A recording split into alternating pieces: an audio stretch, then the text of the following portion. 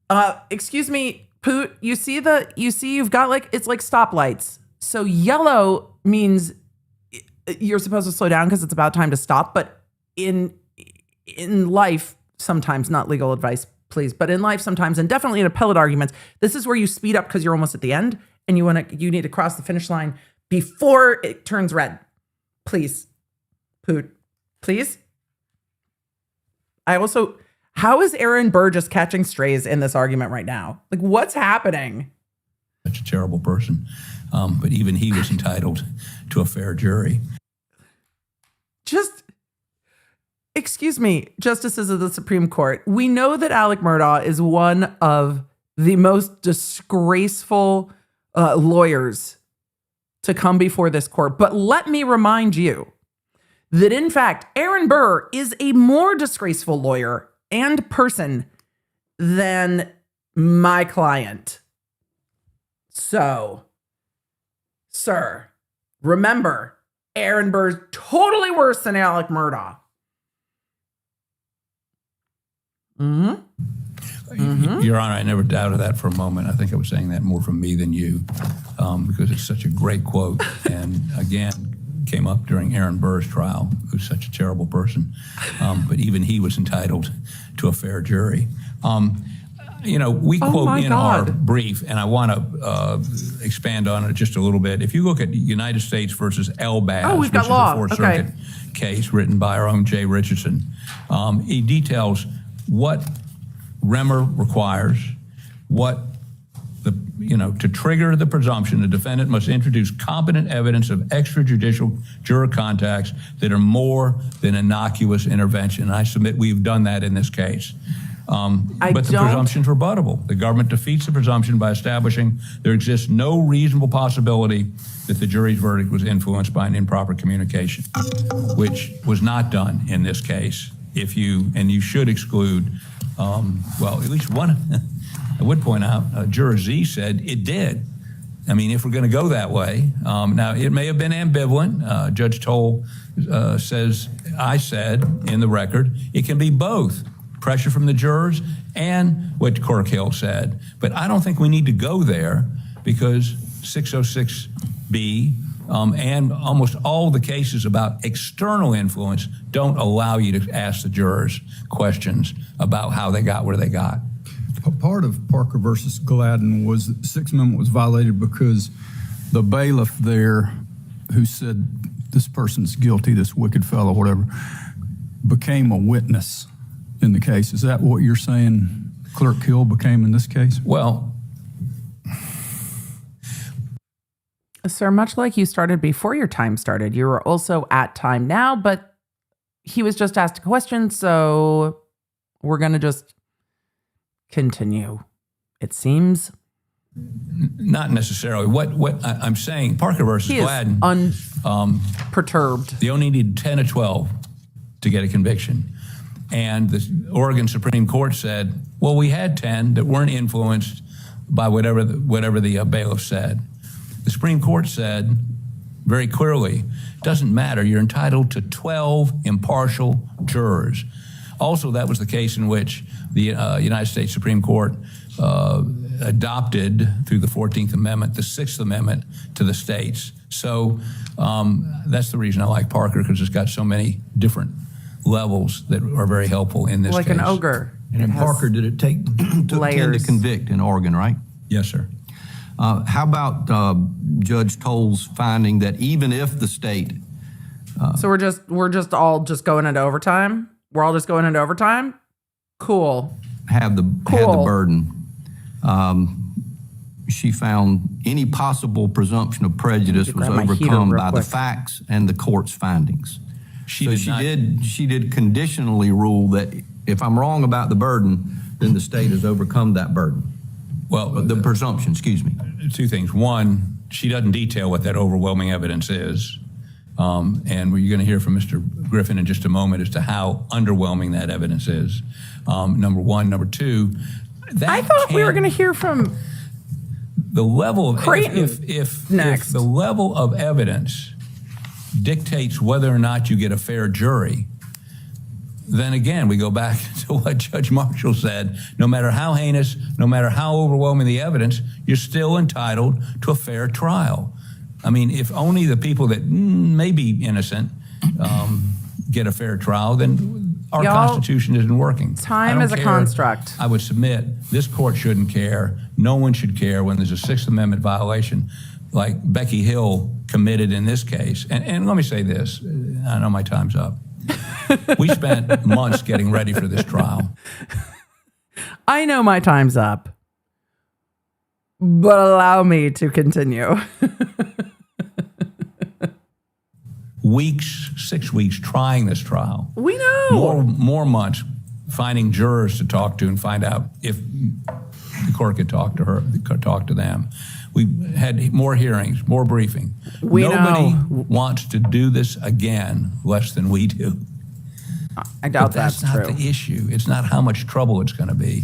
It's what is Alec Murdaugh guaranteed to under the Sixth Amendment. Thank you, sir. Thank you, sir. I mean, Poot is entertaining. So as we finish up Poot's arguments and switch to the state, they are arguing the first part of the appeal, the courthouse Becky fuckery of it all, the clerk of court speaking to jurors. It is a fact that has been established in hearings and through court findings that she, in fact, spoke to the jurors. The jurors said that it did not sway them. It did not impact their verdict. Poot argued that in between the history lessons and talking about Aaron Burr, Poot wove in some arguments back to the case law, saying that the presumption should be in Murdaugh's favor, and even if the standard doesn't change where it is presumed that there's prejudice, that even if they don't change the standard, he's met the burden to show there's prejudice, and the state has not been able to rebut it. And the way the state tried to rebut it is wrong, because the state was arguing that the jurors weren't actually impacted, but that's not the correct way to approach the problem, because once you start asking jurors if this impacted their decision-making, you are really starting to invade the provenance of the jury by asking them about their decision-making process, which he is arguing under the rules isn't allowed. You can't just ask the jurors, how did you come to that decision? Did that impact your decision? He's arguing it needs to go on an average juror standard, not asking the juror, did that impact you? And for all of you that are just like, but if you can just ask the people, why don't you just ask the people? I hear you. Doesn't it just make more sense to ask them, did that impact you? Versus going, what would the average person be impacted by? Let me try to divine it from the ether. The argument from Poot is that asking them that starts to invade the deliberative process, because if you're asking jurors what changed your mind, you're asking them to tell you about their deliberations with other jurors, and that is very clearly a line that is not allowed. So even though logic, also law, you cannot ask the jurors about deliberations. So, continuing on, we're going to hear from the state. Again, I am surprised. Poot genuinely seemed to enjoy this chitty chat with the Supremes, the Supreme Court of South Carolina, not the musicians. But I am surprised that Waters is the one arguing this for the state, that appellate lawyers did not take over, and we just have the trial attorneys arguing to the Supreme Court. I am surprised. I don't know how I feel about it. I'm just surprised. Good morning, Ms. Waters. Good to see you, sir. Good morning, Chief Justice Kittredge, and may it please the court. Kittredge. I'll start out with my 5 minutes, and I'll start by saying I also agree that oaths are important. They're trying to count your time back up, Creighton. You don't even have time yet. Tracy said, don't jurors talk about them in interviews? Jurors can talk about whatever they want. The arms of the law cannot ask. So what jurors choose to share, if a jury wrote a book about it, they can choose to share, but you can't force them onto a witness stand and make them discuss it. In fact, the rules prohibit against it. So there's a boundary there. Yes, you can choose that boundary, but the branches of government cannot ask. And that's something I always talk about with juries and the importance of their oath. And I think that that's also recognized very strongly in this court's case law and case law of other jurisdictions, and that this court has expressed that jurors are presumed to take that oath very seriously, that they're presumed to be people of ordinary firmness, that they are not presumed to blow with the winds of every opinion that swirls around them. And so I think that's an important place to start when we look at this particular case. And when we look at this particular case, what we are talking about is what Justice Toll described as a few fleeting comments. And in the face of that, we have to consider a 6-week trial with almost 90 witnesses, with almost 600 exhibits, with Judge Newman, with the entire prosecution team, with the entire defense team, and all of that presentation over 6 weeks. And to get there and to do what ultimately is the analysis is we have to assume that at some point prior to deliberation, during the presentation of evidence, with all of that going on, some jurors like, well, I didn't know what I was going to do, but Miss Becky said. I don't know if they gave Creighton his whole time. Creighton's moving quick. Creighton is moving fast. Creighton's like point. Poot's like, in the beginning, there was me. Creighton's like, look, this is what Justice Toll said. Do what Justice Toll did. Because that's exactly the outcome he wants, for sure. Said, watch his body language, and that made the difference. And I would submit to you that is simply not a finding that is justified in this evidence. It's not a finding that's justified under what we know about jurors, and it's not a finding that's justified by what the jurors said in this particular case. Now, to sort of detail my my analysis in my free 5 minutes that I have here before the questioning comes, is we have 606, and we've got two issues. We got number one is what happened. And then we've got number two, which is how do we analyze that particular issue? And when we start with what happened, that is obviously a credibility and fact-finding effort by the trial court. This court is very clear that the trial court, because this is not like a trial, this is a procedure that is in the discretion of the trial court, and ultimately any credibility findings, fact findings, this court respectfully would defer to. And so to determine that, what exactly happened? And this court ultimately credited the 11 jurors. And so what do we have with those 11 jurors? We have one juror saying that Ms. Hill said this is an epic day and the defendant is going to testify, all right? And then we have another juror who says watch his body language.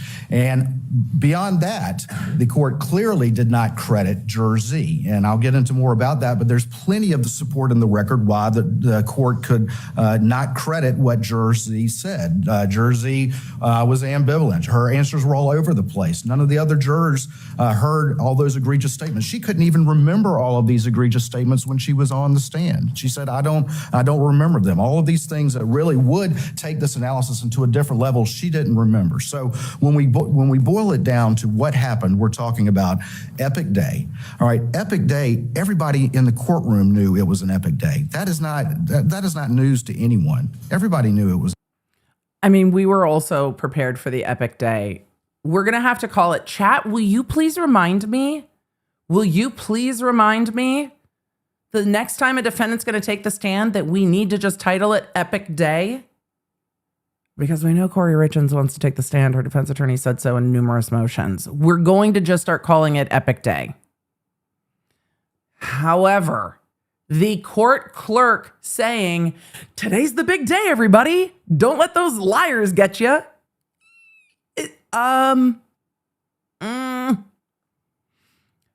Clerks should not converse with jurors beyond. Do you need any snacks? Water. This is what time you need to be here. This is the phone number to call if you are late. This is where you park. This is how to get a note for your boss if you need it. Logistics only. Logistics only. Not, don't let his lawyers fool you. Don't let his lawyers fool you.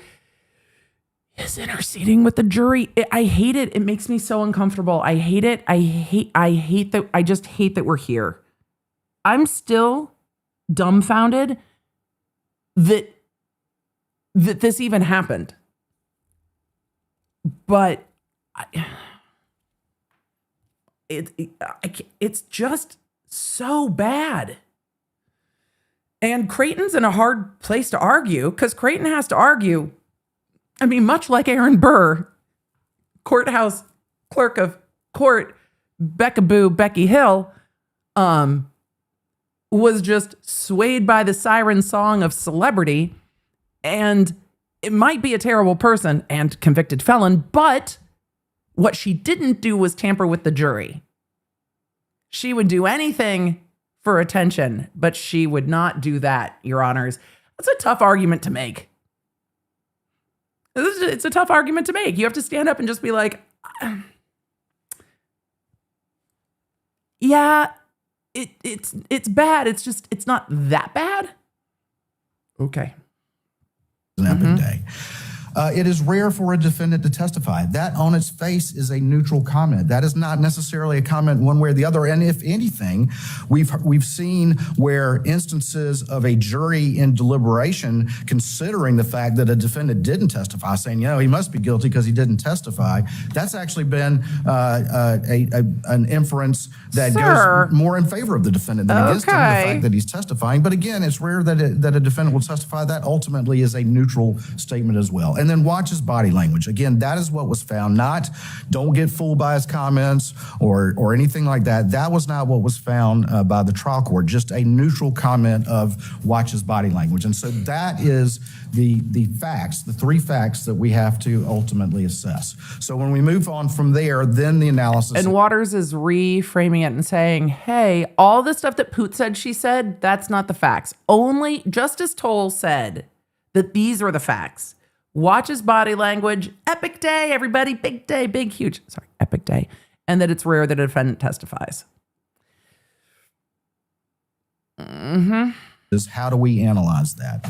And first of all, we have the discussion of whether or not there's a presumption of prejudice.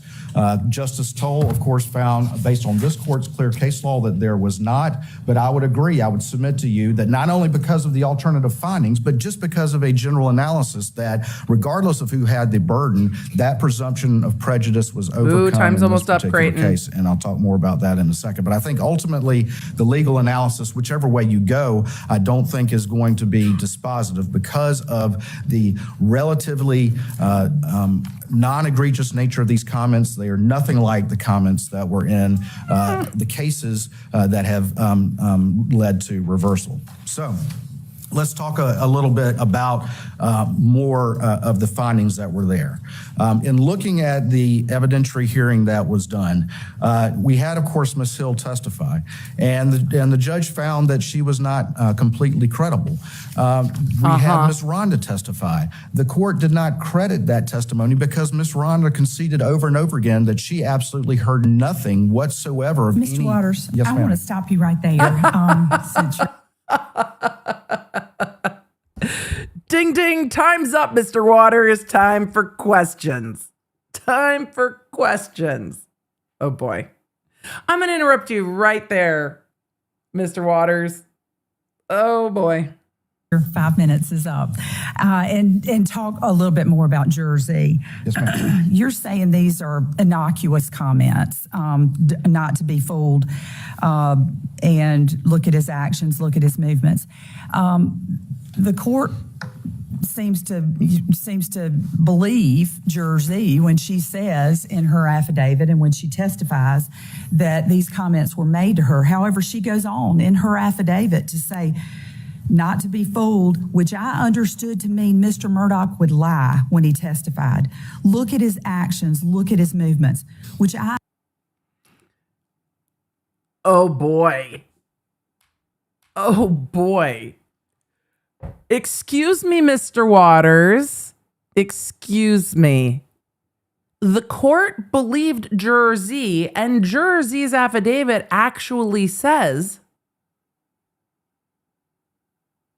that they were told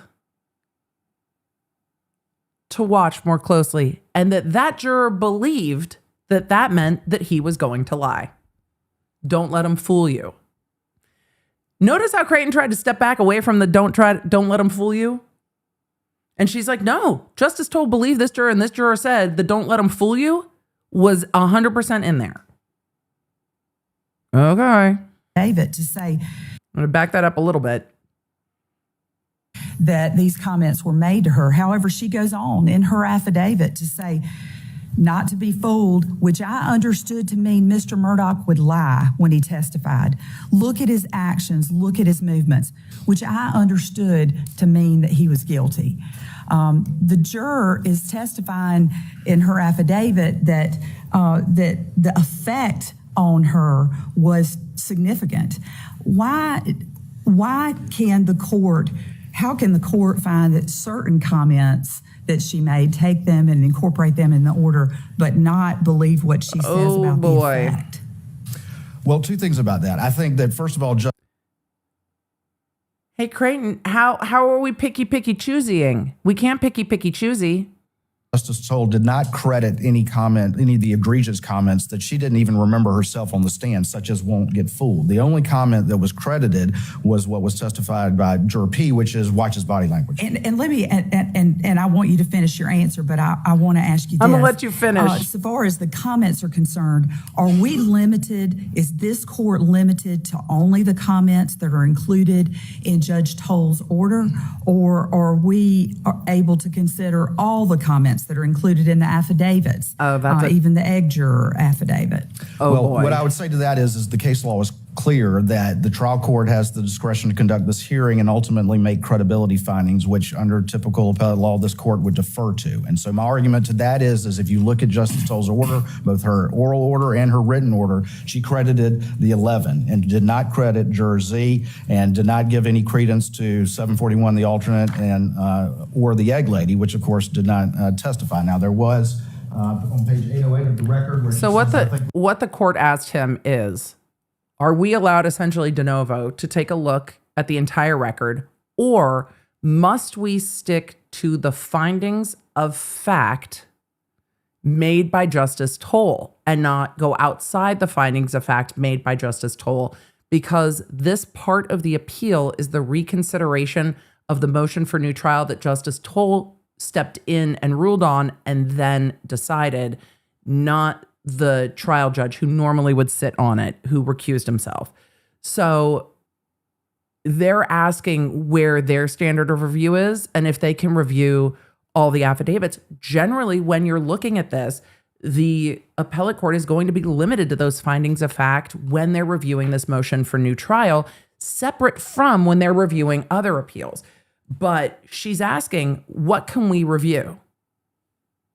And what are we limited to? Or are we not limited? Can we make our own findings? Because ultimately, they have a 9,000 plus page record, plus all the motion filings, but they weren't sitting in court looking at the witness and making those credibility determinations and those findings of fact. So are we limited? And Poot was like, nah, consider it all. Mention it all, Your Honors. You're so smart.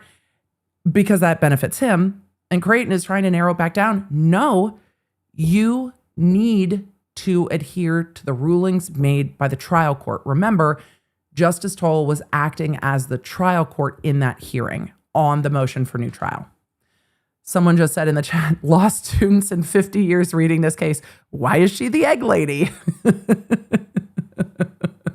100%. In terms of what she says, Ms. Hill says, and what Ms. Hill says she says. That's on page 808 of the record and talking about the egg lady juror. But ultimately, I would submit that this court in appellate review does need to defer to credibility and factual findings of the trial court. And the trial court only found the 11 credible. And Well, then help us understand the ostensible I don't think he likes that inconsistency answer. when the trial court finds portions of Juror Z's affidavit credible and just carves out and doesn't deal with the part that dovetails with the alternate juror's testimony, which is far more prejudicial.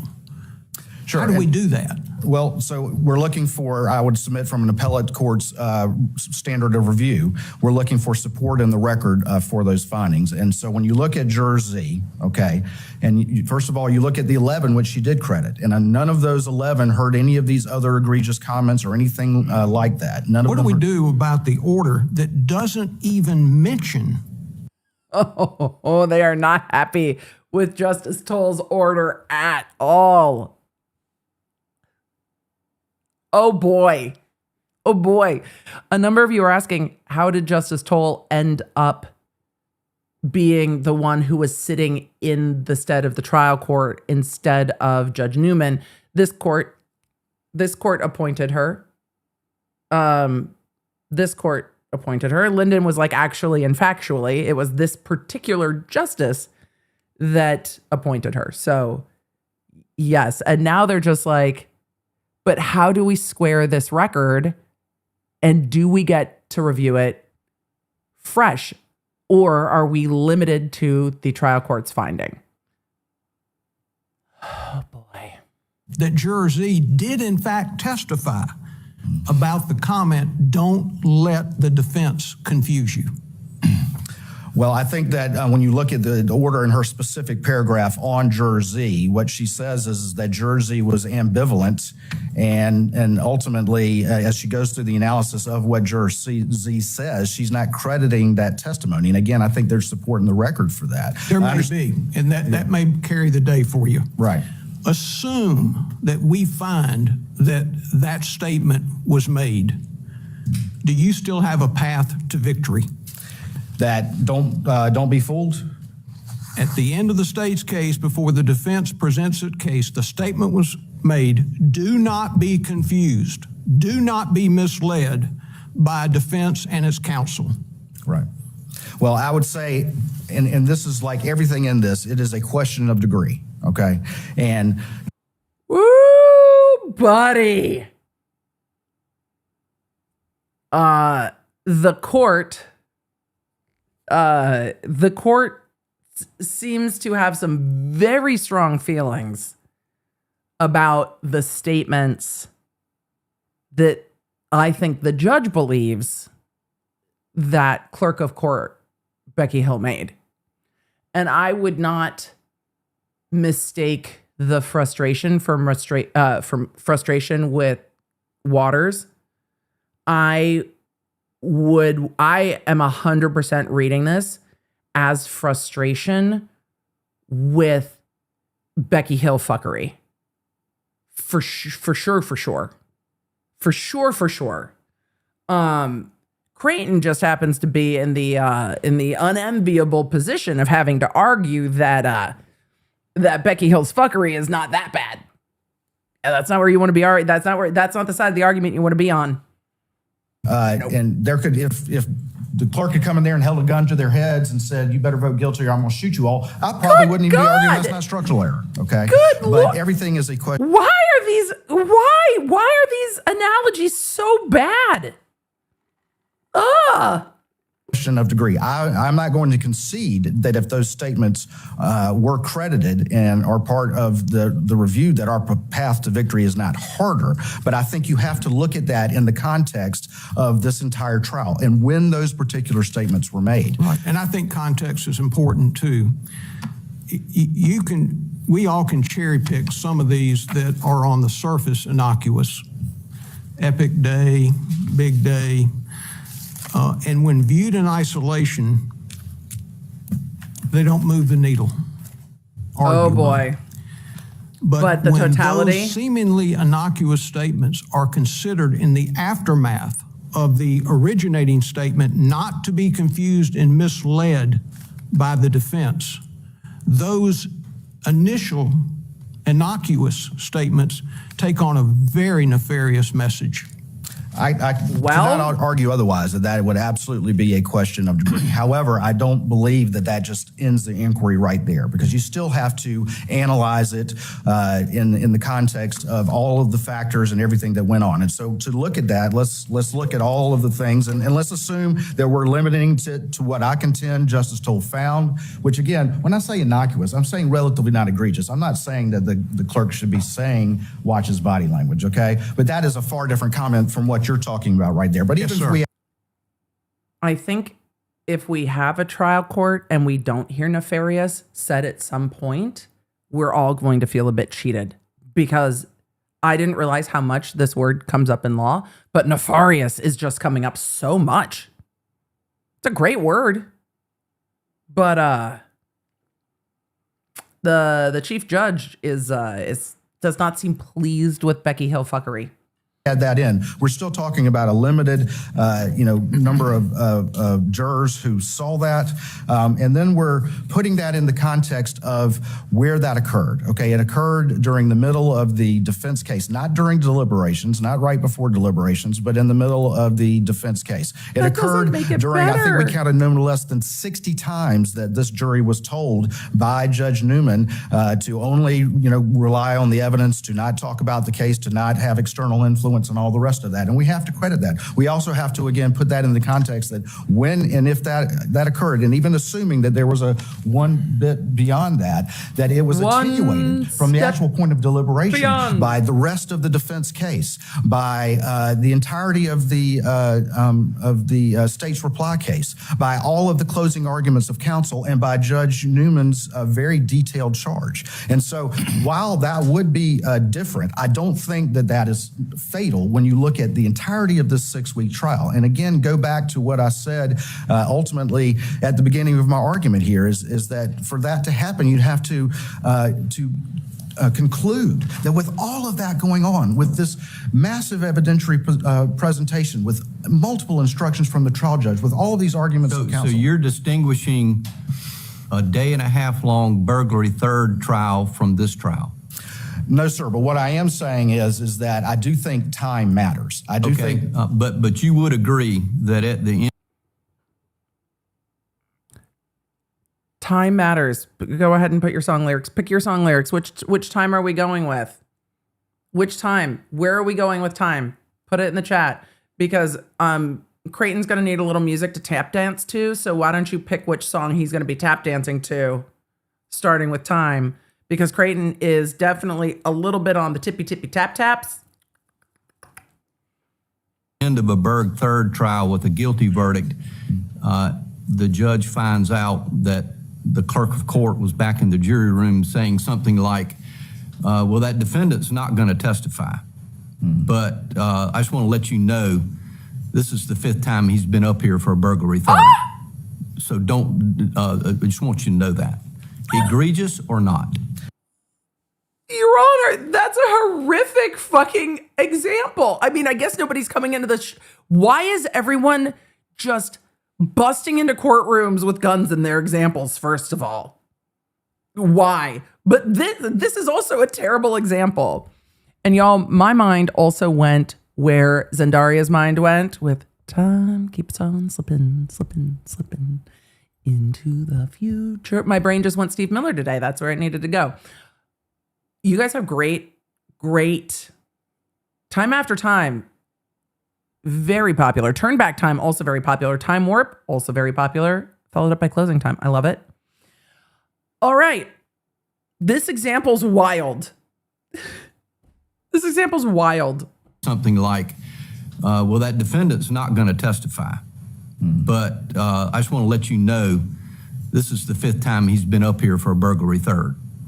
So I just want you to know that. Egregious or not? Your Honor, if that were the case, I would be very hard-pressed to argue otherwise. Okay, so help me out with this. If we craft a standard based on the length of a trial. Yeah, that's a fair point. And heavens nobody wants to try this case again. But how do we create a standard based on a lengthy trial versus a day-long trial when the constitutional right is the same? That's a great question. Absolutely, the constitutional right is the same. And what I'm not asking is this court craft a different standard for a long trial versus a short trial. What I am saying is what is relevant to the ultimate inquiry that this court engages in is the timing of when these come. Yeah, but Creighton, you kind of argued that we were removed from it. You kind of did though. Took place. Okay, well, let's talk about that, and I'll weave in some questions about the egg juror. Ms. McElveen, the Barnwell County Clerk of Court, said she didn't hear any of these comments made in front of jurors, but the comments made to Ms. McElveen. I've got to say, this South Carolina pronunciation of the word juror is my favorite.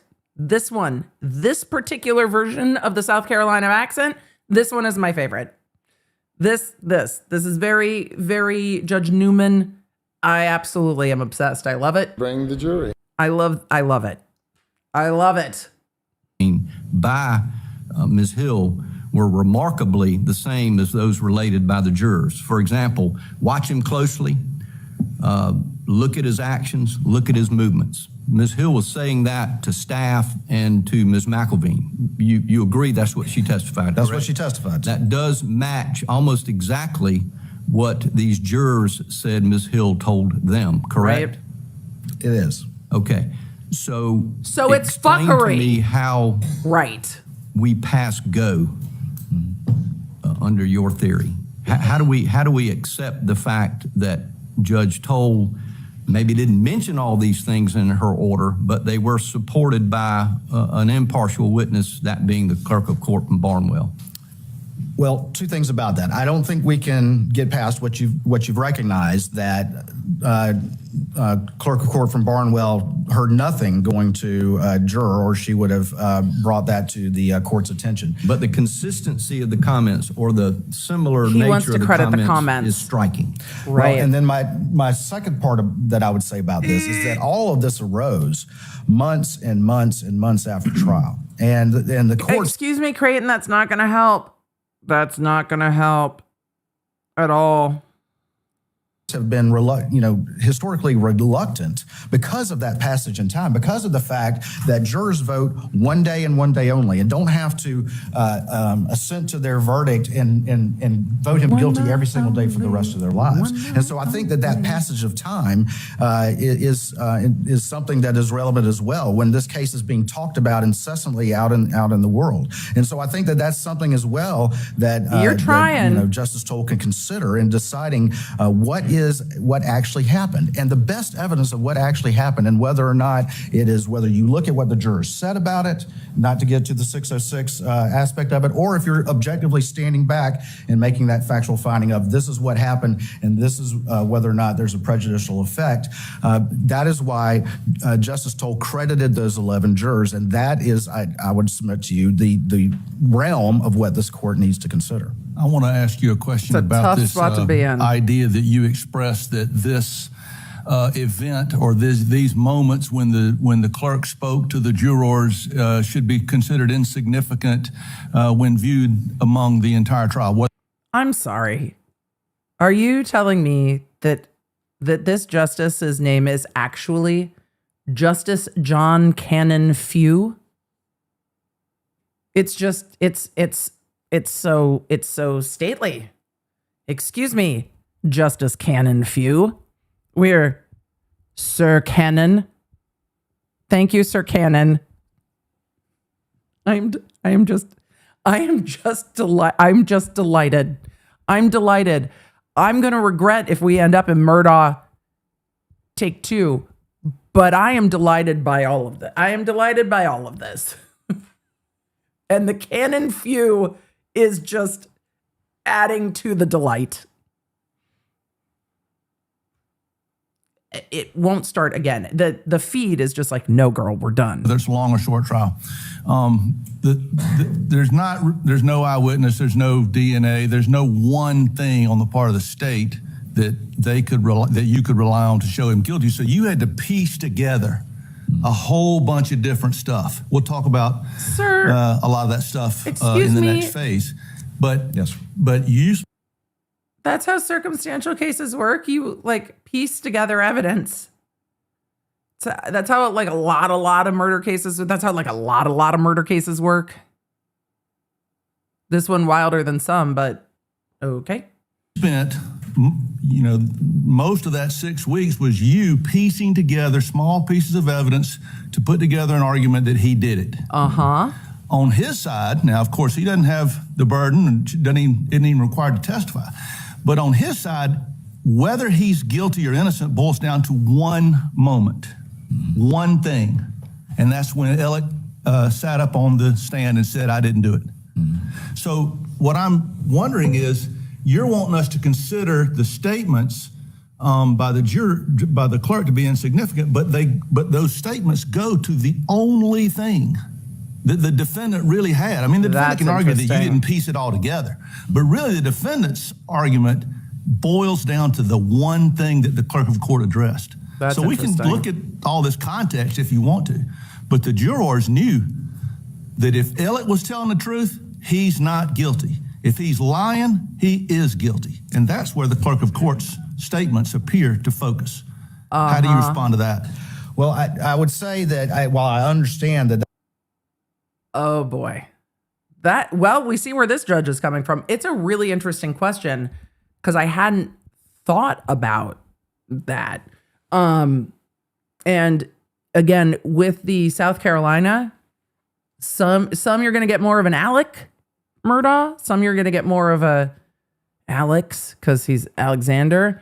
But with a number of them, you get an Alec, which is just, Murdaugh's first name is Richard. So I sometimes default to shortening his first name, not his middle name, but either way. It's an interesting perspective when the justice is like, look, you have weeks and weeks and weeks to piece your case together. But what the clerk said to the jurors, I'm going to start pronouncing things differently. When the clerk spoke to the jurors, it was going directly to the defendant's testimony. That is an interesting perspective. And he's like, so how do you answer that, sir? That obviously was very important, the defendant taking the stand. It wasn't as simple as just getting up there and saying, I didn't do it, okay? And while there was a long piecing together of all of that, the defendant's testimony was also very long over the course of 2 days. And so I don't think that you can just view the defendant's testimony entirely in isolation of this entire trial. I don't think any analysis has ever said that we're going to ignore the entirety of what went on. Certainly the defendant's testimony was important, but they had been raising all kinds of issues as to lack of motive, as to other possible motives, as to the boat case, as to the cowboys, and all these other things along the way as well. Again, saying... Excuse me, did I miss the cowboys? What cowboys? Did I miss the cowboys? Where did I miss the cowboys? What cowboys? Where were their cowboys? Okay. This is an epic day, saying it's rare for defendants to testify. Those were all statements that everybody in that courtroom knew, everybody in that courthouse knew. So while I hear what you're saying, I think that you can't take out the fact that this was a complex matter with a lot of complex issues. And, you know, to the extent, though, that you've made some fine points about how we should interpret the statements. But if the statements, we've not talked a lot. Justice Kitchens was alluding to this, if the statements kind of collectively go to the point you should not believe him, standard to of me review it's hard to separate that from the critical issue in the case. But I want to bring up one other thing. You point out in the very beginning of your argument that the trial court here found that Becky Hill was not credible. Now that's a soft statement. That's almost like Richard Nixon or Bill Clinton, whoever it was, said mistakes were made.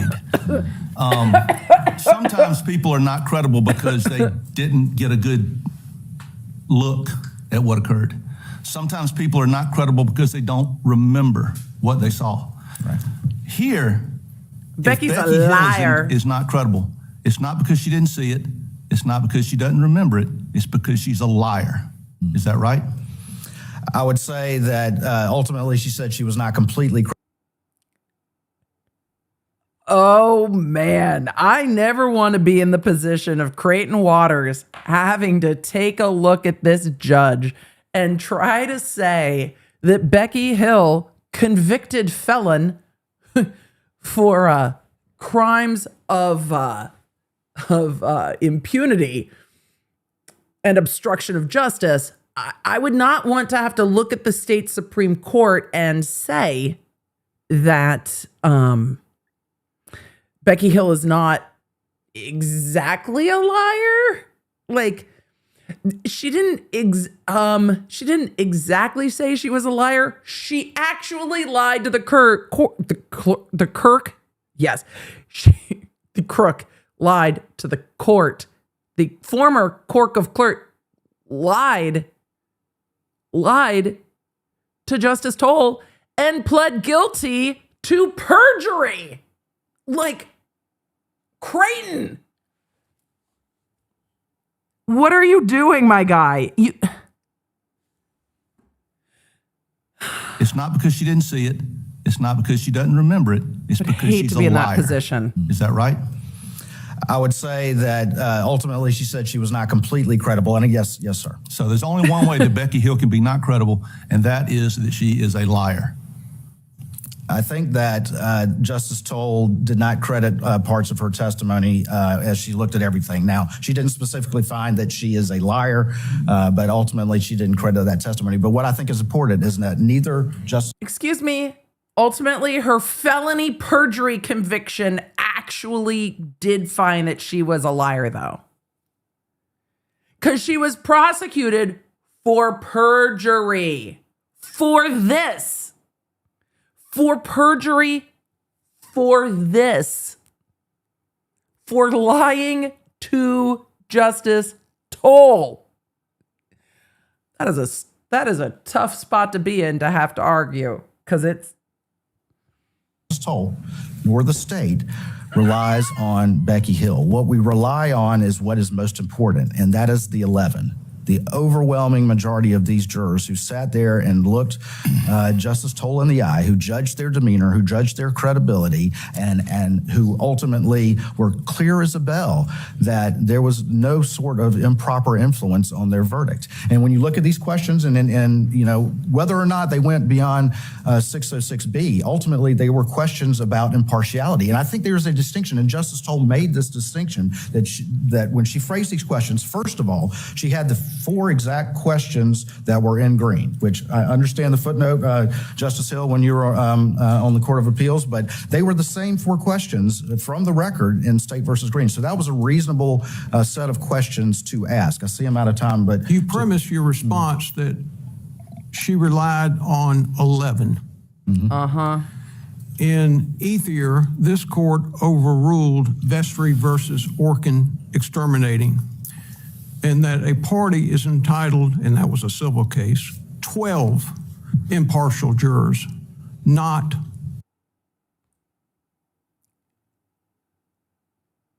It's not going to help when the court is citing the authority that the other side was arguing. We're relying on the 11. Poot was up there arguing about needing 12 impartial jurors, and it's coming all the way back around with this justice pointing out you are entitled to 12. Not helpful for Creighton Waters. 11. Yes, sir. So how do... I stepped in the middle of his sentence. Sorry, Your Honor. Party is entitled, and that was a civil case, 12 impartial jurors, not 11. Yes, sir. So how do we deal with that? Because ultimately the 11 were credible and Z was not. And that is what Justice Toll clearly found. And when we look... And how do we handle Ms. Hill? In jail. With, as I think Ms. Harpootlian referred to one of the comments, that Ms. Hill was attracted by the Siren song. Siren siren song. call of celebrity. Yep. There's another quote in the trial court's order. She allowed her desire public attention to overcome her duty to her oath of office Yep. and her oath as a witness. Yes, sir. How do we deal with that and pick and choose what parts of her testimony we accept or don't accept? We just refer to the trial court? Well, I think when we look at Ms. Hill, and again, I'm not here to justify or to defend Ms. Hill. Ms. Hill, of course, said she didn't do, any of these things other than, occasional, just everybody pay attention, you need coffee and things like that. She pled guilty to perjury. But to be fair, the underlying perjury was regarding access to sealed exhibits, not relating to what she said to the jury. However, perjury. Like that. But so I think that ultimately Ms. Hill is she didn't admit to any of those things. So you have to look at Juror Z. Juror Z is what's really in play as to whether or not Ms. Hill went beyond what we say and what the trial court found was the area of what this court is to consider and whether it was something far more egregious. And even beyond that, even if you take some of what Juror Z said, even if you take some of what Miss Becky said, even if you take some of what Miss Rhonda said, when you do that analysis, Or like and a you little put it bit in here the and a little entire bit there. context of thing, and when you put it in the entire context of this entire trial, and you put it in the context of where it occurred and everything that went on after that point, then the state has started never singing thrown Bombo number prejudice. 5 in the As chat? Justice I see Holt you. said, she finds it. She did not find that a few foolish and fleeting comments in the entirety of this trial would be enough to have infected this verdict and to make it unfair. I completely agree that somebody's entitled to all 12 jurors, but this is a credibility finding that 11 told the truth and 1 did not, and the 11 set the standard of what this court should consider, and those comments were not egregious. Please, yes, sir, Okay. Justice James. And we may have some other questions as well. Just I've one got- second. I've Oh got boy. A few. You go ahead. We got you go some. ahead. Oh boy. No, you. No, you. No, you. We have questions. We have so many questions. In fact, we're going to take turns. You're going to stay right there, Mr. Waters, and you're going to answer some more questions because we've got questions. The Supreme Court is definitely not done with their questions. The jury of 11 versus 12. In the defendant's brief, he argues that Judge Toll studiously avoided Parker versus Gladden. And I think that's the case where it took a vote of 10 out of 12 to find somebody guilty. Correct. There is no mention of Parker versus Gladden in this order. Is that still good law? Yes, sir, and I'm not Okay, contending but you said several times, and I would too if I were Yes. you, that 11 jurors said, no, my verdict was my verdict. Right. So that takes me, I just want to, you can respond to the Parker versus Gladden part in a moment, but you also need to explain to me about the egg juror. She was removed from this jury on the day deliberations began. Is that correct? Yes, sir. So she was not an alternate, she was a sitting juror. Correct. Juror. And so she was there and removed minutes before they began talking about the case, began deliberating, correct? Correct. So wild. And she said in her affidavit, Back to the egg lady. that her ex-husband called her as she was getting on the bus to ride to the courthouse that morning. That upset her because she had a restraining order prohibiting him from contacting her. So she called, or she spoke to Ms. Hill, correct? Yes, sir. And Ms. Hill told her, according to the egg juror, the Murdaughs probably got to him. You agree that's what she said in her affidavit? That's what she said in her affidavit. Okay. What? And then Ms. Hill asked her, Keep in mind, we have not seen these affidavits. We have not seen these affidavits. They were sealed. Wrong.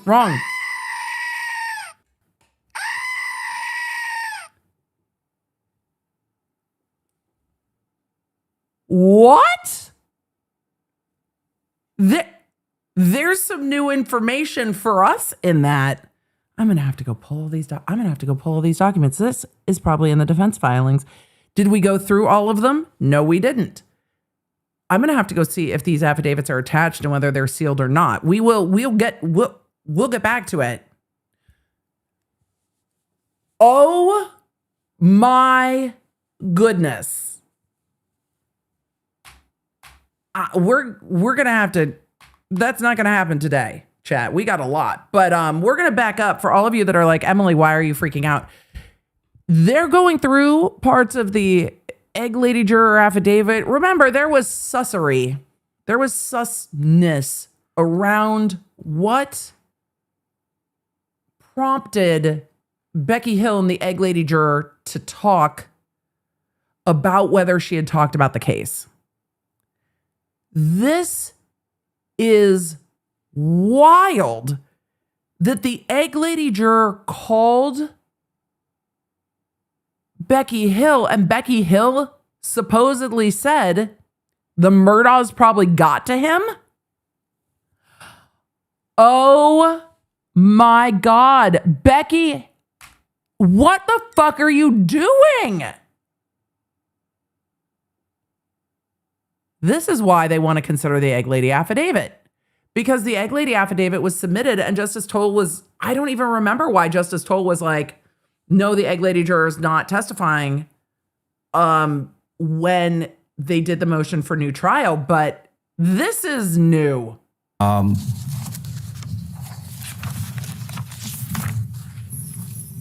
her ex-husband called her as she was getting on the bus to ride to the courthouse that morning.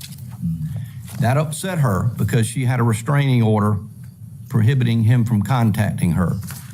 So she called, or she spoke to Ms. Hill, correct? Yes, sir. And Ms. Hill told her, according to the egg juror, the Murdaughs probably got to him. Holy shit. You agree that's what she said in her affidavit? That's what she said in her affidavit. Okay.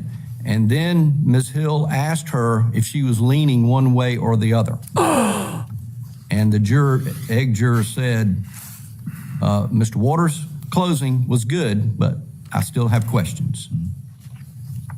And she said, what kind of questions? And she told Ms. Hill she had questions about the guns. I suppose couldn't find them or they were too used. And then Ms. Hill asked her what makes you think he's innocent. And she said, what? The video at the kennels. What? And then she said, Ms. Hill said, everything the defendant has said has been lies. And you should forget about the guns. They will never be seen again. What? Are those fleeting comments or are those egregious? What? Your Honor, those would be hard pressed to defend. Yes, sir. Okay. That would be much different from when I'm arguing this record. And then Ms. Hill told her that the full There's more? person should just go in and ask for a raise of hands and this will be over and done with and everybody needs to be on the same page.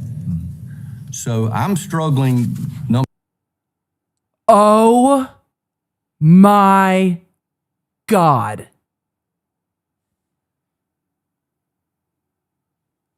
Oh my God. Well, chat, there, whoop, there it is. The first question Poot was asked, can we consider the Egg Lady Juror? The first question these judges asked Poot was, can we consider the Egg Lady Juror's affidavit? And now, this is not Justice Cannon Fire. Which justice is this? Can we give them dragon names? I feel like the Supremes we've got Cannon Fire. Can we just, do they all get names? I'm not sure. We can come up with a naming scheme for the chief justices or the justices of the Carolina Supreme Court, South Carolina, later. But, oh my God. This is fucking wild.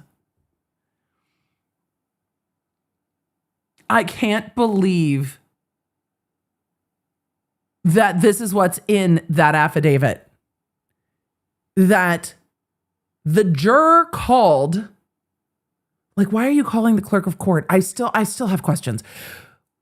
But the juror called because her ex-husband called her violating a restraining order. And Becky's like, so what way you leaning? What way you thinking? What you thinking you're going to do? Like, when was this happening? Did closing arguments go overnight into the next day? I don't think they did. Did they? I don't remember. I remember the verdict coming back late in the day. But this is absolutely wild. I'm going to back all this up. Chat, I grant your motion for code red. This is brand new. This is fresh fuckery. And again, Creighton is saying, if it's true, if what's in the affidavit is true. Oh my goodness. Oh my goodness. We're going to listen to that again, chat. We're just going to repeat this justice's reading of the entire Egg Lady Juror affidavit. You can see how large their binder is for these motions. This is wild. Egg Lady Juror, new information, code red. Motion granted, chat. For those of you new, hi, welcome. Code red. I love our bumper. It's flashy. If you are sensitive to the flashies, it stops when the music stops. Give me 1 second because I need to get ready to change the lights. All right. Code red. And then we're going to just replay. We're going to roll it back one more time. What the judges are saying is I believe them that this is what's in the affidavit. They're reading to us what's in the Egg Lady Juror affidavit. Code red granted, chat. Go into code red. DEFCON, actually, what the fuck? In 3, 2. No, Emily, I wasn't. How are we starting it early? 3, 2, 1.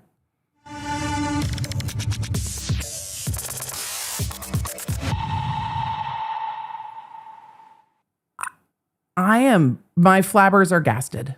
What are we doing? This is crazy. This is crazy. I guess the statement on the other side is this juror was removed and didn't deliberate. So this couldn't have impacted their deliberation because they were not a deliberating juror. Also,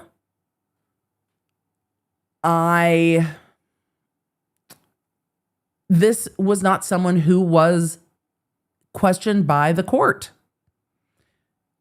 So they don't have a factual assessment of this person being questioned. The accusations are wild. The allegations are wild. All right, let's hear what's in the Egg Lady Juror affidavit. For everybody just tuning in, we're learning new things all together. Removed minutes before they began. We've backed it up to hear what the Egg Lady Juror says actually went down with Clerk of Court Becky Hill. And they want to consider this affidavit. They want to know if they can consider this affidavit. We didn't know what was in the affidavit, and now we're finding out together because the judge is just going to spill the tea for everybody and read it all in. So she was not an alternate. She was a sitting juror. Correct.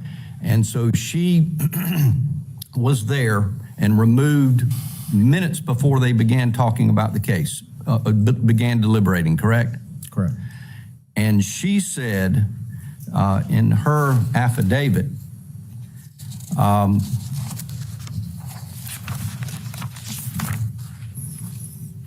that her ex-husband called her as she was getting on the bus to ride to the courthouse that morning. That upset her because she had a restraining order prohibiting him from contacting her.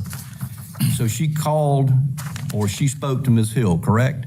Yes, sir. And Ms. Hill told her, according to the egg juror, the Murdaughs probably got to him. You agree that's what she said in her affidavit? That's what she said in her affidavit. Okay. And then Ms. Hill asked her if she was leaning one way or the other. And the egg juror said, Mr. Waters' closing was good, but I still have questions. And she said, what kind of questions? And she told Ms. Hill she had questions about the guns. I suppose couldn't find them or there were two used. And then Ms. Hill asked her, what makes you think he's innocent? And she said, the video at the kennels. And then she said, Ms. Hill said, everything the defendant has said has been lies, and you should forget about the guns. They will never be seen again.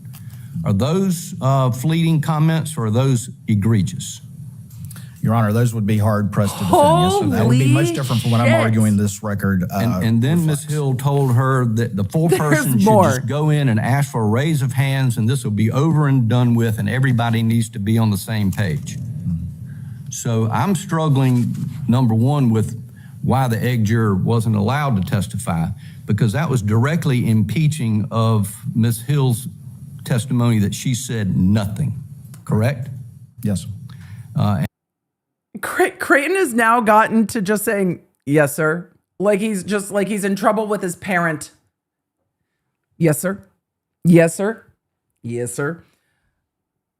The difficulty is that the egg lady juror did not testify in the hearing on in the evidentiary hearing part of the motion for new trial.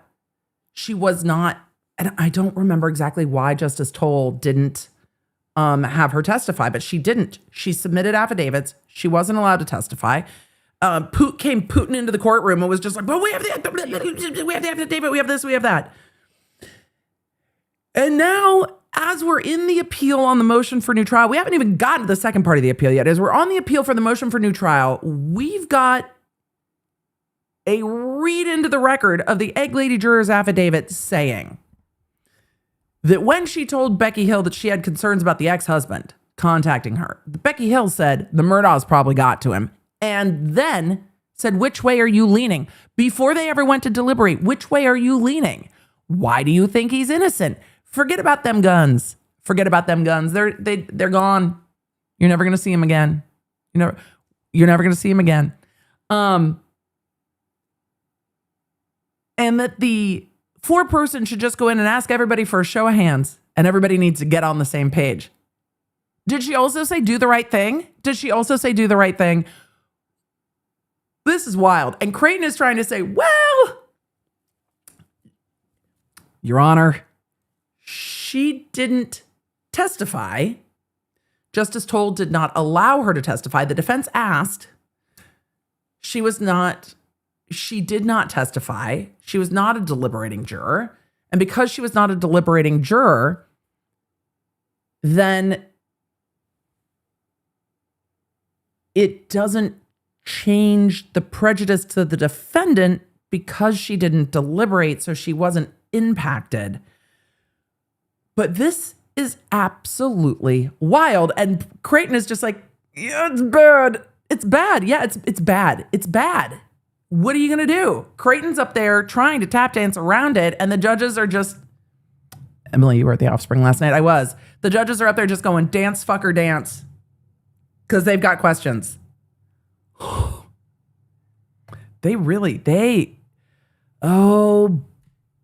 judges are not discounting the egg lady juror affidavit at all.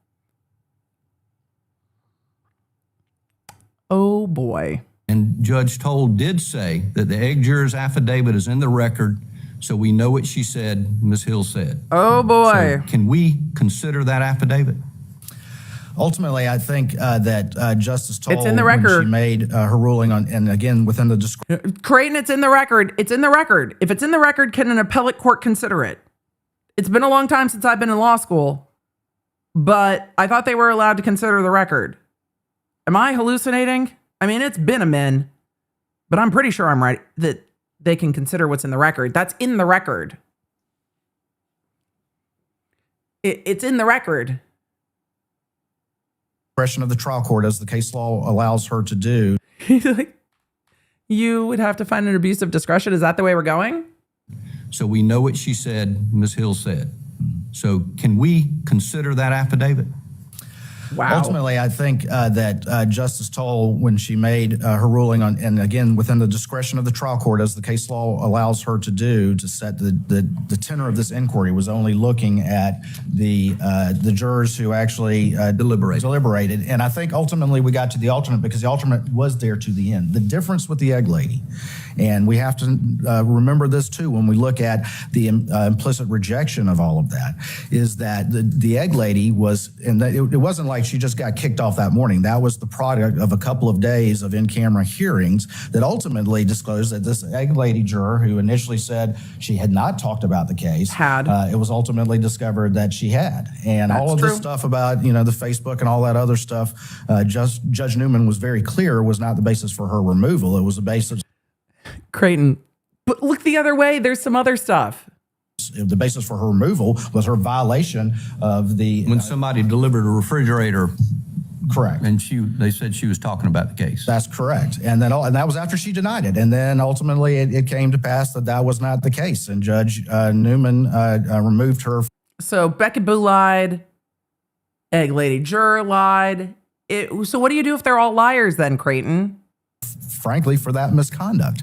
And so that in and of itself is supported in the record as the basis in the record for Justice Toll's rejection of the credibility of all of that. And this is a person, again, who wrote a book afterwards, and months of going on when all of this stuff started percolating up. I think that's all relevant to consider as well. Justice Hill. Mr. Waters, you talked a lot about the timing. That's of this wild. case and the length of it. Now, the clerk is the public official who jurors have their first contact with from the courthouse. Your Honor. And their last. I'm going to need you to not be at 0.5 because this is so fucking wild. She's the administrative face of the court, essentially. Her name's on the letterhead of the jury summons that the jurors get. She swears in the jurors. Yes. She swears in all the witnesses. She's their point of They're about contact. to testify. It's an excellent, yes, She Your Honor. coordinates the juror's schedule. She's the liaison between the court and the jury. She's their guide or their Sherpa, so to speak. She's their point person. And she reads the verdict. And she signs their paychecks at the end of the trial. Now, justice is supposed to be blind. We all know that. But court officials, when it comes to the merits of a case, are supposed to be mute. That's the ideal. That's the aspiration. Even our Constitution prohibits the trial judge from commenting on the facts of the case in open court. Yes, sir.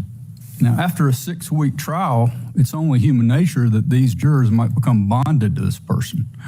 So you've talked about the timing, and I'd like to talk about the source of these comments and where they occurred, which was in the jury room. Right. So can you comment? This is the reason that the federal standard presumes prejudice that is rebuttable, but presumes prejudice because the weight of somebody who is a employee of the court or an agent of the court, what they do carries more weight than a rando, to make it super simple.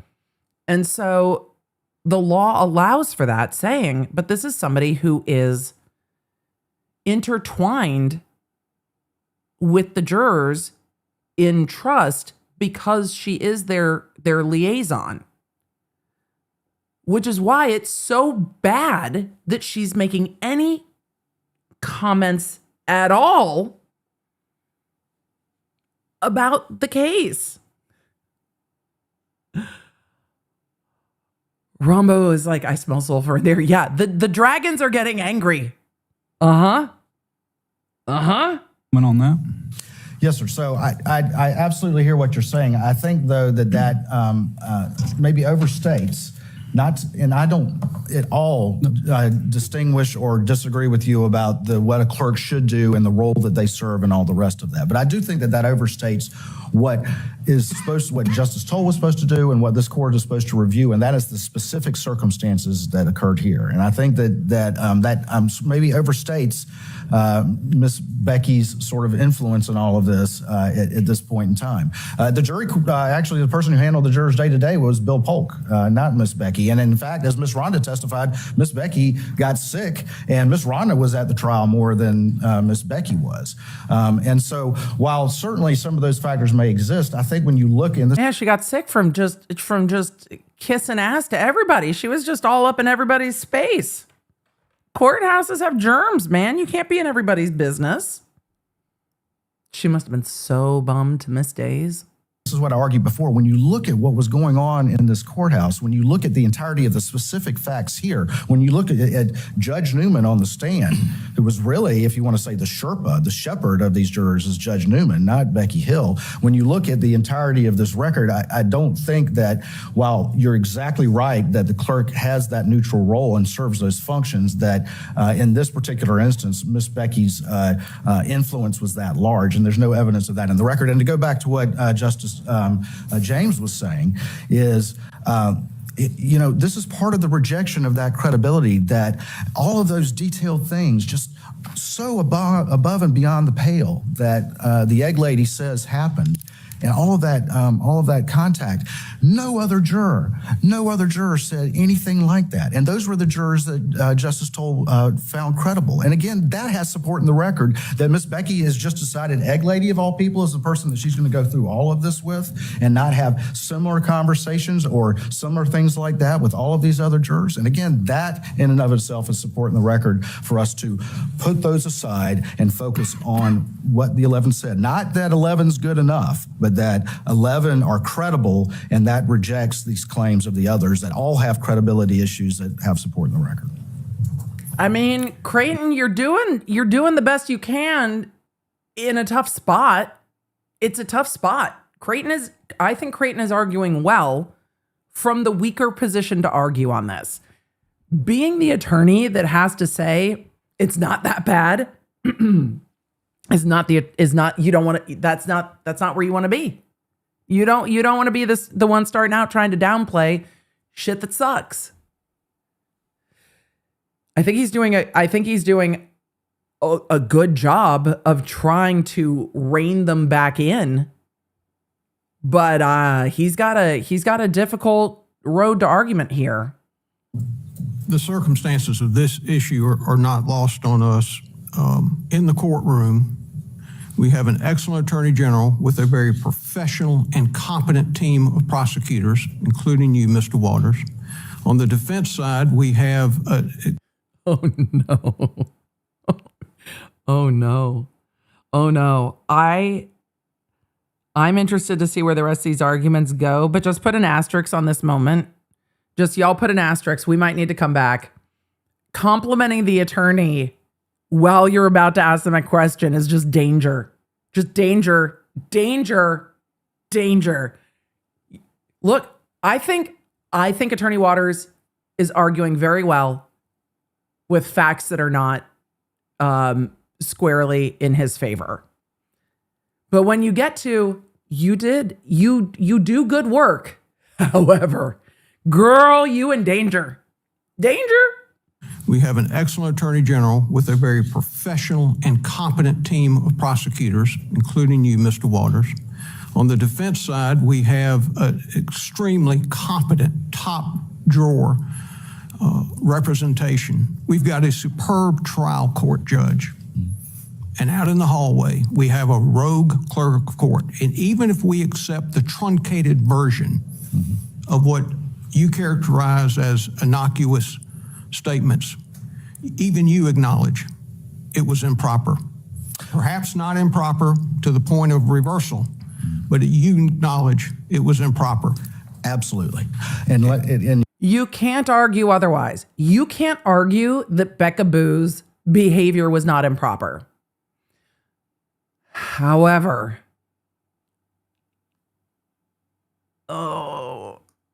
if I could respond very quickly. Well, this, oh no, they didn't want your response. He's making a comment. This is just a comment. You agree. So you agree that you're pretty? You agree this is a problem. You don't think it's reversible, but we all agree this is a problem. No one can look at this and say it's not a problem. The degree of the problem, when you are having to argue like the bad is not so bad, like could be worse bad, it's not a strong position to be arguing from. You know, Poot gets to have the righteous indignation. Poot gets the righteous indignation of my client gets a fair trial and Aaron Burr was an asshole and whatever. But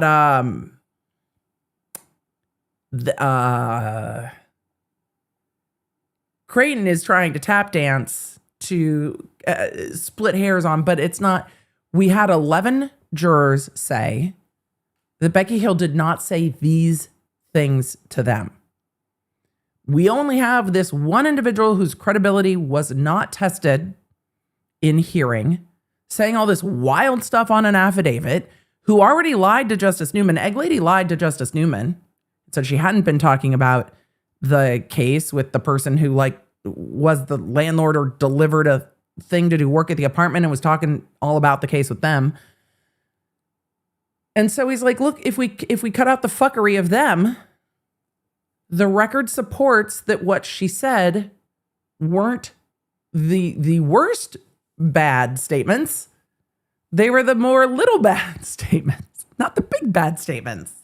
Because she also, you know, the more salacious story sells a better book.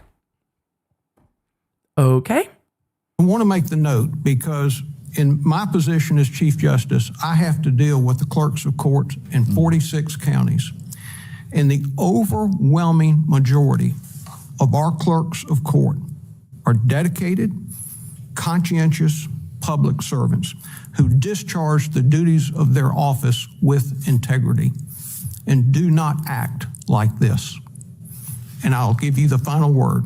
Thank you, Chief Justice. I think what you just said. Chief Justice, big mad about this whole situation. Big mad about this whole situation. Big mad about this whole situation.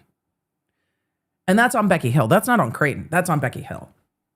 Highlights and proves my point when you went through all of the players in this trial and the relative insignificance of Miss Becky. And as I said before, with all that going on, that some how dare you call her insignificant? She would be so offended. That is going to make the difference. What you just said so offended. Of all that went on is why, not the truncated version, and I understand your point with that, but what the record reflects and what Justice Toll found is what really happened. That was the extent of it. I don't mean to imply they were innocuous. What I mean to imply is that they were neutral on their face, not proper, but neutral on their face and not egregious.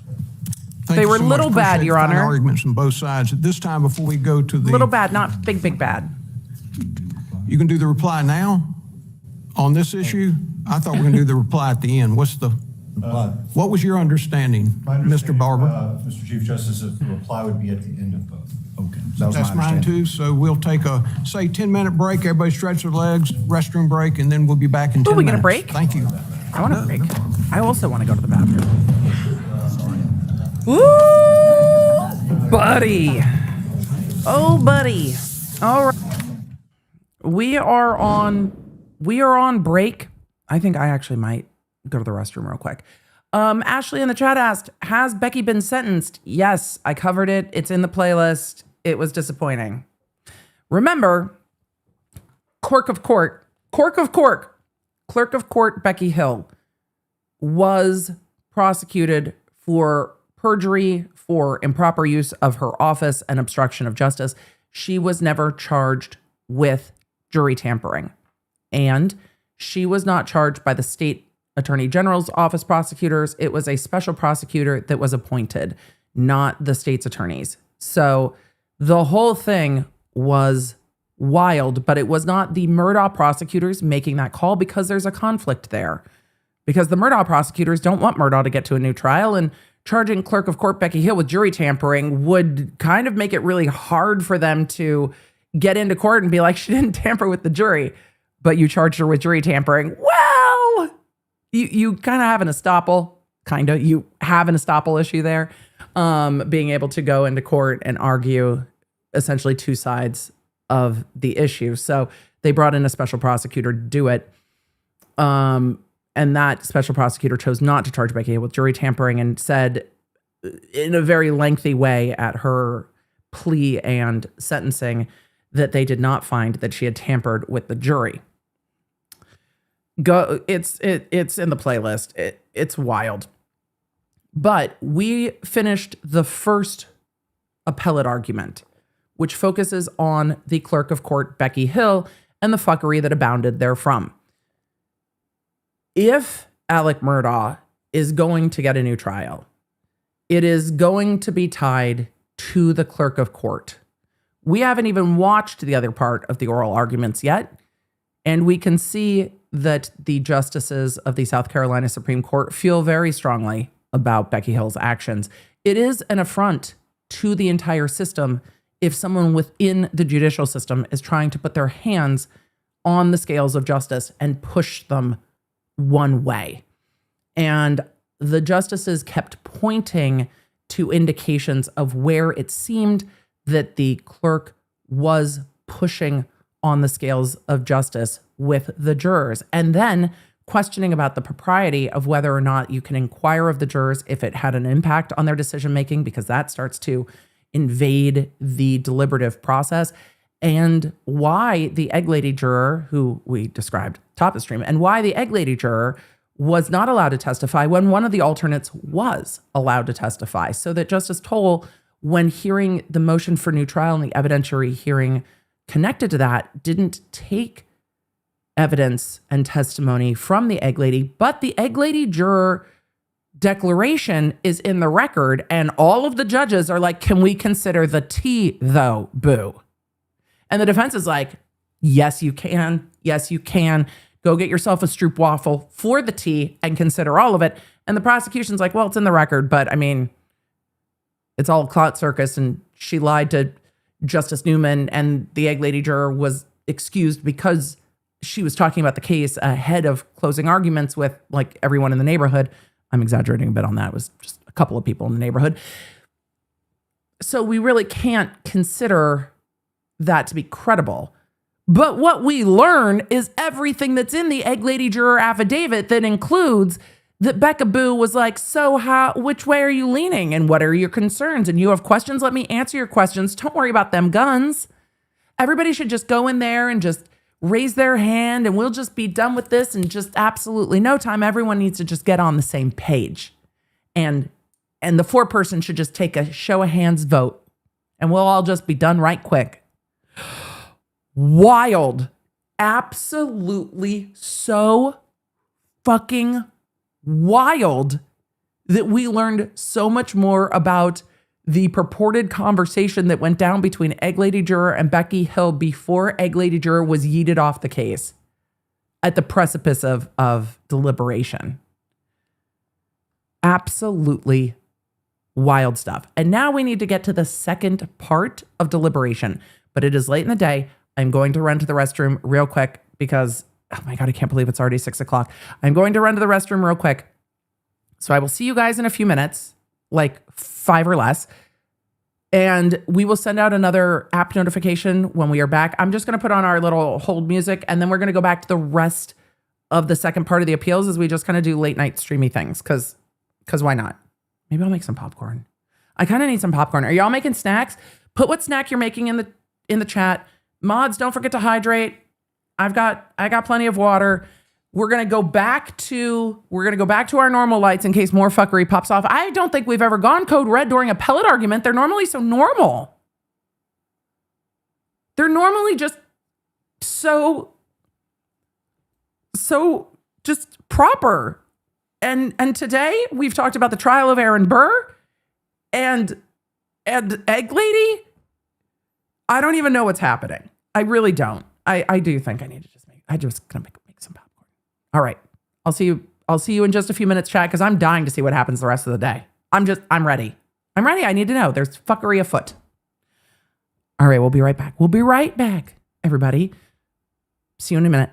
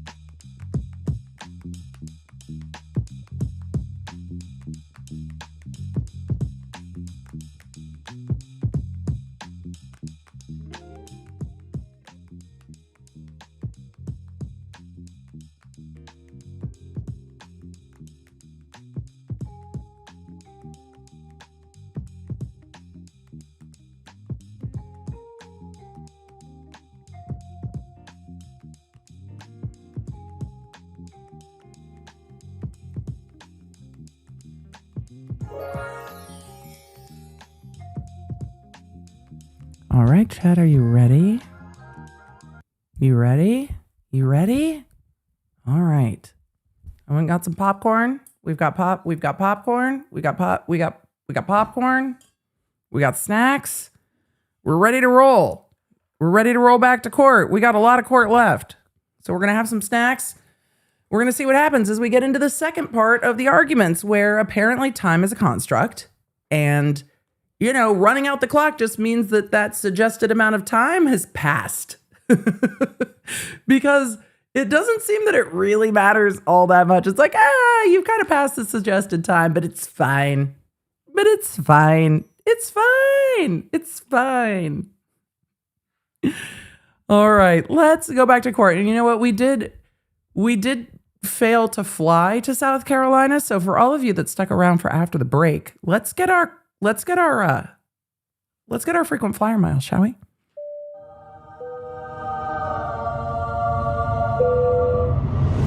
There we go. Let's go back to South Carolina. State versus Richard Alexander Murdaugh. We are shifting gears away from Courthouse Becky into everything else trial. All the other things trial.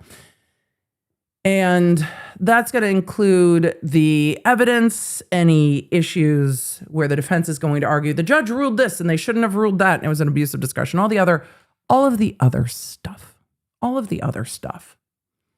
Let's continue. As they, bring the jury. I guess in this case, we're not really bringing the jury. We're bringing the justices. Bring the justices. Bring the justices. It's a very full courtroom for oral argument for the Supreme Court. All right.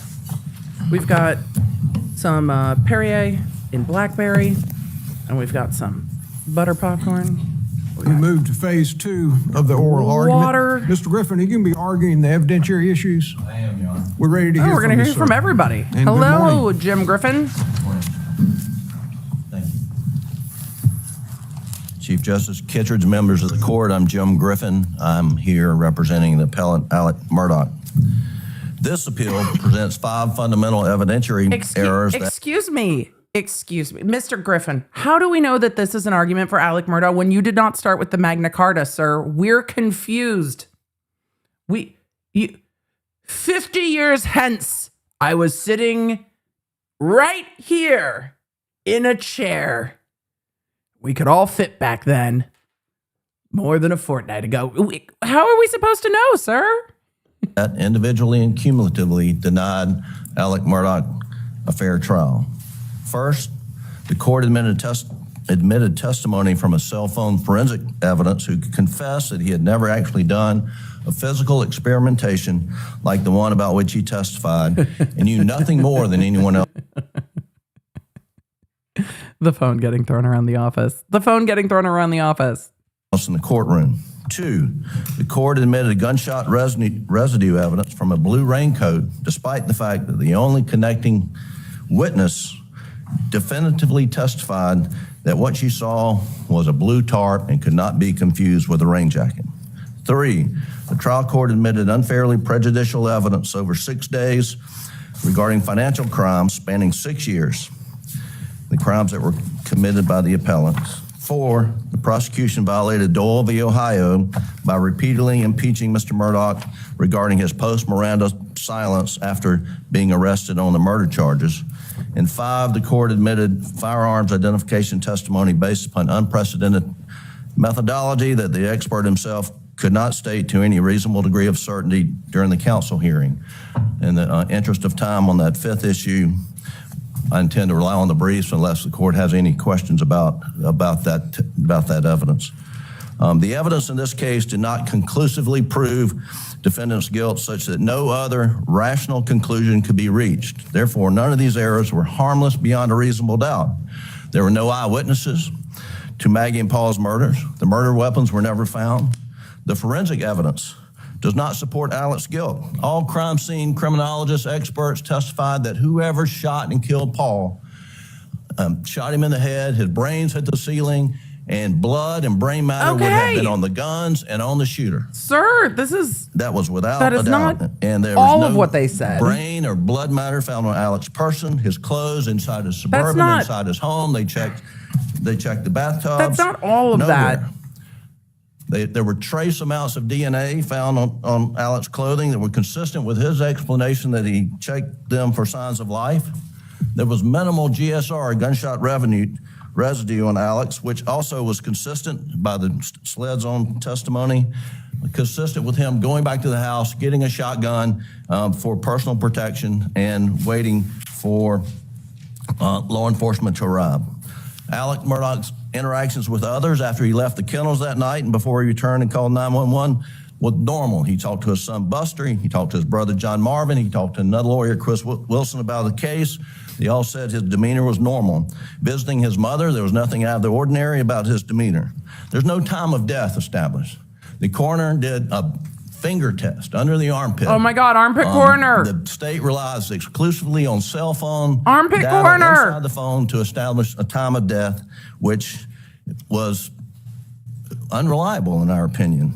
The cell phone data showed at 8:45 p.m. there's a kennel video, and Alec had lied about previously in his interviews about being at the kennel with his family. But there's a kennel video at 8:45. There's nothing on the video that would lead someone to believe that there's a murder about to happen. It portrays a normal family. At Excuse 8:49, me. Paul's phone. He's on the video. He said he wasn't there. He said he wasn't there. And then his voice is right there. So Paul used his phone for the last time. It had very little battery left on it. At 8:55, there was some action on Maggie's phone. And at 9:06, Maggie's phone registered movement for the last time, some 20 minutes after Alec testified that he left the kennels. We submitted an expert on acoustical testing, and it was uncontradicted that if you're in the house with the door closed and the TV on, air conditioner on, you could not hear gunshots down at the kennels. And then Alec's testimony himself denied killing his wife and son. So this was not an overwhelming evidence case. This was a very close case.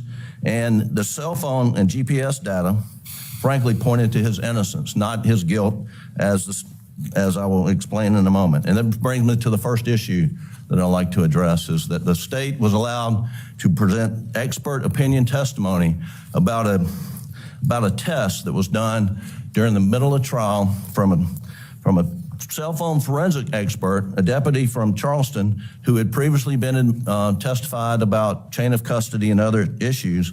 That during the throwing weekend, around the cell phone was kind of wild.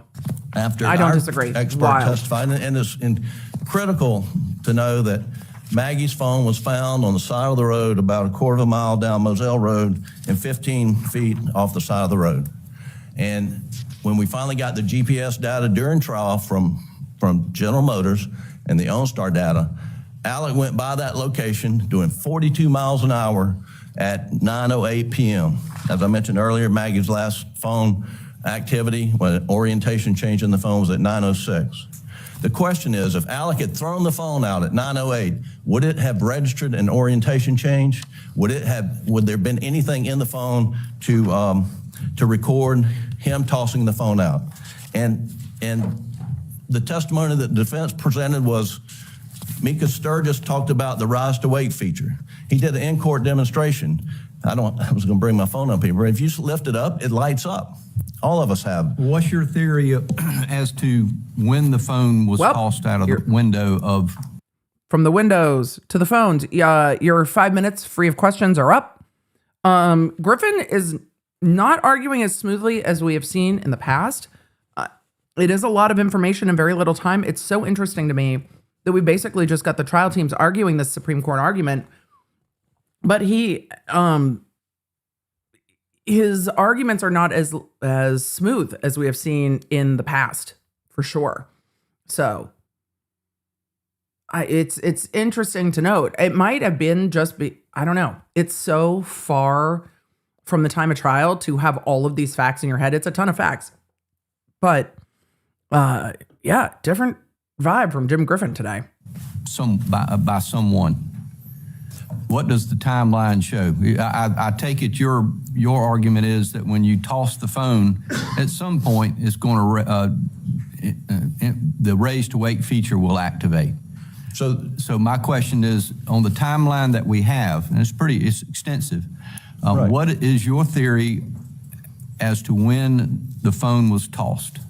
So, Justice James, with all due respect, I want to rephrase it. I think that's asking the wrong question. Okay. I think the right question is, Bold. would the phone turn on and record any sort of activity if Alec threw it out the window at 9:08? Yeah, I know you say that, but I'm talking about in the timeline that we have and the cell phone extractions that we do have, when was the phone He's like, no, I'm not on your shit. I need you to get onto my shit. Answer my questions, counsel. tossed? Well, the state's, so you could say one explanation, it was tossed at 9:06 because that's when it registered. Or you could say at 9:06, it was down at the kennel. Well, we don't know. Honestly, we don't know. We don't know how it got put on the side of the road. There's no witnesses. But what's so critical to our defense is that at 9:08, when Alec Murdaugh goes by that exact same spot at 42 miles an hour, if he had thrown the phone out the window, what would have happened? And the state says they were just replying to our expert, Mika Sturgis, who said he's not qualified to say whether the light would come on or not, whether it would register anything. Similar question. I don't think you have to have a theory. That's the state's burden. But when we're looking at your argument that I love that the other judge comes in and is like, we're not saying that you have to have a theory. No, the other judge was exactly saying, what is your theory then?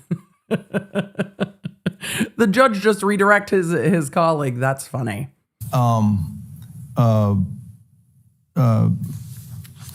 Alec didn't throw the phone out when he drove by because it didn't light up. That raises the question of how it got there. Somebody put it there. Without no doubt. And it never lit up. So the point that you're making is it's wrong for the state to be able to prove that it might not light up. But to me, it looks like it definitely didn't light up because whoever put it there, unless it was at 9:06, the phone did not light up. So I'm raising the question of whether this even makes any difference. Well, it makes tremendous difference because if Alec threw the phone out, He's trying to help you, Jim. At 9:08, when he goes by that location, to you, our evidence, not through our cell phone forensic person, but through our accident reconstruction acoustical guy, Mike Sutton, with Accident Reconstruction Institute in Raleigh, North Carolina, says that phone at 42 miles an hour will tumble. And when it tumbles, that raised to wake feature. So we did put in the evidence through two witnesses, both qualified, about what they testified. I got that, but let's just hypothesize that Alec didn't do it. He didn't have the phone in his hand when he rode by 9:08. Somebody came along at 9:20, these roving marauders, you call them or whatever, and they killed the Maggie and Paul, and then they were responsible for getting the phone to where it ended up. Wouldn't the phone have lit up then? It's a fair question. It was placed there. If we don't know whether it would have lit up then, we also don't know whether it would have lit up at 9:08. Well, that's why I'm asking why this even makes any difference. He's like, doesn't matter. Here's what we know at 9:08. Alec car is going by that spot at 42 miles an hour. Did the marauders go by and pull over? Maybe. Were they walking? I mean, we don't know. There is no evidence in the record. What there is evidence in the record is he went by that spot at 42 miles an hour, didn't slow down, didn't speed up, and if he had tossed the phone out, it would have tumbled, and all it has to do is go upright, and the rise to wake feature would come on, and so what? But if it doesn't go upright, then the rise to wake feature doesn't go on. That's exactly what the judge is saying. The court was trying to help you out and say it doesn't matter, and you're stuck on a point that maybe doesn't matter. You can say, Your Honor, you know what? Even if it doesn't matter, this evidence shouldn't have been admitted because then it matters to the jury. And then move on. I think we're stuck in a, no, Your Honor, see it my way. Well, you don't have time. You've got too many points on appeal to arguing about roving marauders. To combat that, They had a guy sit around the weekend throwing a phone around his office. I mean, You He did do that. cross-examined him very thoroughly, and said, he said he recorded nothing about his experiment. He wasn't an engineer. He didn't just know did it. more than anybody else, and he didn't testify to anything you couldn't look up on Google. So what's the harm in that? I mean, your cross-examination seemed to be very effective. Well, the harm is the expert opinion he was allowed to express that says it was possible that the phone would not illuminate if thrown from a vehicle going 42 miles an hour. The harm was when Mr. Waters gets up in his closing argument and says, Paul Murdaugh got up here and testified as to the issues and to the fact that there's no guarantee, more likely than not, if the phone is violently thrown or flipped out or whatever, it's going to light up. I mean, that was critical to their defense to address, our exculpatory evidence that we went by there at 40. You're the defense. He's like 8 miles an hour, so everybody sees you. You're the defense. Not their defense. Their Okay. He's saying the fact of the phone lighting up was critical to the state's case, and it was improper expert testimony. It was wild testimony. I don't disagree. I'm like, what's the scientific methodology? Meh.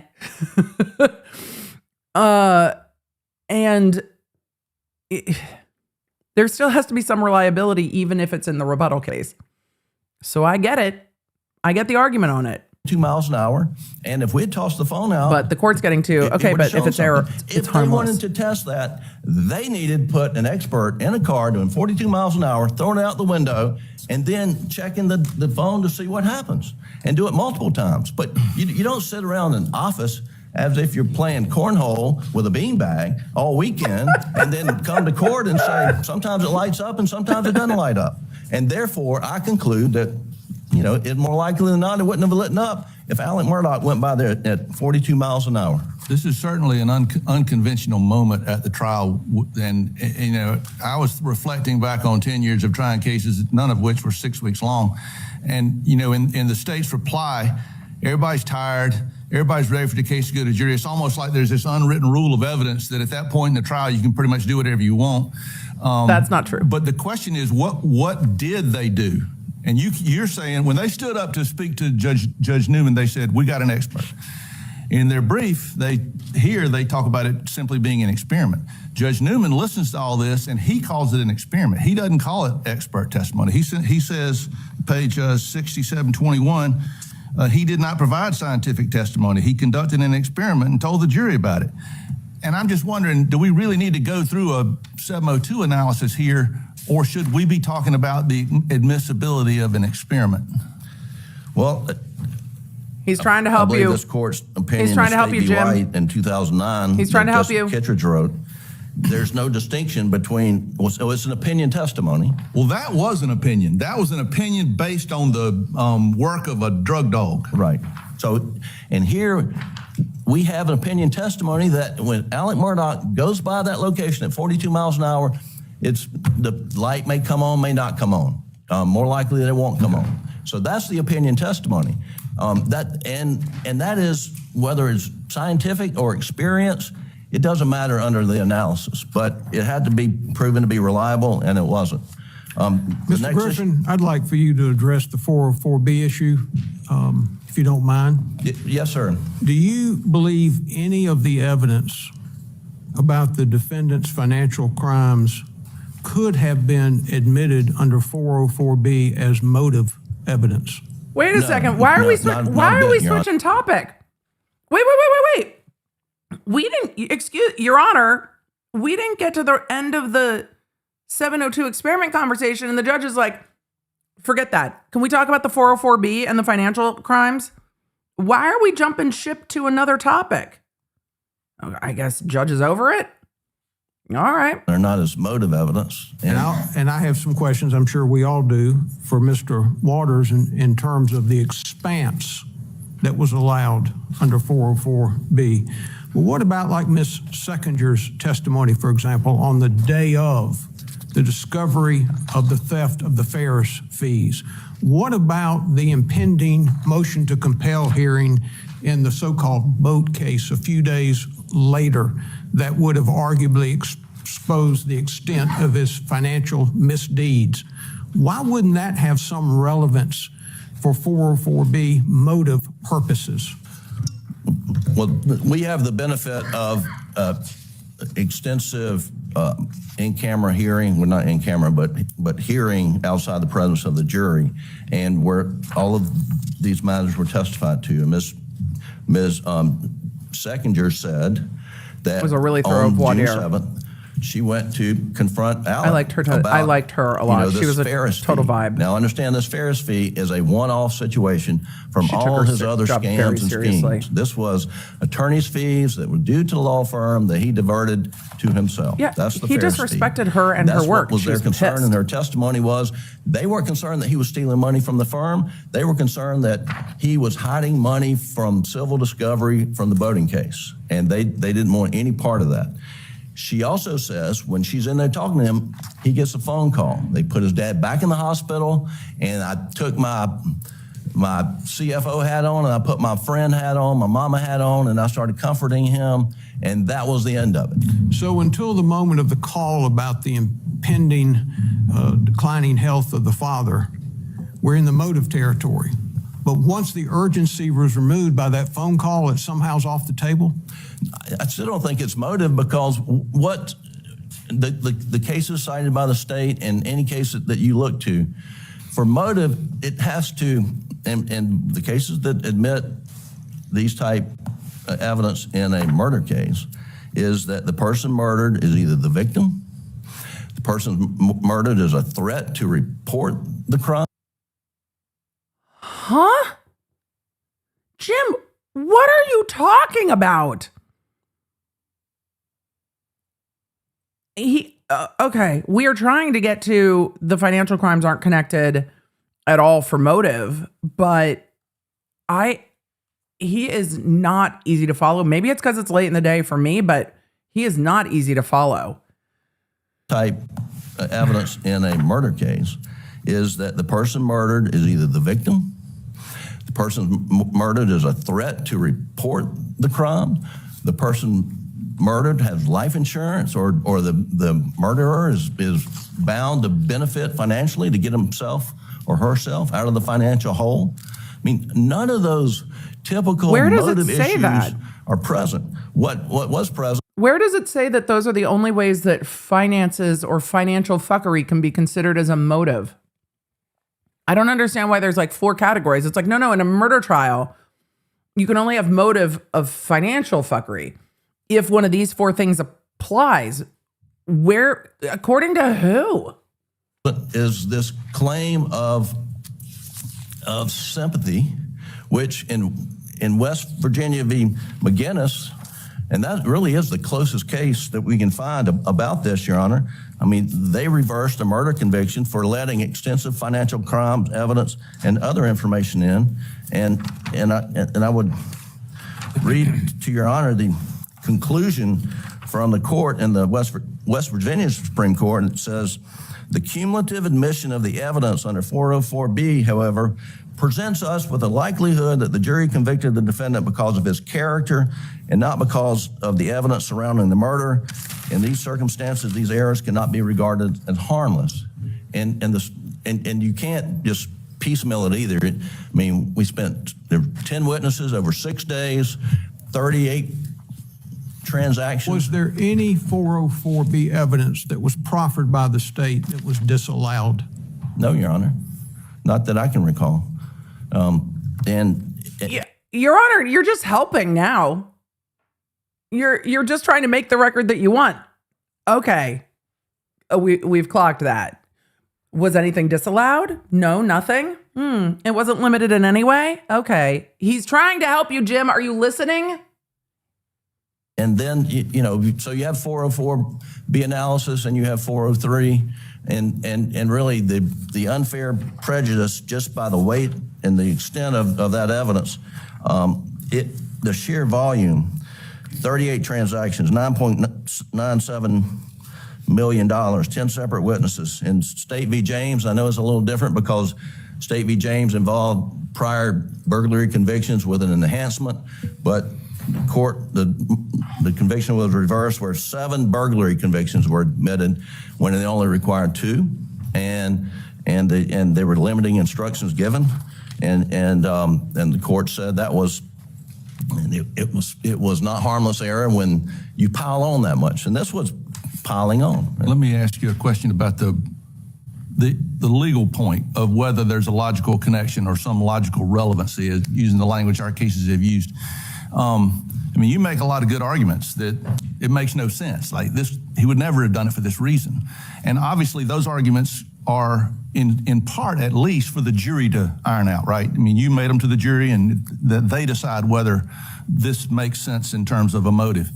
But what I'm asking is, to what extent does the trial judge, when looking at a theory of motive that isn't 100% solid, to what extent does the trial judge analyze the believability, the ultimate usefulness of the theory of motive before admitting the evidence?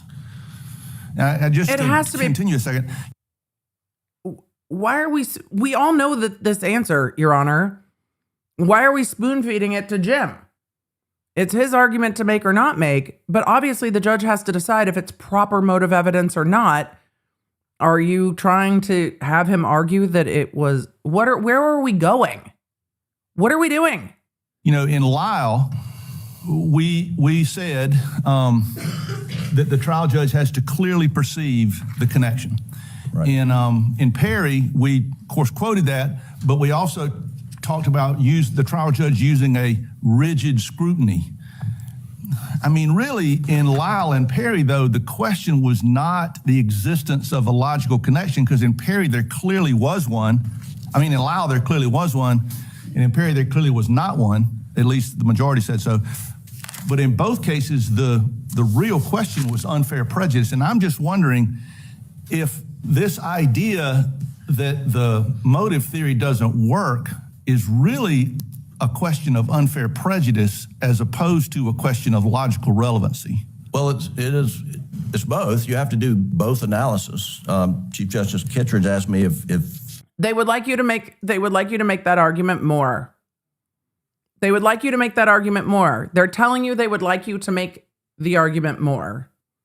That it's not really about relevancy, it's about unfair prejudice. They would like you to say that it is too much 404 and that the line was crossed, which was discussed during trial. At what point is an entire trial about financial evidence too much?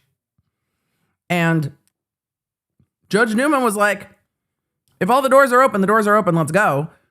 And the defense objected every step of the way, saying this is too much. It is now becoming overwhelming that we're having a trial inside of a trial.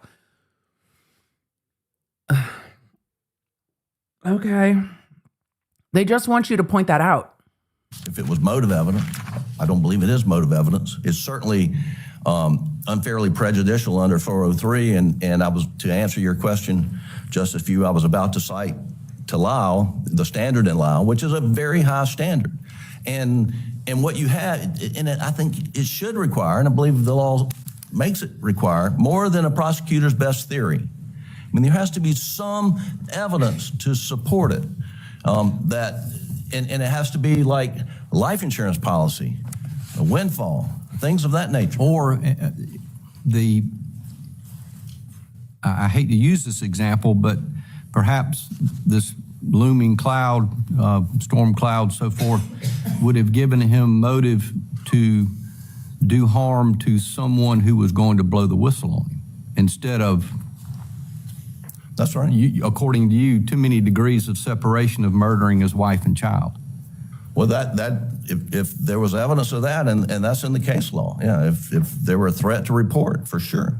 But none of that exists. Was there any evidence that Maggie was getting wind of these financial misdeeds? She did have a bounce check. There's no evidence of that. It wasn't in the record.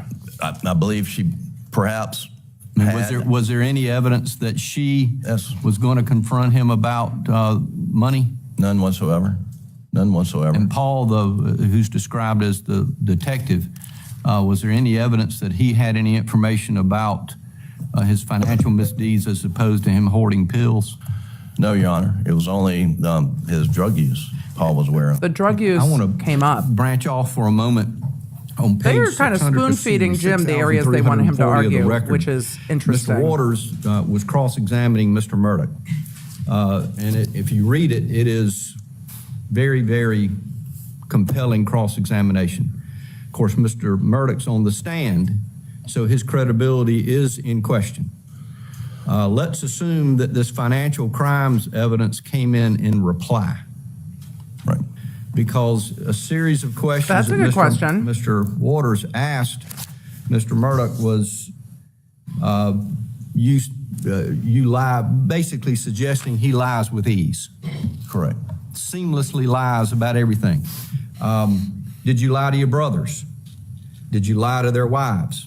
Did you lie to Marion Proctor? Did He you lie lied to and Bart stole Proctor? from And his all brothers. These answers were yes. Did you lie to the Brandstetters? Did you lie to Chris Wilson? Did you lie to them about the kennels? Did you lie to Mark Ball? So when his credibility comes into question then, Right. could this financial evidence have come in reply? I know that's not what we have here, but Right. doesn't it kind of open the door, or maybe you would have chosen not to But put maybe him on he the doesn't stand had the testify. financial stuff not come. Maybe he doesn't testify if you get all that if you don't get all that financial stuff in. So, a couple things. The court is focusing in on the amount of motive evidence that came in with regard to the financial crimes. And at what point is it too much and it becomes overwhelming and it's considered character evidence? At what point is it too far removed that it can't be considered as motive evidence? And a number of you asked in the chat, but they don't have to prove motive. The prosecution does not have to prove motive. But under the evidence code, there are things you can bring in to show motive. And that has to be a proper evidentiary ruling to bring it in to show motive. And the court is kind of nudging Jim to stop arguing about whether or not this was a proper 404 ruling, or whether the 404 ruling was so broad and so much evidence came in that it prejudiced Alec Murdaugh. It doesn't matter if the court thought it was motive or not motive. It matters that so much of it came in that it was prejudicial. And he wants to shift, or they seem to be shifting him into that argument of, but let's talk about whether it's prejudicial. I mean, initially. Well, there are 2 points with that. One, I don't think we cited case law that we don't waive our right to challenge that by putting him on the stand I to get address that. it. I get But to answer your question specifically, under 608B, Your Honor, you are not permitted to put in extrinsic evidence of these things. You can ask him about it, but you can't then take 6 days and 10 witnesses. I mean, you ask him the question, and if he answers it, you got it. If he denies it, you're stuck with it. That's under 608B. You're allowed to cross-examine him, but you're not allowed to introduce You can't extrinsic impeach him? evidence. What if the questions had been more expansive? Did you lie to your partners about not stealing $9.7 million? I mean, it becomes, it's a different dynamic, I understand, but what I'm trying to search for is, would this have come in anyway? Well, I do believe Jim, under 608, even if we get to error, is it harmless or not? We're curious. it's fair ground for cross-examination on his credibility. But then you get to 403 analysis. Excuse me? You're stuck with his answer, which would have been Right. yes. Yeah, but you don't get to then start putting up 10 witnesses to prove something that he's admitted to. You get a new trial is coming in, but it's only at least under 608 If he testifies. if he testifies. And in that event, you get another limiting instruction that says you can only use this to analyze his credibility. Correct. Thank you. I think it's questions about. Oh, Wait a minute, we're just getting started. About the weapons. Not done yet. They We got have a questions. question. We want you to argue about the admissibility of the weapons that were seized and introduced that were from Mizell. Oh boy. yeah, so in the weapons that were introduced in the evidence that were seized from the home, there was no testimony from anybody, even their Well, it's beyond that. The experts admitted that he could not identify it as a murder weapon. Well, he said he couldn't include them or exclude them. And so, as we said, these guns, we know nothing more about them today than we did, any other day. Yet they were allowed to put those in the evidence, and we've got. And your partner State v. sure tried to make them regret it. Another case where I think McConnell, where they put 22 caliber bullets in evidence on a shooting case, and the person was shot and killed with a .357 Magnum, and that case was reversed. That case was reversed. There was another case that we also cited. I lost my place in my notes, but that. What was the purpose, as you understand it, for the admission of the weapons that were seized from Moselle?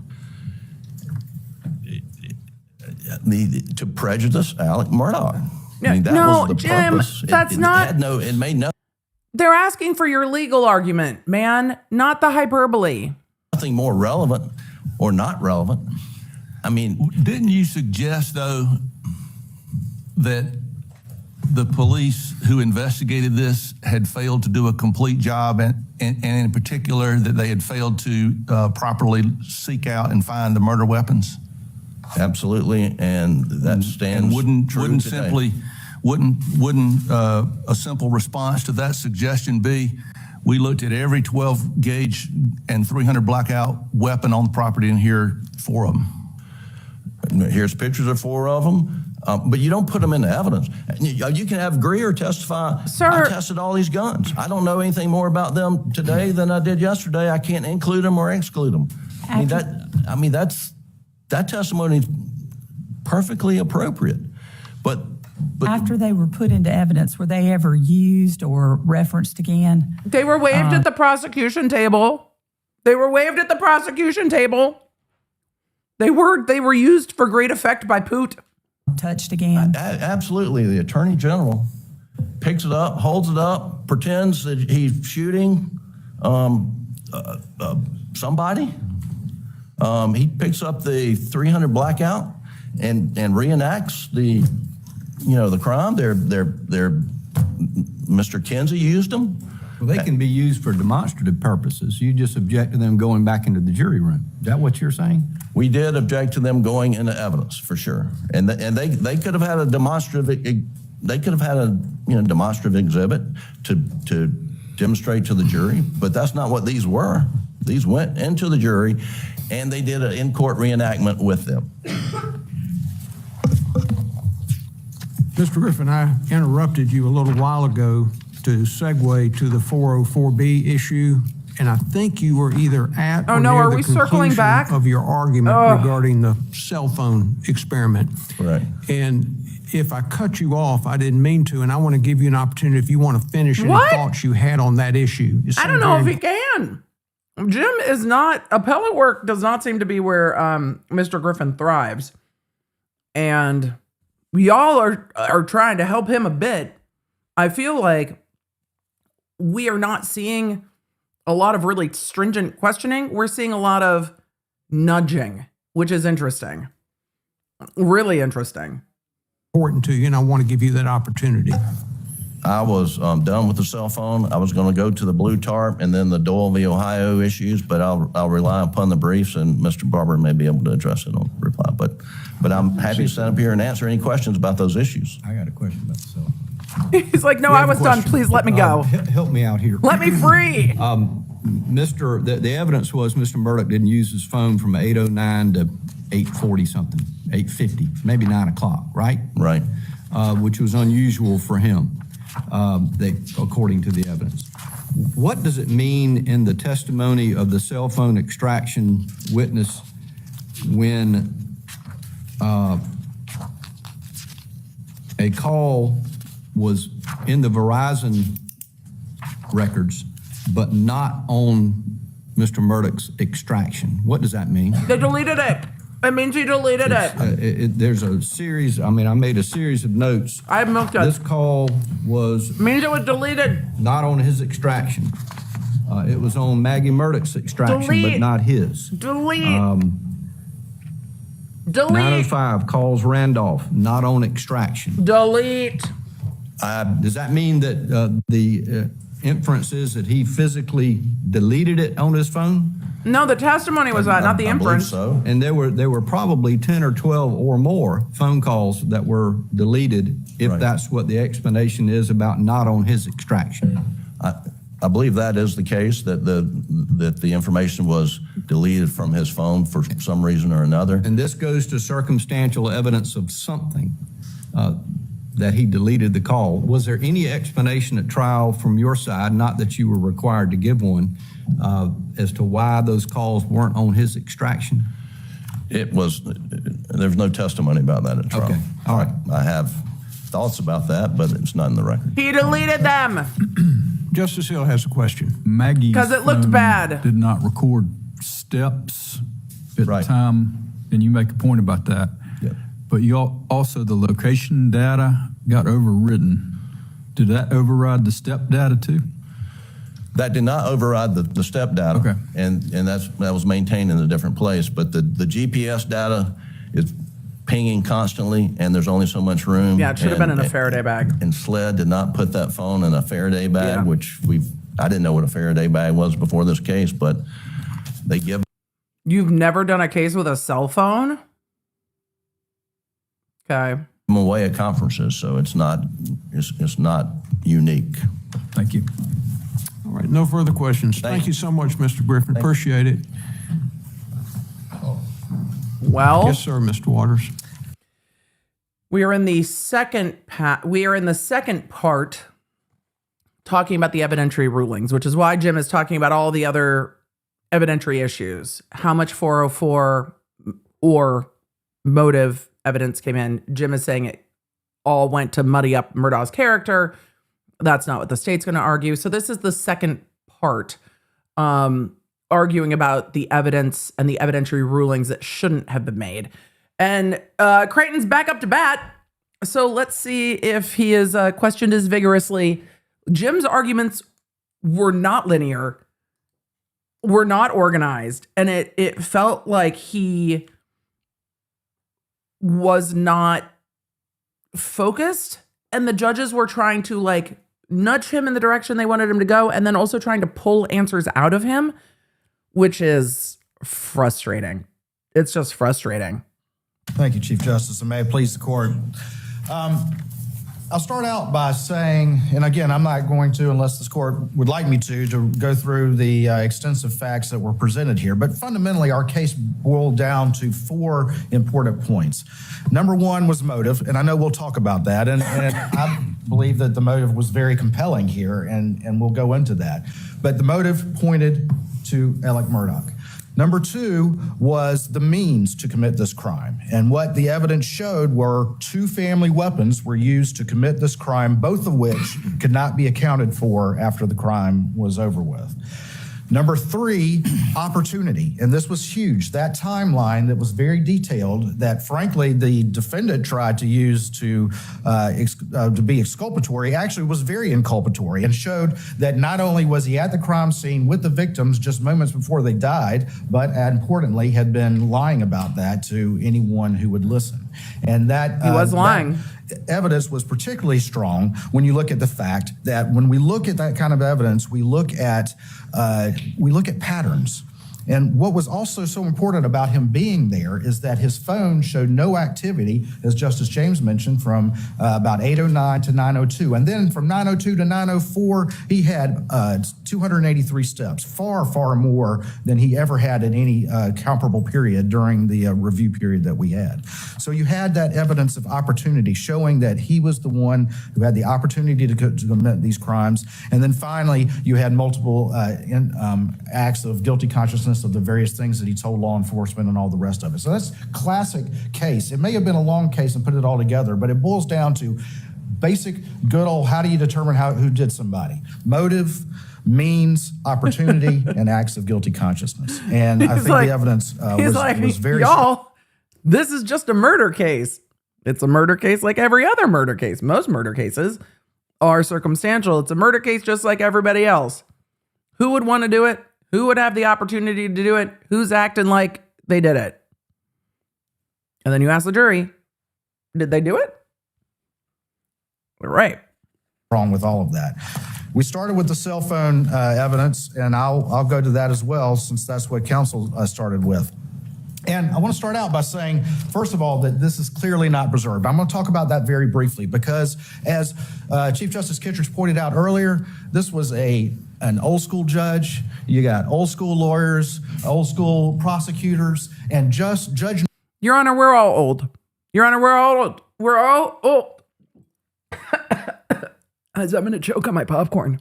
No, not seriously, but just a little bit.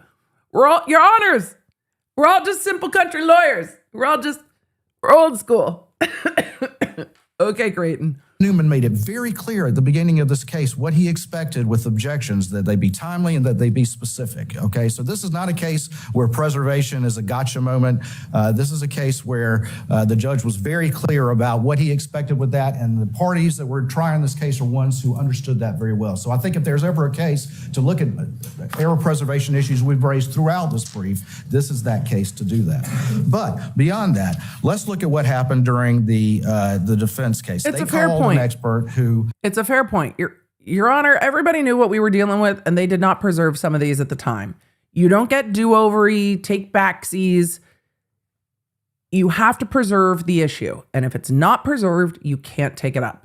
Mr. Surgis, who is a former North Carolina deputy who has digital forensic examiner training in Cellbrite and Apple, and he was qualified in cell phone forensics. And while he was on the stand, he used an unidentified iPhone with an unidentified iOS operating system to demonstrate for the jury that just a general motion will cause the raise to wake feature to turn on.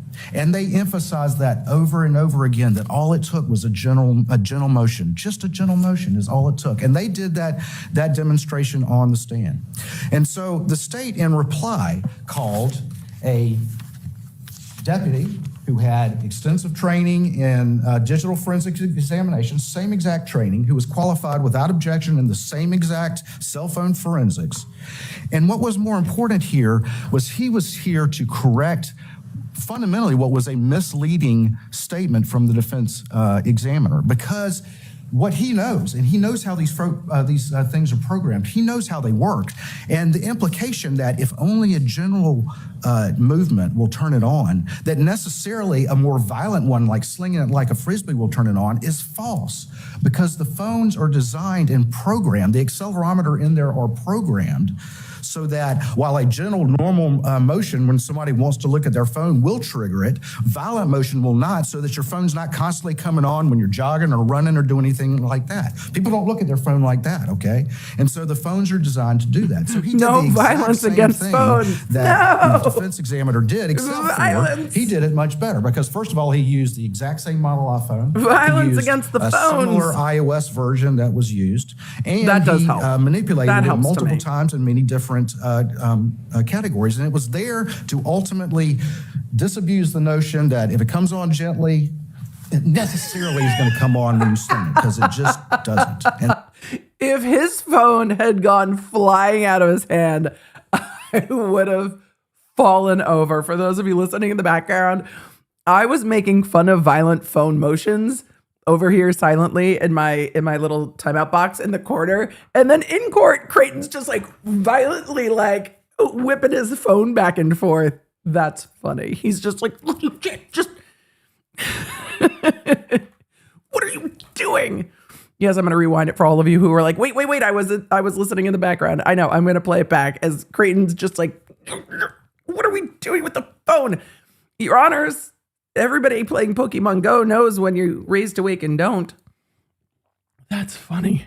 categories. And it was there to ultimately disabuse the notion that if it comes on gently, it necessarily is going to come on when you sling it, because it just doesn't. And that is how iPhones work. Whip and so it. when Whip he was it in real cross-examination, and Mr. Griffin did a great job of cross-examining him. And at one point he says, well, I don't know anything about anybody else. Well, maybe that was an inopportune answer, but that's not the end of it, because he went on after that to testify, I have expertise in how cell phones work. I can tell you about the knowledge seed databases. I can tell you the ways iPhones, the software is written, what kind of code is written on, and I can tell you how data is stored on it, and the program that's involved in it, the programming that's involved in it. And frankly, his testimony proves the point, because he made sure that the jury understood that just because a gentle raised awake, a general motion will trigger the raised awake, doesn't mean that a violent motion will do that. In fact, it's more likely that it won't, and the phones are designed specifically to do that. That is an expertise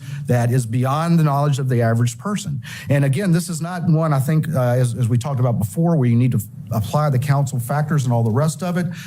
When you're talking about sort of an experiential type of testimony, the ultimate test is reliability. And he had the same exact qualifications, the same background, and was qualified in the same manner. But his testimony was sometimes it does, sometimes it doesn't. That's correct.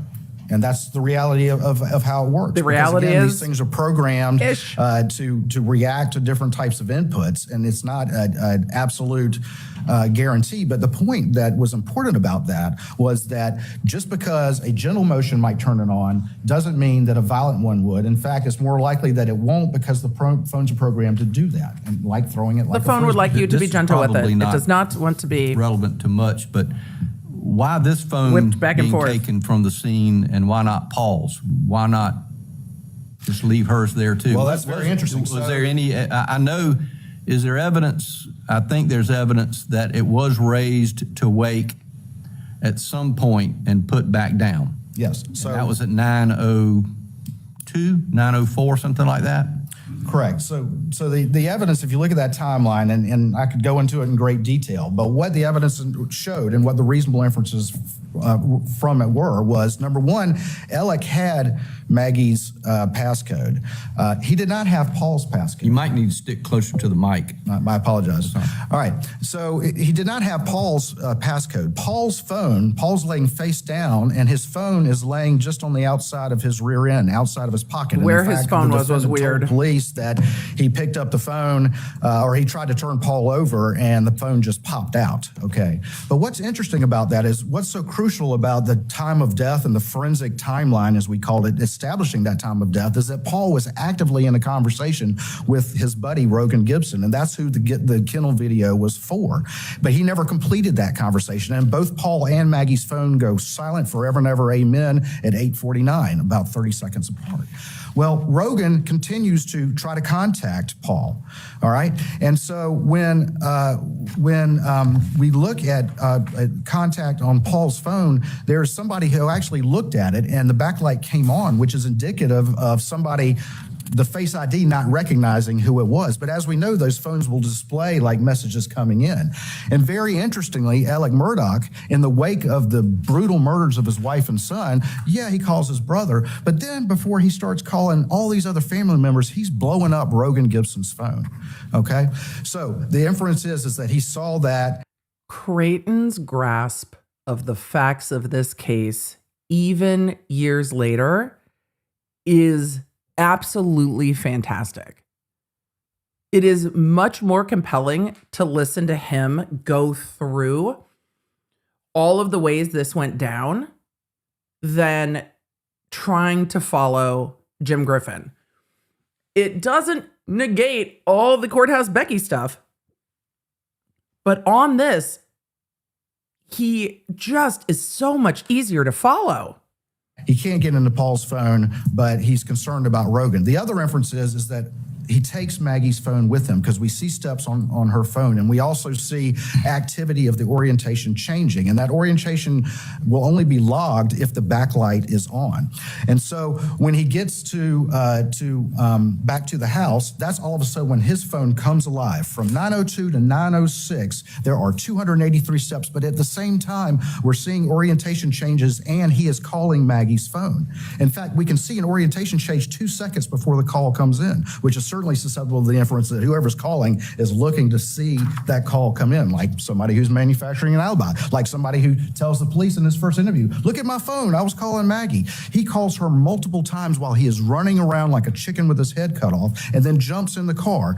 And even though he said that Maggie came home because he asked her, or she was worried about him, and Marion Proctor testified that Maggie came home to go visit Miss Libby, after all of that, and he's blowing up her phone, he doesn't take the 100 yards down to the kennels to drive by there. So again, not to argue the facts, but all of this was very indicative when you look at this timeline of Alec looking at Paul's phone, leaving it there, taking Maggie's phone, taking it up there, starting manufacturing, making sure those calls are coming in, and then as he's leaving out in a haste, he's leaving out of the Moselle, slinging the phone out on the road. And the reason why the backlight, there wasn't an orientation change for that is because the backlight didn't come on, and that was the point of McManigle's testimony.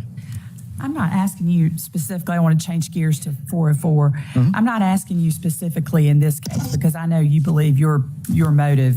He believes it's motive evidence. It's really interesting to hear him go through that line of facts again and that line of their through line of the trial again and pointing out the reason that the experiment came in was to rebut the defense argument that because there was no change of orientation, there's no way Alec threw it out the car while he was driving down the road.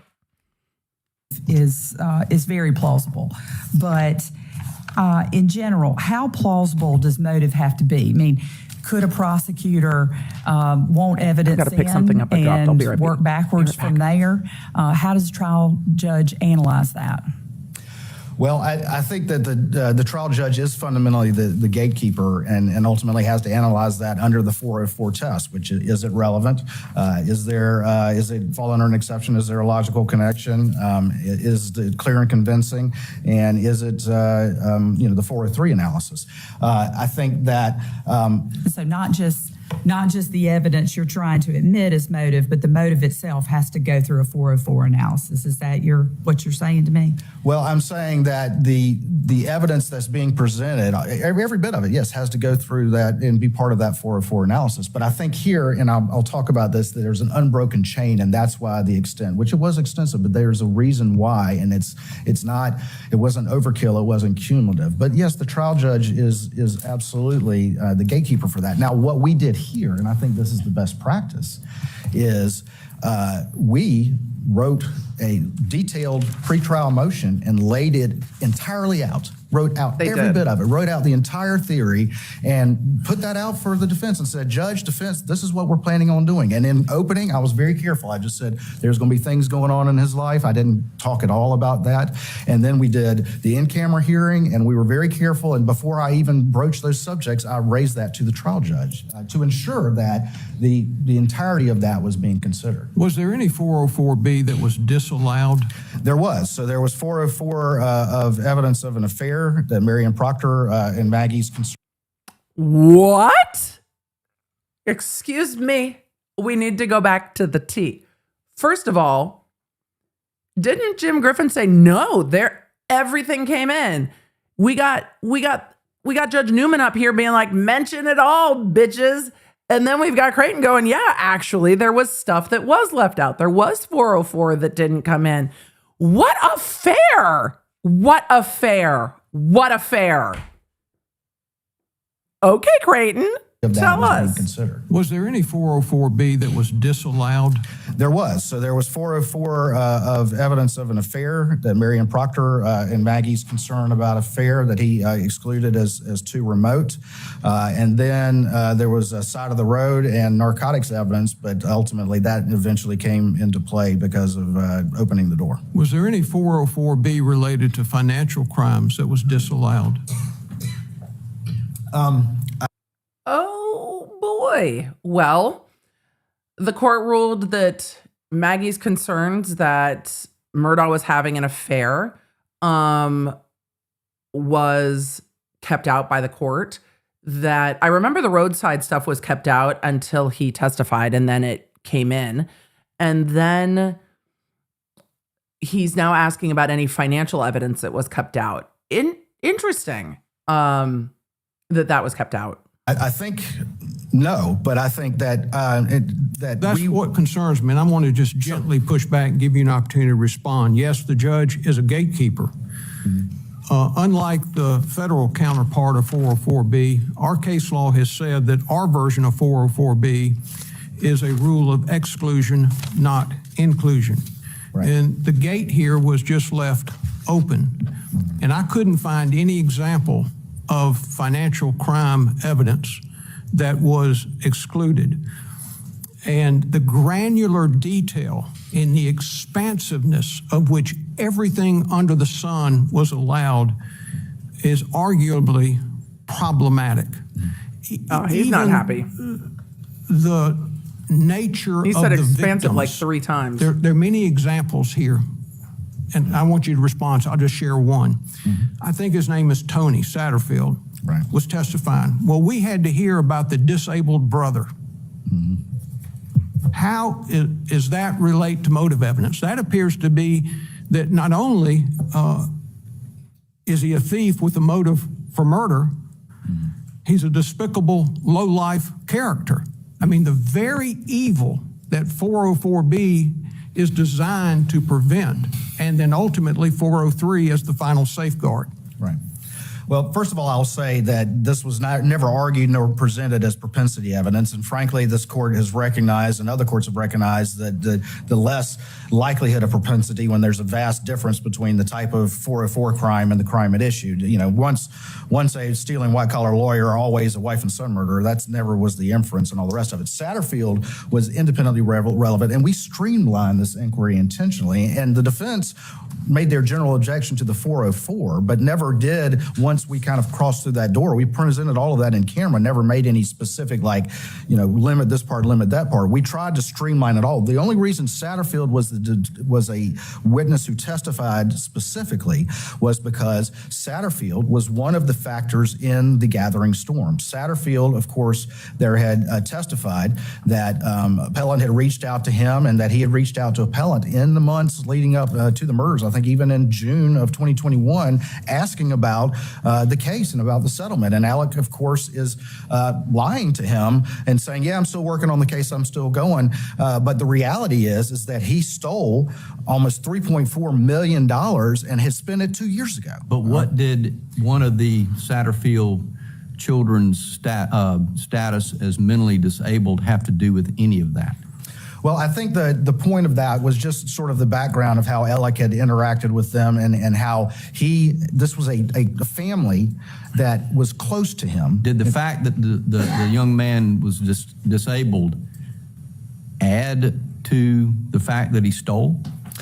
I think what it added to, again, was we had a witness who was testifying for independent purposes, and that was just a background fact of the pressures on Alec, because he had taken this family under his wing, a family who had one individual that he had told, I'm going to help you, I'm going to take care of you, one of whom had special needs. He had spent all of that money. They're asking questions about it. The sympathy directed toward the victims of the crime is not related to the motive. Bro, he is big mad. And that was the motive for doing it.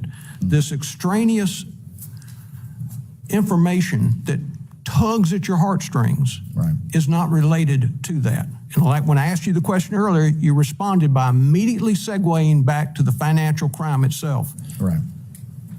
Not this extraneous stuff of every granular detail of his acts of theft. Wow. And I would just say, in putting that in, that was just, we had a witness testifying. That was part of the background information that witness testified to. And that, again, it was part of his interactions with this family that was part of the pressures, one of a myriad of factors that were all coming to a head in June of 2021. If you had condensed your theory of motive, the whole gathering storm thing, down to the essentials and left out all the stuff that the Chief Justice and Justice James were talking about. I mean, in my view, you could have done that in about an hour and a half or 2 hours. You took 12 and a half hours to do it.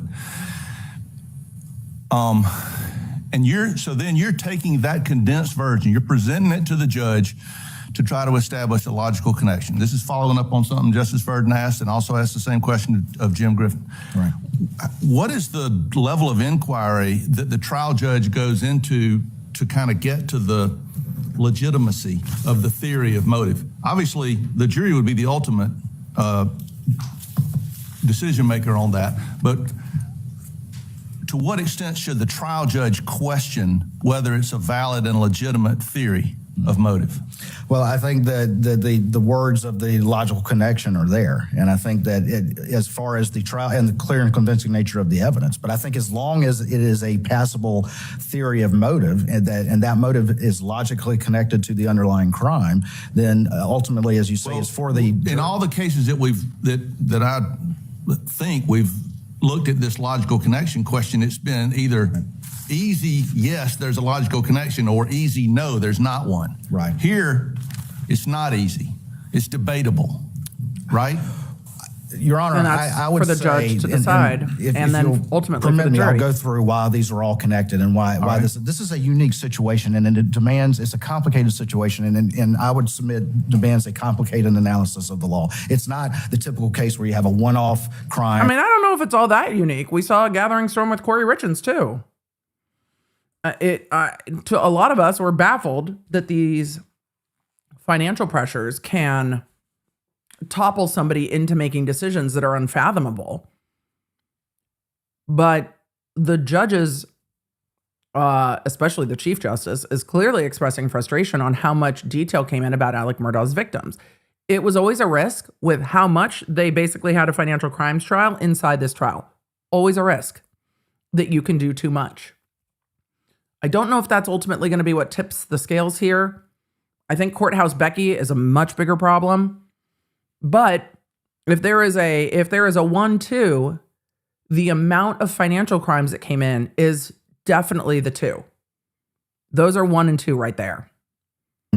A few hours, it's not Adams, right, where it's an armed robbery just a couple hours before and they're smoking crack and that sort of thing. This is a long, unbroken chain. And Your Honor... Crack. How did we get from the trial of Aaron Burr to smoking crack? What is happening? What is happening? What is happening?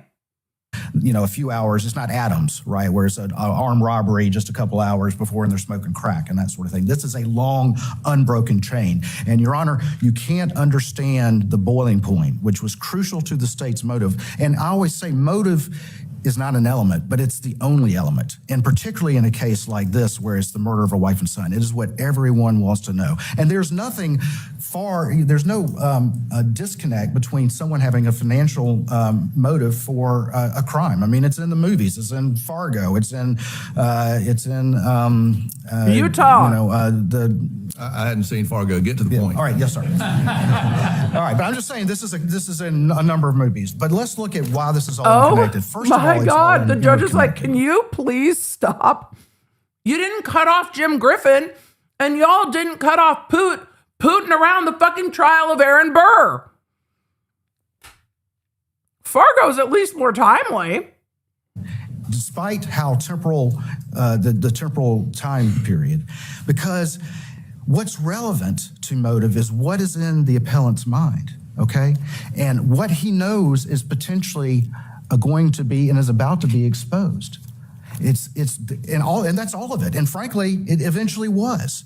So what is relevant is not, well, it was just yesterday or it was last week or it was a year ago. What is relevant is what does he know all is about to come out? And that's a decade of him constantly staying one step ahead of the game. One step ahead of the what? What?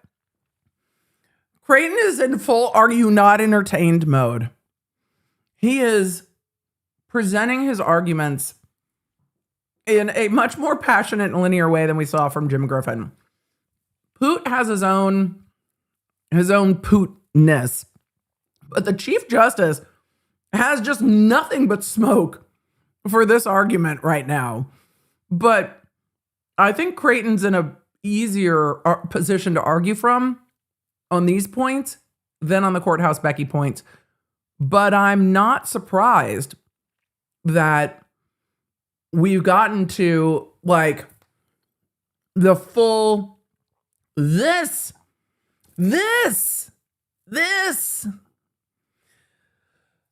But the judges are not done. The judges are not done with the 404 evidence and how much financial crime evidence came in here. They're just not.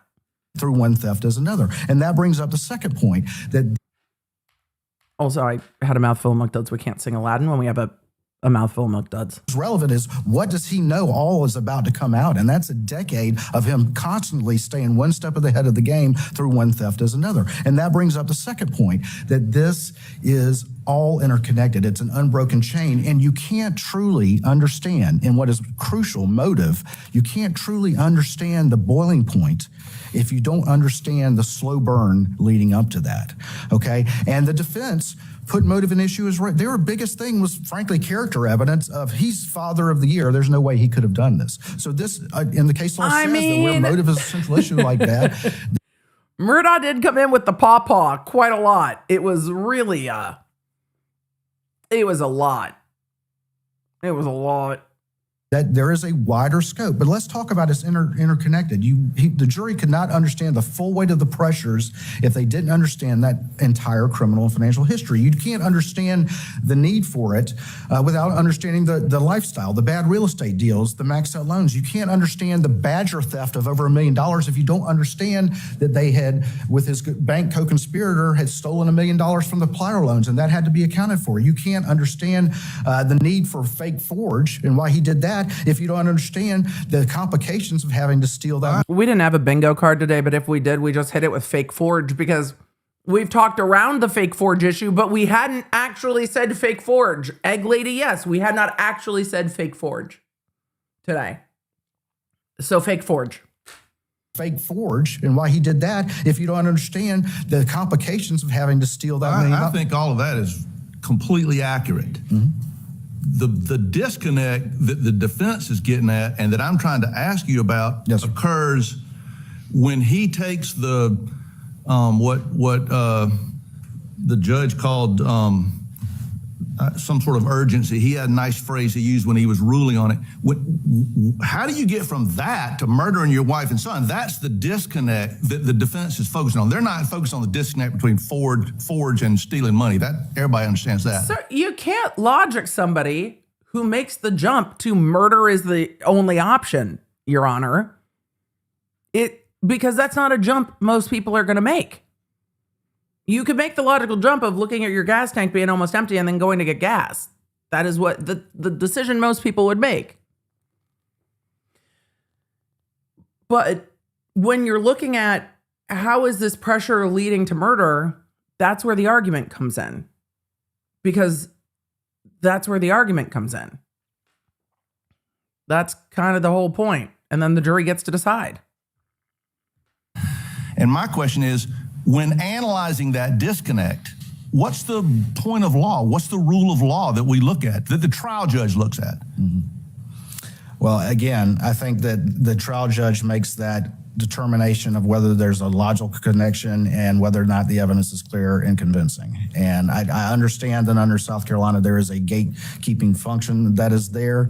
But I think that as long as that Let me just throw out a couple of examples and I'm going to leave this alone. Mm-hmm. Obviously, you think there's a logical connection. Is that enough for the trial judge? Or does the trial judge have to decide for him or herself whether there's a logical connection? Or does the trial judge have to look at whether there's a reasonable possibility that the jury might find there's a logical connection? I would assert that the trial judge should look to whether or not that is a reasonable inference from the evidence. And if it's a reasonable inference, and then it should go to the jury. I mean, that's what we do with all sorts of evidence, is determine whether or not there's a reasonable inference from this evidence. And if so, reasonable inferences are for the jury. That judge sounded Can I follow up very on that? Yes, frustrated. I think Justice Few wrote State versus Perry. Justice Cannon Few is cannon fire at the moment. I wrote 3/5 of it. Yeah, it helps the Forrest Gump and me understand. Excuse me, he wrote 3/5 of it. Did Hamilton write the others? I have questions, Your Honor. Few wrote State versus Perry. The other 81. And I wrote 3/5 of it. Yeah, it helps the Forrest Gump and me understand it. Mm-hmm. This 404B evidence. I am also struggling with the logical connection. Your brief is excellent, phenomenally done, but you say in the brief on page 87 According to Perry, relevant is defined as evidence having a tendency to make the existence of any fact that is of consequence to the determination of the action. That's what the rule more says. probable or less probable, so forth and so on. You emphasize the word any. And what I fear is if we get on that train and emphasize the word any, that allows Is it the last train? speculation to enter the room. Where is the train going? Help me out with that, because I would accept. Where are we taking you the train? emphasize in your brief boat wreck, boat wreck, boat wreck. That's all Alec Murdaugh wanted to talk about when he was on video. Right. I get that. So I think there's clear evidence of motive for him perhaps to kill Paul, because this boat wreck case was becoming an anchor around his neck.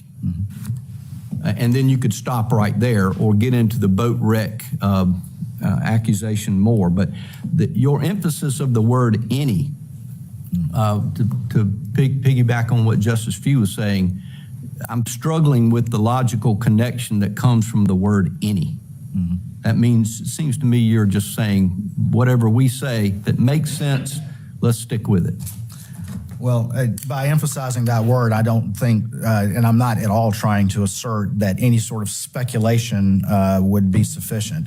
What I am saying is, again, the word's logical connection. And I think that if it is a reasonable inference, as I just said, I'm not saying that the trial court should just entertain any speculation or any sort of fanciful thing that they come up with. I would, though, encourage y'all, though, to look, not only at the brief, but look at the filing that we did beforehand, and look at the PowerPoints and look at the closing argument. That this is not just a speculative motive. This all ties together. And I had a whole series of how I could go through all of that. I think there's about 10 factors of all things that were all coming to a head, all of that gathering storm that were coming ahead to that day. And that ultimately this, if you're looking at the validity of this, it actually worked. It actually worked, because when all of this happened, Paul, who you just mentioned, had become that liability. Well, Maggie was too. Okay, her name was on Edisto. Her name was on Moselle, and he was at the end of his rope and unable to move like he needed to move financially, and out of options. He had burned through $792,000 in less than 2 months. That's right. And all of these things were coming to a head. But when this happened, and the bank didn't seem to give changed. a shit. All of a sudden, he was the center of attention. All of a sudden, the sympathy factor kicked in. All the inquiries stopped, and the boat hearing stopped. The plaintiff in the boat hearing said, this has totally changed the balance of my case. And what did he set about doing? There was testimony that he wasn't overly concerned about Buster's security. He wasn't overly concerned about going after the real colors. But you know what he did do? He fixed the glitch. He fixed the glitch so that his lawyer friend would send back or at least send an email saying all the money's here, and put that to bed. So if we're looking for that logical connection. All right, chat. What movie is he quoting with "fix the glitch"? Come on, bring it in. Bring it in, chat. Bring it in. Fix the glitch. You tell me. Whatever standard is applied, this is not speculative. I understand that it can be hard to accept that. Why would somebody do this? But that's precisely why this motive evidence was so probative and so important. And even though this is a unique case and a unique, maybe lifetime set of facts that will never be seen again, that's all the more reason why this needed to be admitted, and for the jury to fully understand this unique individual from a unique background and a unique set of family circumstances and a unique lifestyle and a unique history that all was about to come unraveled. And that was more important to him than anything. And that when this action took place, not only did two of his liabilities go away, but all of those hounds at the gate went away as well. And if it wasn't for a check falling out of a file a few months later, it might have worked. It worked for a couple of months. I got one more question to go back. What does it mean when something's not on his extraction? It means that, the inference from that is that the user or someone deleted it. He deleted his shit. I also went to Office Space with, we saw there was a glitch and he was still getting paid, so we just fixed the glitch. And then the payment just stopped. We never had to fire him. He was already fired. We just fixed the glitch. That's what I went to. But it's interesting to see where the judges are focusing and the noticeable vibe shift between the arguments. Just noticeable vibe shift. Thank you. I want to ask a question about tool mark. Sure. Justice Hugh has a question, sir. Yeah, I want to flip over to talk about the tool mark testimony by Mr. Greer.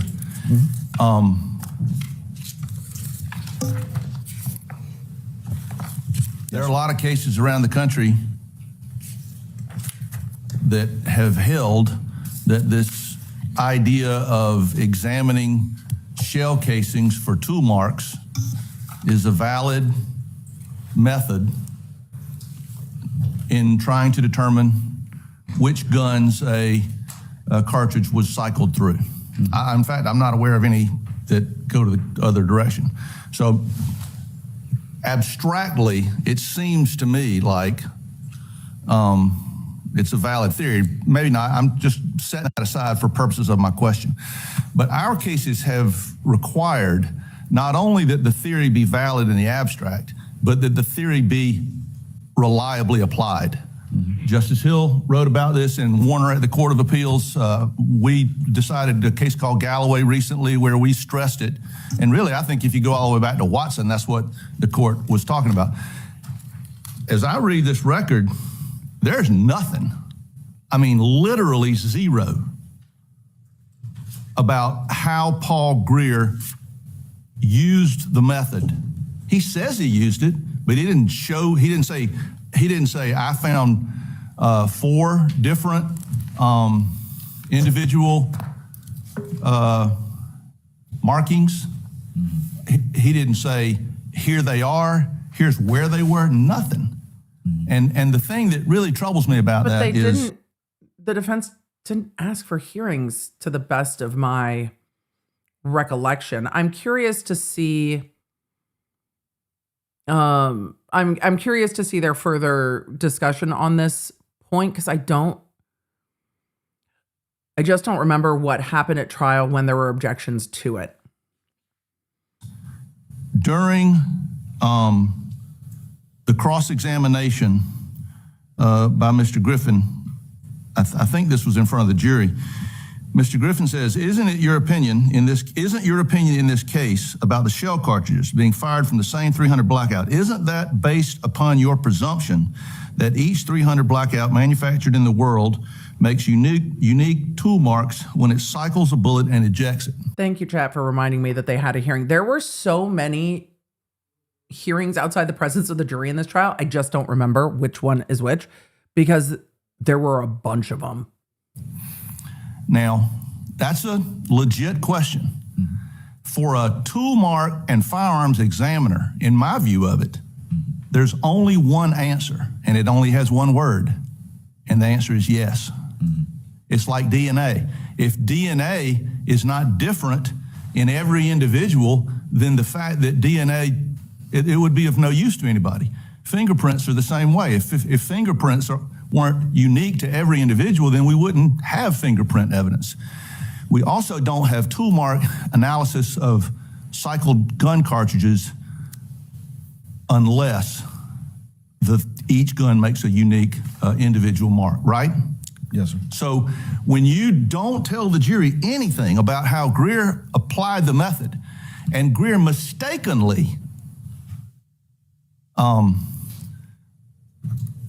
fails to discuss the central theory of the whole method, how have you demonstrated to the judge that the theory was validly and reliably applied in this case to these facts?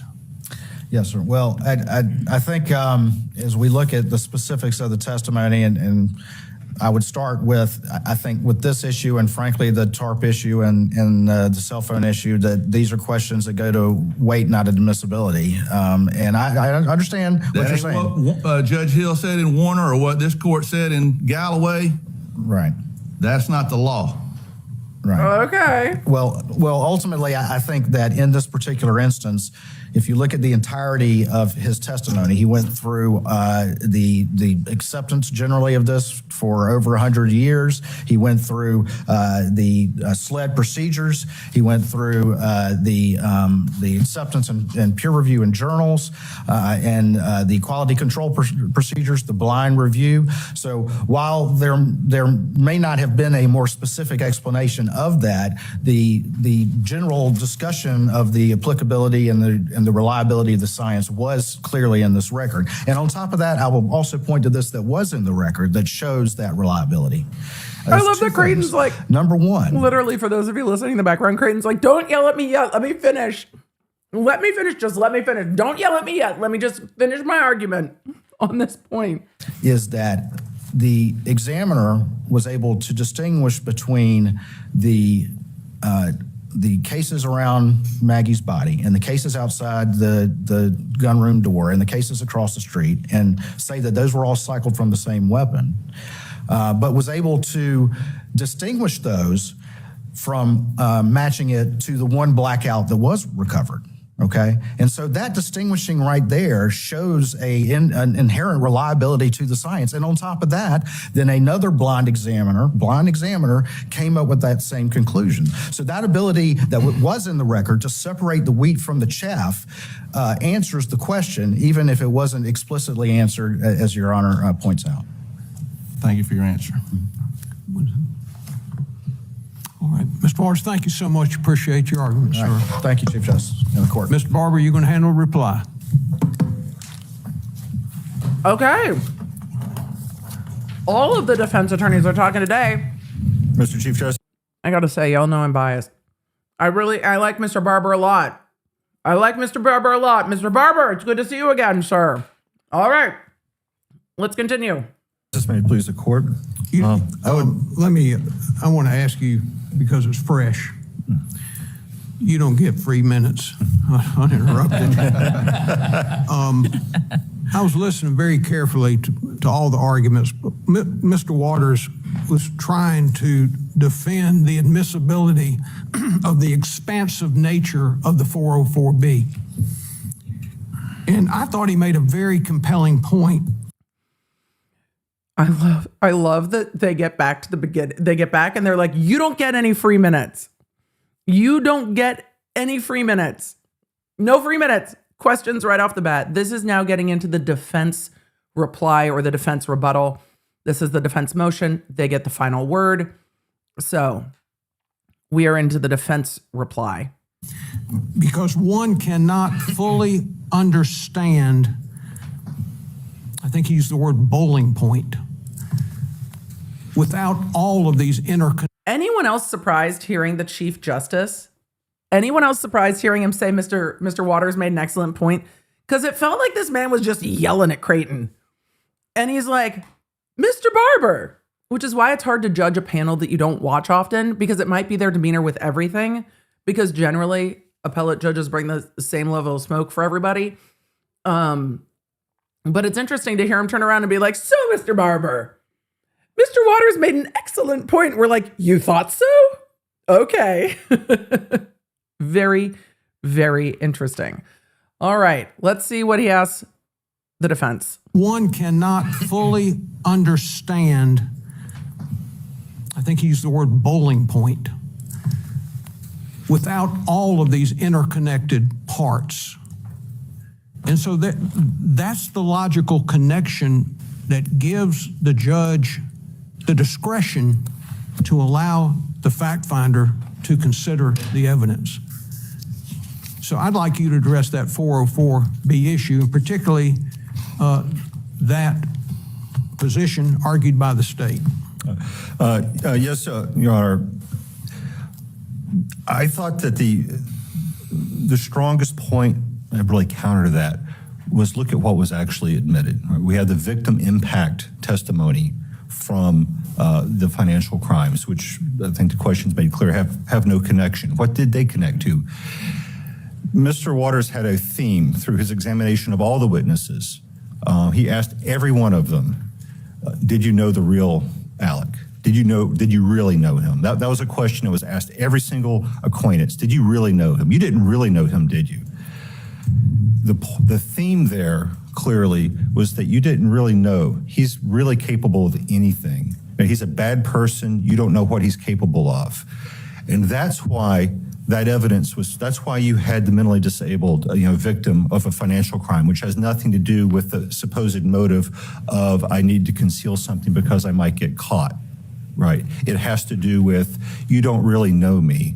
I'm a really bad person. And because you don't really know me, you don't know what I'm capable of. So please speculate that I'm capable of murdering my wife and my child. That was the purpose of that evidence. We didn't have, whatever it was, 12 days of financial crime testimony just to prove the fact that he stole a bunch of money. It wasn't 12 days. It just felt like 12 days. I think he said 12 hours. It wasn't a full, it just felt like 12 days, but it was like fucking 6 days. It was so much testimony.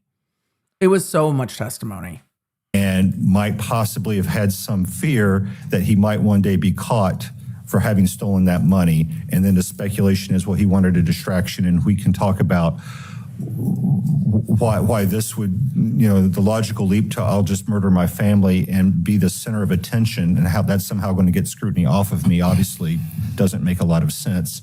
And I think he, more than most people, is in a position to know, given his background, that putting himself at the middle of a high-profile murder investigation is not the best way to distract attention from his own affairs.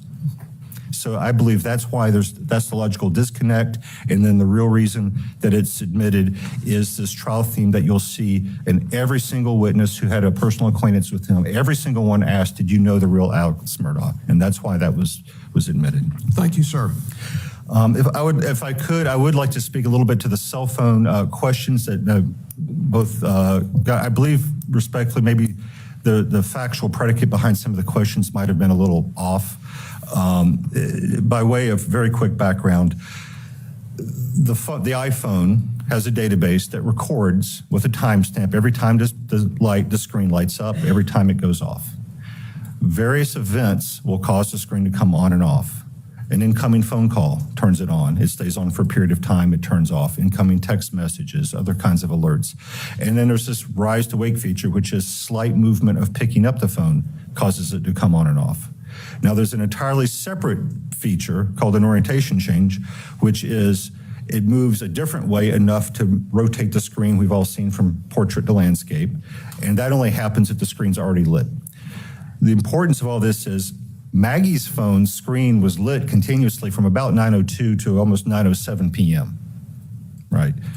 So it's lit that whole time. It did not just suddenly light up at 9:06 and 12 seconds. At 9:06 and 12 seconds, what happened was the final orientation change, which was a process that took 8 seconds and ended at 9:06 and 20 seconds, right?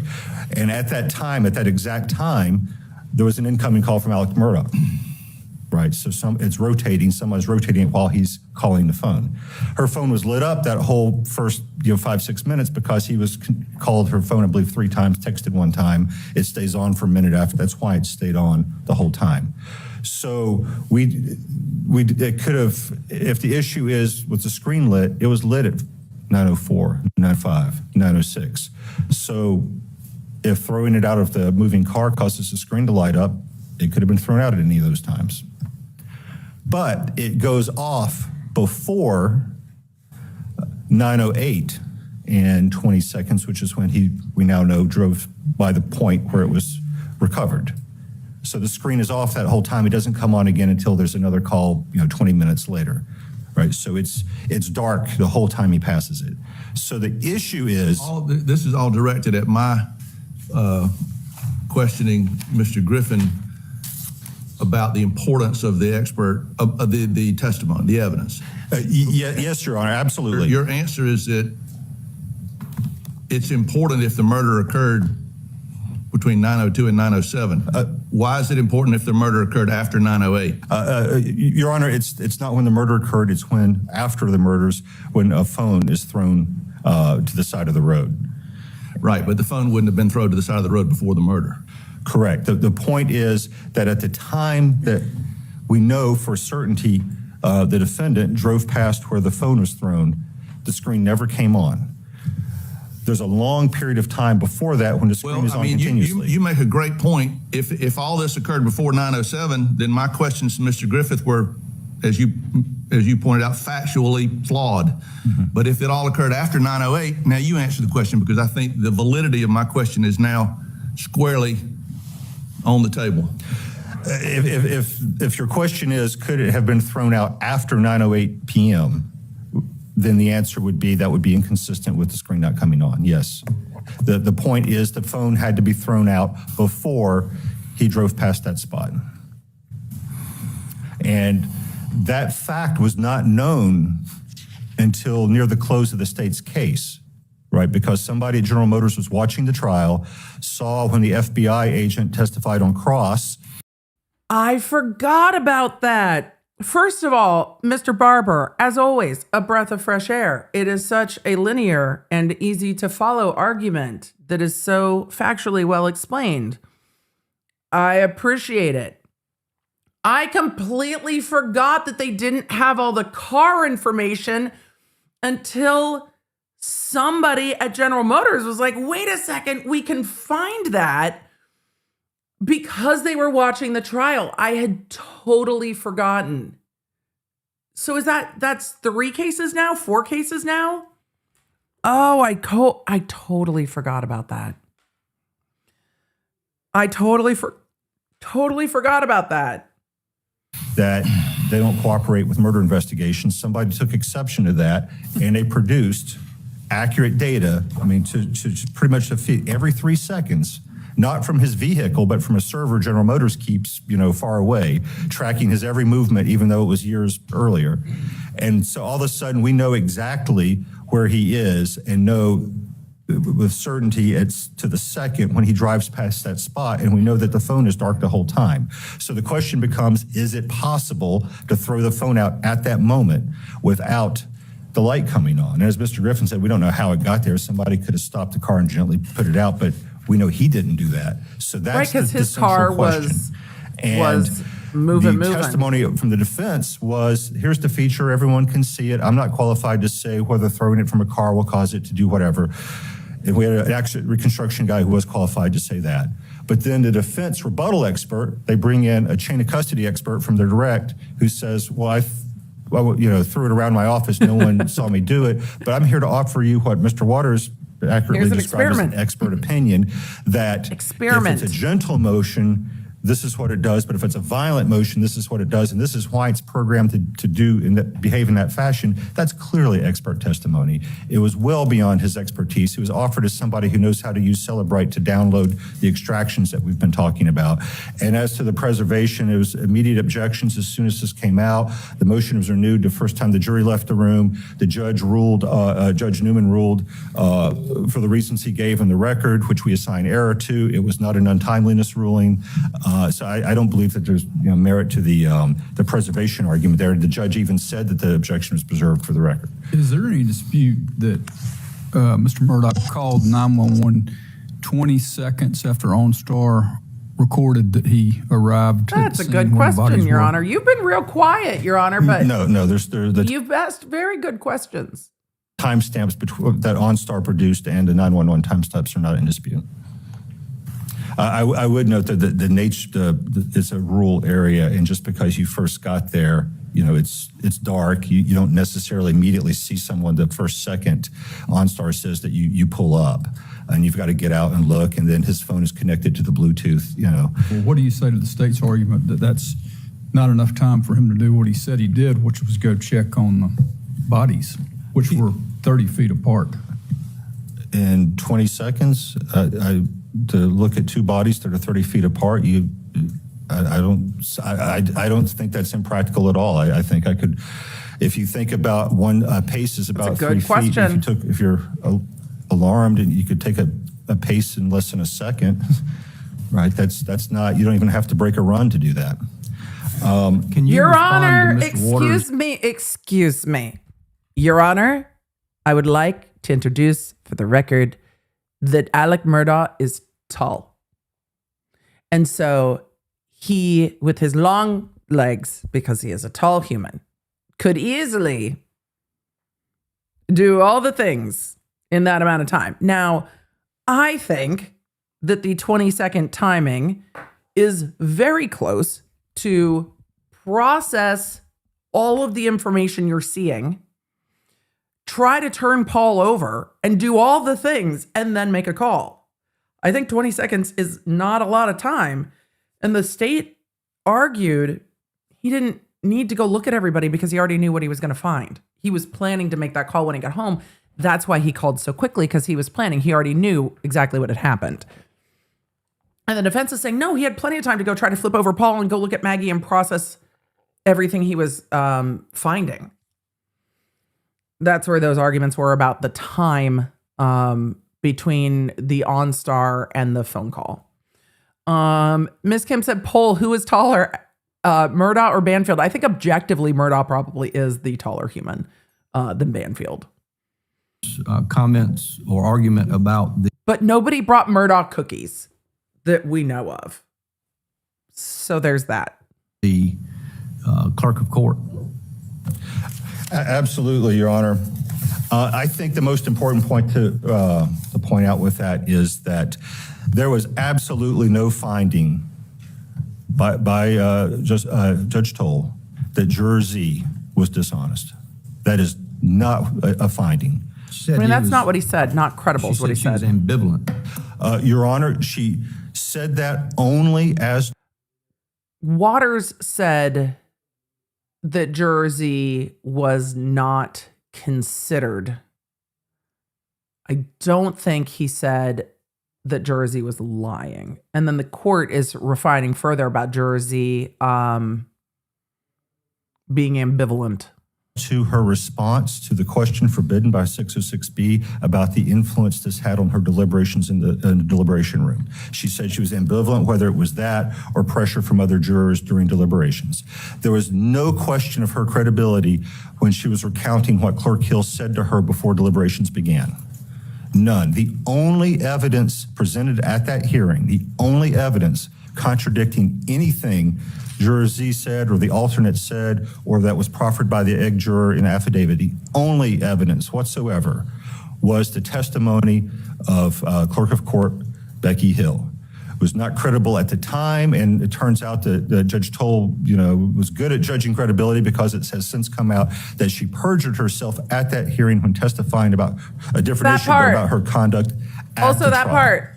The testimony of a perjurer at that hearing, admitted perjurer, is the only evidence contradicting the statements, the sworn statements from Juror Z, from the alternate juror, from the sworn affidavit of the egg juror. So our position would be that it is would be wholly unsupported by the record to We've got to say credit perjurer that of denial the jurors from Clerk Hill would bring the over jury. all the other evidence in the record. That would, if that finding were made, which the state argues was implicitly made, certainly wasn't explicitly made, that would be an abuse of discretion. However, we argue that that wasn't implicitly made because Judge Toll didn't reach these sort of almost nitpicking, was this said versus that said. She found that in her word exactly was improper.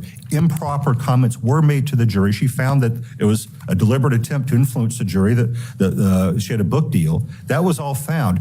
But it didn't matter whether it was this comment or that because her decision was controlled by an error of law, which was essentially that the defense had the burden to show some sort of but-for causation to the verdict. It didn't matter because it didn't affect the verdict. Whatever was said was improper, but the verdict would have been the same no matter what. That's the written order. And that is the error of law because the prejudice, which has to be shown, is the prejudice to the fair trial, which is that these things were said to the jurors, right? That's the bias, right? But this was said to the juror. That's the bias. But is it prejudicing a fair trial if that's not a deliberating juror and they were removed? That's where you end up in this round and round. We've shown the prejudice when we've shown that it's been said to the juror because now we don't have an impartial jury. There's no need to show the effect of the bias on the verdict. But he says the comments were fleeting and innocuous. And Judge Toll said limited in subject and not overt as to opinion. Yes, Your Honor, and maybe to address the question I was asked at the very beginning, is that a question of fact or law? What was said, that's a compound question. What was said is a question of fact. Characterizing it as an application of law to fact is a mixed question. To the extent you have to disaggregate it and say, well, what was said? Again, the only evidence in the record, right, unless you were to accept the found to be not credible testimony of Clerk Hill, who's also perjured herself, the only evidence in the record is that... Call her a liar some more, Barber. Just go for it. Just remind them about the perjury as much as you can. No one else has brought it up. It's in the record. It was actually added into the record later because it hadn't happened yet. We just watched the plea and sentencing not that long ago. So it was added into the record, but yeah, just perjury. She lied at the hearing. She was prosecuted for lying at the hearing. Right. Those don't believe the defense was said. Don't be fooled by the defense. That's the evidence in the record. All right, so given that is said, to characterize that as neutral as to opinion is an abuse of discretion, and it is a misapplication of law to those facts. To find that wasn't said would also be an abuse of discretion because it would be a finding wholly unsupported by the record. Okay. Maybe one. Yeah.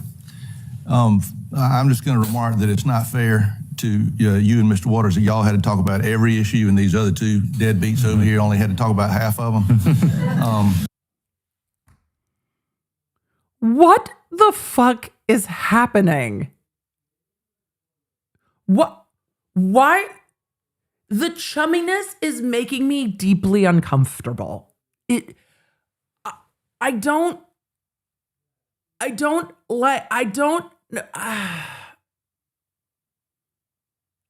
the chumminess with Poot is just, I don't know, man. It's just, I don't know.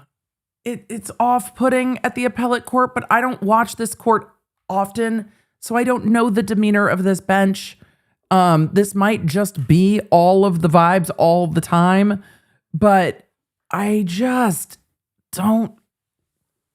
I don't know. Though I'm not really mad at anyone calling Poot a deadbeat. It's kind of funny. It is, but it just sits weird. The record. Maybe one. Yeah. I'm just going to remark that it's not fair to you and Mr. Waters that y'all had to talk about every issue, and these other two deadbeats over here only had to talk about half of them. But oh, I'm sorry. He was taking shots at both Poot and Jim. Okay, fair that we're taking shots at Poot and Jim, right? Because we all have known each other for 100 million years. Right. Did y'all go to law school together too? are you good to talk a little bit about some of the real nuances of the tool mark? Absolutely. Your Okay. You put in the pretrial hearing, or Mr. Griffin did, so the theory of tool mark is set forth in several documents that have been widely circulated and published by the AFT and so forth. But there have been criticisms of those, and one of the most striking ones is this idea that the conclusion, how they reach a conclusion, is circular, and that makes some sense, really. But my question to you is, wouldn't you say that those criticisms go more to the application of the theory than they do to the validity of the theory? Yes, Your Honor, if I could. It's important I think the best way to look at it is to compare it to DNA evidence, because it's so striking, right? Everything in the universe is unique, right? The tool marks are all unique. The question is, do we have a process that can reliably distinguish the cause of this mark to the exclusion of all others, right? That's the actual question. I did this process, and I can say, with some degree of certainty that, these two tool marks are made by the same weapon and not two different weapons. To shorten it up, I'm suggesting that you just asked a really good question. Do we have a process to differentiate? And I'm suggesting that these criticisms that have been published, particularly this idea of the circular thing, would answer that question, yes, we have a process, and it works, it's valid, but it has to be meticulously applied. Is that a fair way of interpreting those criticisms? It's certainly fair. I mean, there has to be a methodology, and the methodology has to be applied. Yes. Where I was trying to go with that is with DNA evidence, as the court knows from the many DNA cases it's had recently, these differences are quantified, and you get a very, 1 in 8 billion or whatever chance that these, came from different people that we say it's a match, right? Here, you have this very circular and very subjective. What you have in the end is 2 marks that look really similar, and somebody eyeballs them and makes a subjective judgment call that these 2 look really similar. And our basis for that is circular because we say, well, I look at this part and that part, and it's like, well, how do you know that means they're the same? Well, that's what we've always done. That's what I was trained to do, and it's very circular. The theory says you have to find whether they match. And the next question is, well, how do you know that? And you say you have to find sufficient alignment. And nobody ever comes down with a hard rule like you got to find 5 marks on the same cartridge that are identical to the 5 marks on this cartridge. Excuse me. Whereas with DNA, Your Honor, identical. Identical. If we're gonna call everybody deadbeats, can we just get a clap when we do it? It's late in the day for me, but that's where we're at. It sounds like the judge is attacking the methodology and asking truly if the methodology is reliable. It seems that that's where the judge is trying to get on the determination about whether or not this is a proper scientific methodology and whether it can be applied and repeated and duplicated. And what the state said is, yes, with this, we had 2 different toolmark experts toolmark experts take a look at it. And so it was verified and repeatable. So it was reliable, it was repeatable, and the judge's questions are going to undercut that in that 702 analysis about whether is this methodology really reliable and repeatable, and is this scientific evidence that should be allowed in or should not be allowed in. It's particularly with the ideas like touch DNA, you have the experts saying, I was able to identify 8 pairs of chromosomes and they match to what was at the crime scene or that to what we found from the defendant, and that gives a 1 in 1 million chance that it is somebody else. And to do anything like that with toolmark, you would have to quantify the similarity and differences of the toolmarks. And that's what I'm getting at, is all of that goes to the application of the theory, I think, not to the abstract validity of the theory. Absolutely, and there could be a day that with computers or AI that you can quantify and do something differently. But right now, having somebody eyeball it and say they look pretty similar to me, I think they're the same, that's not a reliable application of the theory. It's totally subjective, it's not quantified in any way, and it's certainly not something that could be subject to any sort of I'm trying to get you to concede that the theory is valid. I was really just trying to focus in on the importance of an explanation. I don't know if he needs to concede that the theory is valid. He's like, I'm trying to get you to concede that the theory is valid, but that the application of the theory here wasn't proper. And I understand Barber's hesitation because Barber doesn't really want to sit there and say, hey, this theory is valid. I don't think Barber wants to argue that the theory is valid. I think Barber wants to argue, I'm not saying the theory is valid, and I'm also saying it cannot be applied as a proper methodology. I don't think he's going to concede that point. I don't think he wants to. The theory is applied in an individual case. Thank you. No further questions? Hearing no other questions, Mr. Barber, thank you so much. And Thank you, Your Honor. on behalf of the entire court, I want to commend excellent counsel on both sides. Thorough, detailed briefs, very helpful to the. This is the first time today that I have noticed that the chairs are embossed. I don't know why I didn't notice it before, but the chairs are embossed with the I would imagine the state seal with the state seal, but the embossing is fantastic. Absolutely. Love. Court and its staff. That is combined with arguments that reflected a commendable command of this lengthy and complex record, together with applicable law. And it has all resulted in excellent arguments today. You've represented your respective positions professionally, and we all on the court commend counsel for both sides. We are adjourned.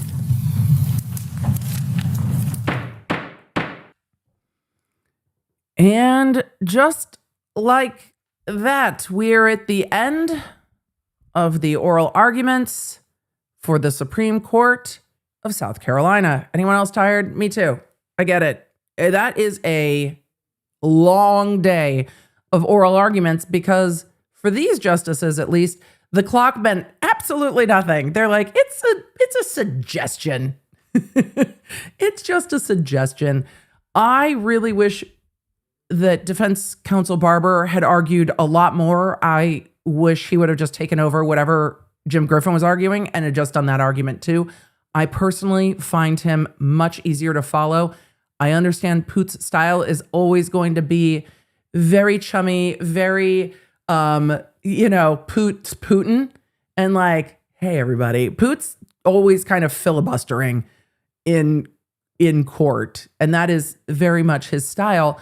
And I think Creighton showed how much of a command of this case he has, not just fact for fact, but also getting into the case law in it. I've always enjoyed Creighton's style and his organization. I think Creighton had a very difficult early go. Like he had a rough run early on because the facts are so hard to argue. The Courthouse Becky stuff is just awful. It's just awful. There's no way around it. And it's really hard for Creighton to kind of spackle over the rough bits and say, yeah, it's not ideal, but it shouldn't be reversible. You should not grant a new trial because of Courthouse Becky.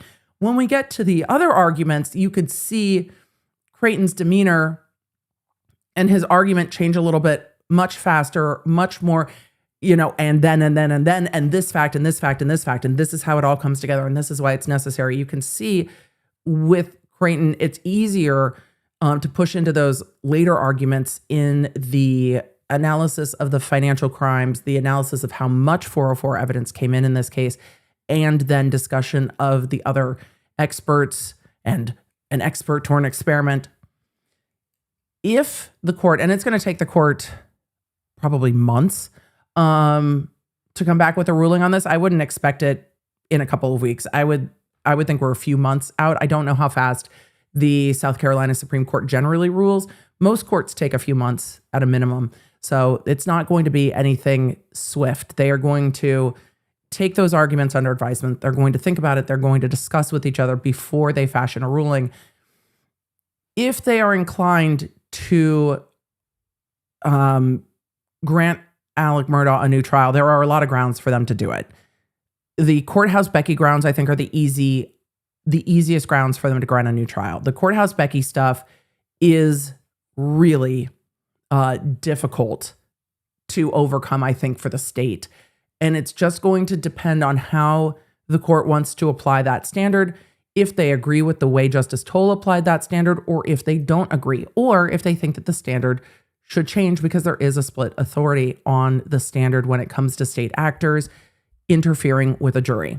The second grounds on that are going to be the evidence. You heard the Chief Justice in this case talking to Creighton Waters about the vast and expansive financial crimes evidence.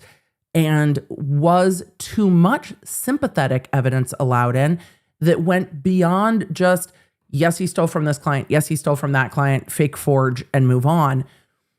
And that was something that we discussed during trial. At what point is it too much piling on? Because if the court finds it's too much, that becomes easier grounds for appeal. The other things I think are a little bit more difficult, but point 1 and 2 is 100% the Courthouse Becky issue and then the 404 financial evidence. it's hard for me. It's really hard for me to get over the Courthouse Becky stuff. It really, it does not sit well with me. It does not sit well that you can just be like, yeah, but it probably didn't bother them, so it's all totally going to be fine. I really, really think it's difficult, and I'm interested to see what the court does, because I can see them choosing to grant a new trial based on the Courthouse Becky stuff. I think that's the easiest grounds for them to base a new trial. And I think that I really think that they probably will. It's tough. They might not, but it's the Courthouse Becky stuff is bad. And I don't think trying to find a way around how bad it is serves the purpose of the court. And I don't think it's what actually upholds justice. It's just really, really tough. So if new trials are rare on appeal, but when you get to the end of this case and look at all the Courthouse Becky stuff, do you have questions? And does it leave you with questions?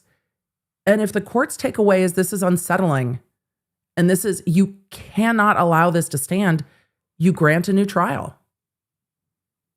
And you take a look at the standard and say no. And you saw the Chief Justice talking about the Courthouse Becky stuff, saying, yes, maybe some of these things are innocuous, but even though some of these things look innocuous, when you take them all together, it's not just innocuous. And then you get one of the justices saying, right, the state has all these puzzle pieces that they're putting together, but the defense has the defendant's testimony. That is the main point of their case, is the defendant's testimony.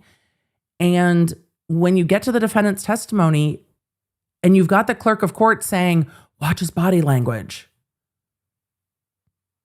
It's an epic day. Pay really close attention.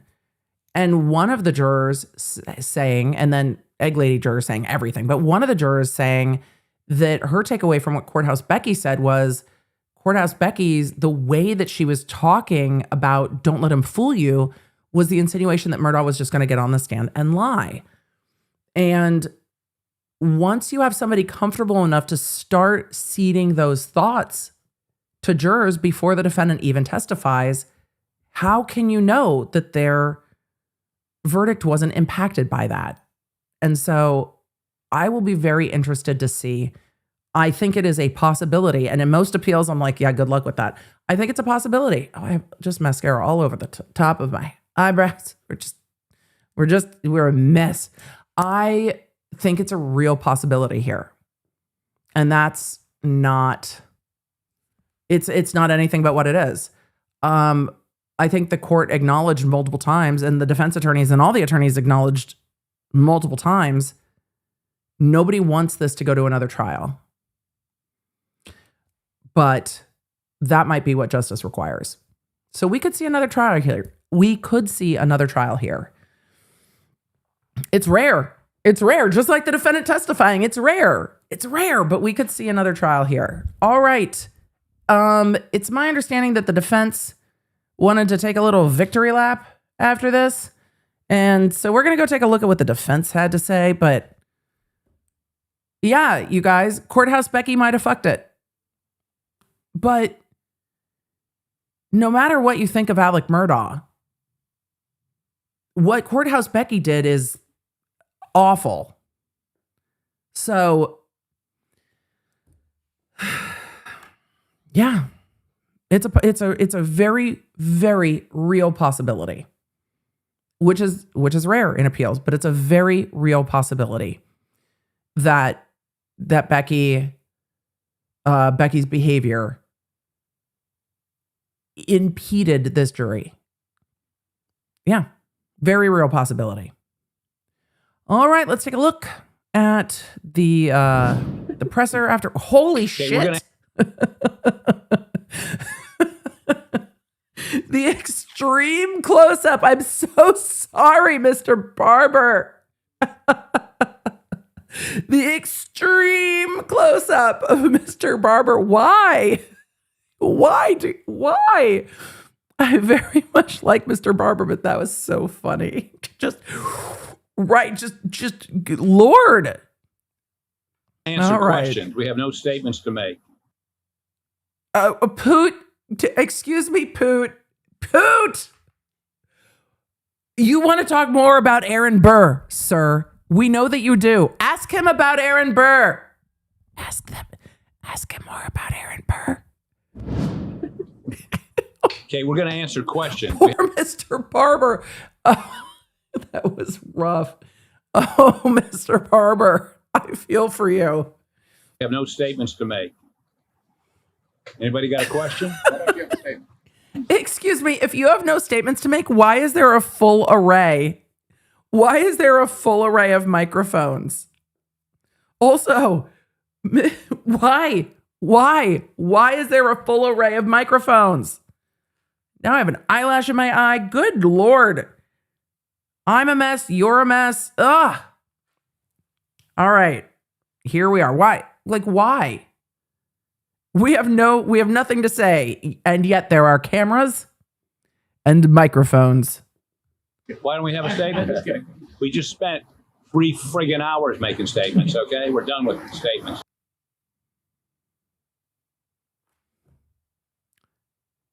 Poot, seriously? Seriously? Was today's presentation any different from what happened at the Apple? What happened at the what? With Chief Justice Toll. What was different? Yes, it was very different than the hearing in front of Chief Justice. Also, why are we doing this in the middle of the road? It just sounds like we're in the middle of the road. Very different. Also, thank you, Miguelina. I know that Miguelina found this presser for us and tried to clean up the sound as best as she possibly could before we went live. I appreciate it so much, but also it really does sound like they are in the middle of a road inside of a toilet bowl with skibbity toilet. I don't understand. In what way? Well, the questions that were asked, the comments that were made would indicate a different view of the law of evidence and procedure. The court apparently had questions about how she conducted the hearing, the ruling she made, which could be good, could be bad, but there's no way to predict what's going to happen. There are questions about They had some very friendly questions for the defense, though. They truly did. Hill were very pointed. Any reaction to the questions that they asked? And We think the court asked some very good questions. Yeah, I've argued up there, can't tell you how many times, but this really is the first time. You're telling me that you argue in front of the state Supreme Court so much that you've lost count, and this is what we did today. Huh. That every justice asked multiple questions, so they were all engaged. They were all, and some of the questions, frankly, dove into a lot of the granular factual details that we did not anticipate. So you could tell that they've studied everything about this case, the trial transcript, the evidence that was presented, and the legal arguments. But I'm like Dick, you can drive yourself crazy reading tea leaves and predicting the outcome. So that's an impossible task. But we felt good about the court's level of engagement. What do you think your strongest point is? Would you want to step in front of the mic? Becky, I love that all the media is can you please stand in front of the mic to answer? Courthouse Becky, your strongest point is Courthouse Becky. What's your strongest point, Dick? Strongest point. I think the jury tampering by the court Agreed. is Agreed. Something they were engaged in. They asked very pointed questions of Creighton Waters. I don't agree that the judges were involved in jury tampering, just so I'm clear. I agree that this was the topic that they were most engaged in. I think that the court was the most engaged in the two biggest topics that are a potential for new trial. And I think that's Courthouse Becky and the financial evidence that came in. So I agree with that. I feel that they're very interested in that. And again, you can't predict what they're going to do, but they were interested in the cases that we talked about. I agree with that. I think when Phil got back up and they were asking questions. He was great. About the clerk, and he pointed out she was a self-confessed perjurer. So one of the justices react to that. So, I mean, I think... I love that he called her a perjurer. It was so true. I wouldn't be surprised if one of the justices was just like, okay. Because, yeah, it's strong language, but she pled guilty. Look, do I regret anything we did today? No. Am I proud of the arguments we made? Yes. Did we cover everything we needed to cover? What are your real feelings about Aaron Burr, sir? And where did that hostility begin? Because I'm really curious where the Poot Aaron Burr I want to know where this started. Why? Why? I think we did. Phil, you got something to say? No? No, Okay. we covered everything. Is there anything you wish that they then would have asked you about? I wish I was a little bit taller. I wish I was a baller. I wish I had it. Sorry, I wrong don't think trial. so. I mean, if we had had an hour and a half each side, we would have. You didn't? You didn't have, y'all had so much, y'all had so much time. Y'all had so much time. So much time. Y'all had so much time. Covered the waterfront, but frankly, getting 40 minutes or 50, we had 50 minutes. That's highly unusual. And our goal is to answer their questions, what they are interested in. And so that's really, having done this for many, many, many, many, many years, I mean, I've learned that you win an appeal on your briefs, and our briefs were excellent, thanks to Phil and Maggie, and not so much Dick. But that okay, that's funny, and I don't doubt it. When he's like, you win an appeal based on your briefs, and our briefs are excellent thanks to Phil, Barber, Maggie, not so much thanks to Dick. 100%. I 100% believe that. argument is really where you can. That joke I'll take though. Taking shots at your legal partner, fair. That's step funny. on it and lose the case. And so I don't think, we did any of that. And so, we'll see where it heads. Or sometimes you find out they're thinking about something you never thought about. And we didn't hear that today. What do you go back and tell your client? What do you tell Alec now about what happened today? To watch the stream to see how awesome we were. Alec, try to get some more TV time on the iPad, buddy, so you can watch the stream. Speak to Alec yet? Not yet. No, we will. I would say to him, we had a good argument today. The justices were engaged. They were prepared. They'd read the stuff. They understood the stuff and had very intelligent questions that indicate to me that they're wrestling with the issues we asked them to wrestle with. And yes, chat, this is the cleaned up sound because apparently they are on the side of a very busy road. I do not know why. But alas, this is where we are. Is this to Alec? I mean, he's insisted he's innocent for all this time. I mean, is he kind of put everything? You almost got to push all your chips in at this point. Well, as you know, he's not going to get out of jail if we win this. That's true. Believes, advocates that he did not kill Maggie and Paul. He believes somebody else did. What? He knows he didn't do it. Yeah, he knows. It's not a belief. So that's where he expresses. Who? Look at Barber's face. Wait, look at Barber's face as Poot's like, he believes he didn't kill his wife. Oh boy. Everybody's just like, no. Back up.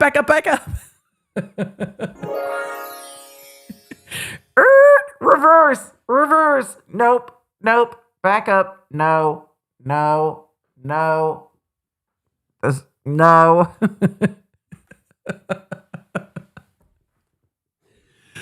Oh, Poot.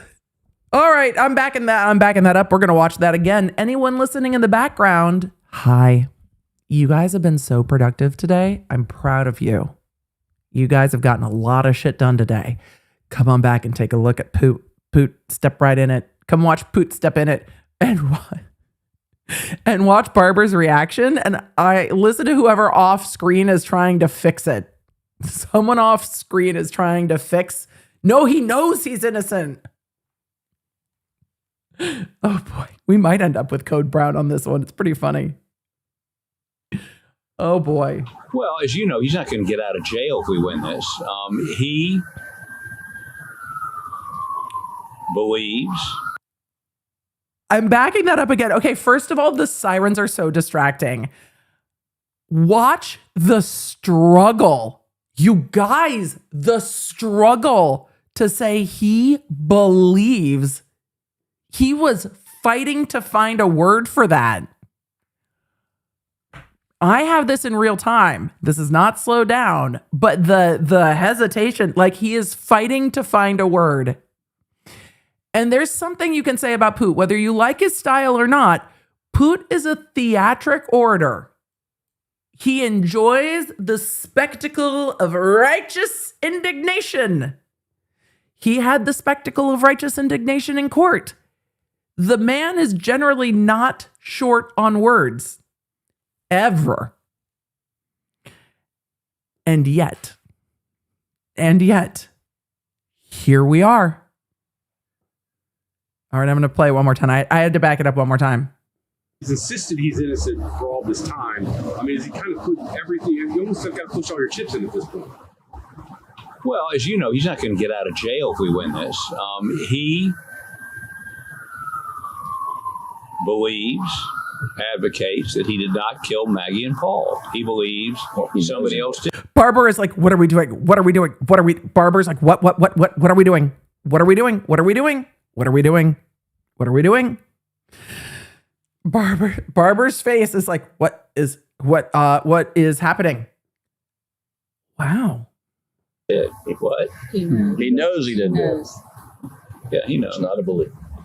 So that's what he expresses to us. But frankly, Jim was trying to fix it. He accepts that he's in prison. He doesn't regret being in prison, believe it or not. He's got a very positive attitude. He said he deserved to go to prison for what he did financially, but he can't accept. Yes, the sirens are just so loud. But yeah, that was kind of wild to watch. The fact that I'm turning this down as much. Are the sirens coming to pick up Poot after that? They're like, no, buddy, we're gonna need you to. We're gonna go put you in witness protection. Murdaugh is gonna see that. We've got you. We're gonna. What is? It sounds like the. Wait, who said the siren calls of fame?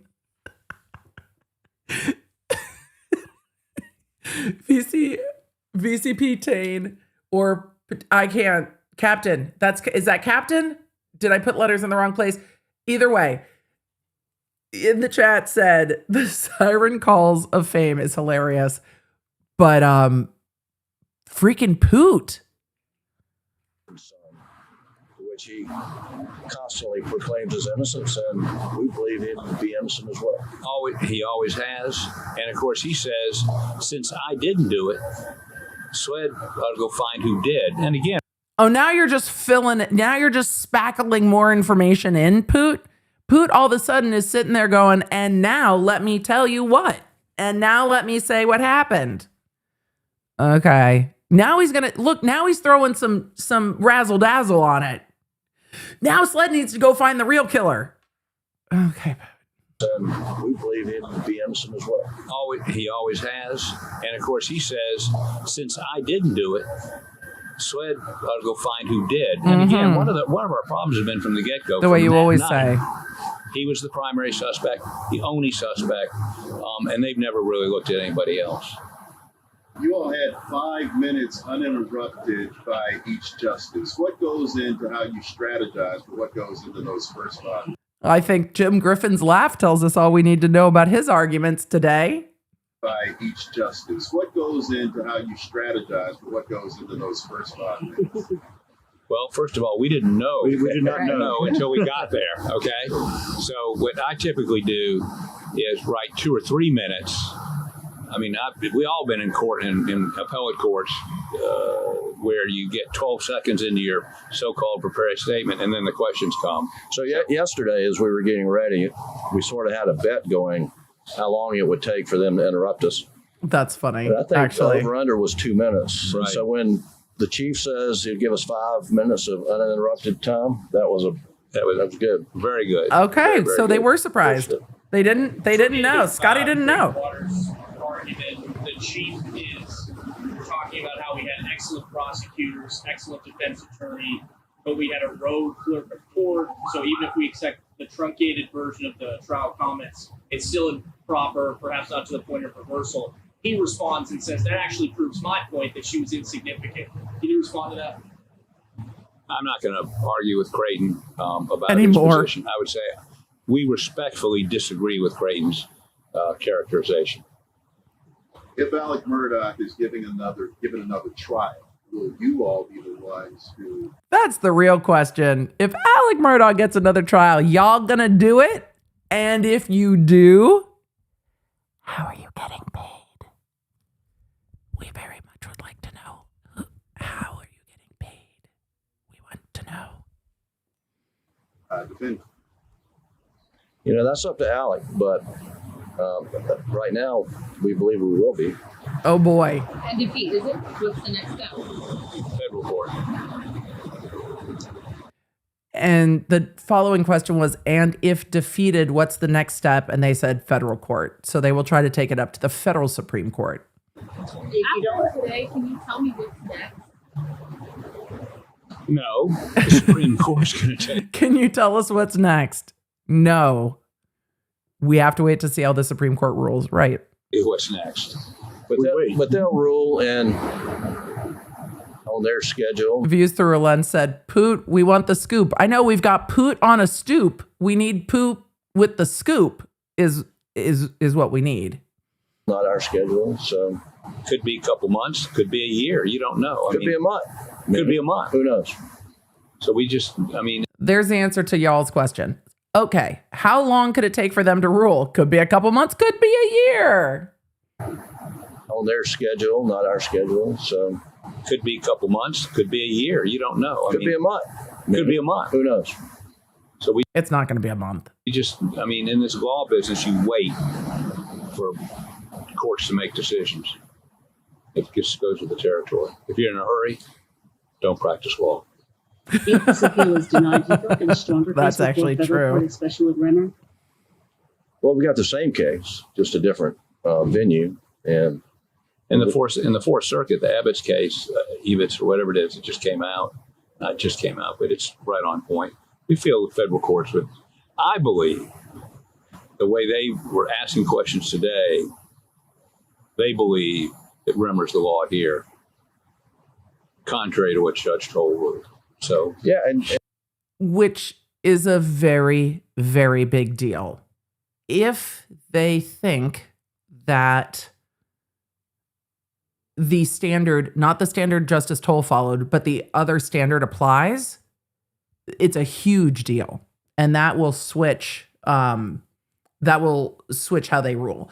If they follow the other standard, Alec Murdaugh should get a new trial. So it is a big deal. And the defense thinks that the questioning today indicates that they agree with that. They didn't seem to agree with a lot of what Justice Toll did. However, that doesn't necessarily indicate that they really don't agree, because the point of appellate courts is to poke at your arguments and see what you say. It doesn't necessarily mean they agree or disagree. And again, with a court that I don't watch frequently, it's hard to read them because you need to see how they question and then how they rule enough times to really get a feel for how a particular bench does something. They're in a much better position to assess that than I am. So is Creighton Waters. And I didn't hear the state argue it wasn't the law in the Fourth Circuit. I mean, it wasn't a law in South Carolina, frankly. So it was interesting. If the Supreme Court rules against you, what's next? Yeah, the question is, if the Supreme Court rules against you, what's next? They appeal elsewhere. Next legal avenue is federal court, federal habeas. And then they say if it gets taken up. Okay. Any other questions? Yes. We've heard, are they building a new road outside? Is that what's happening? No question. And we will bid you fond adieu until next time.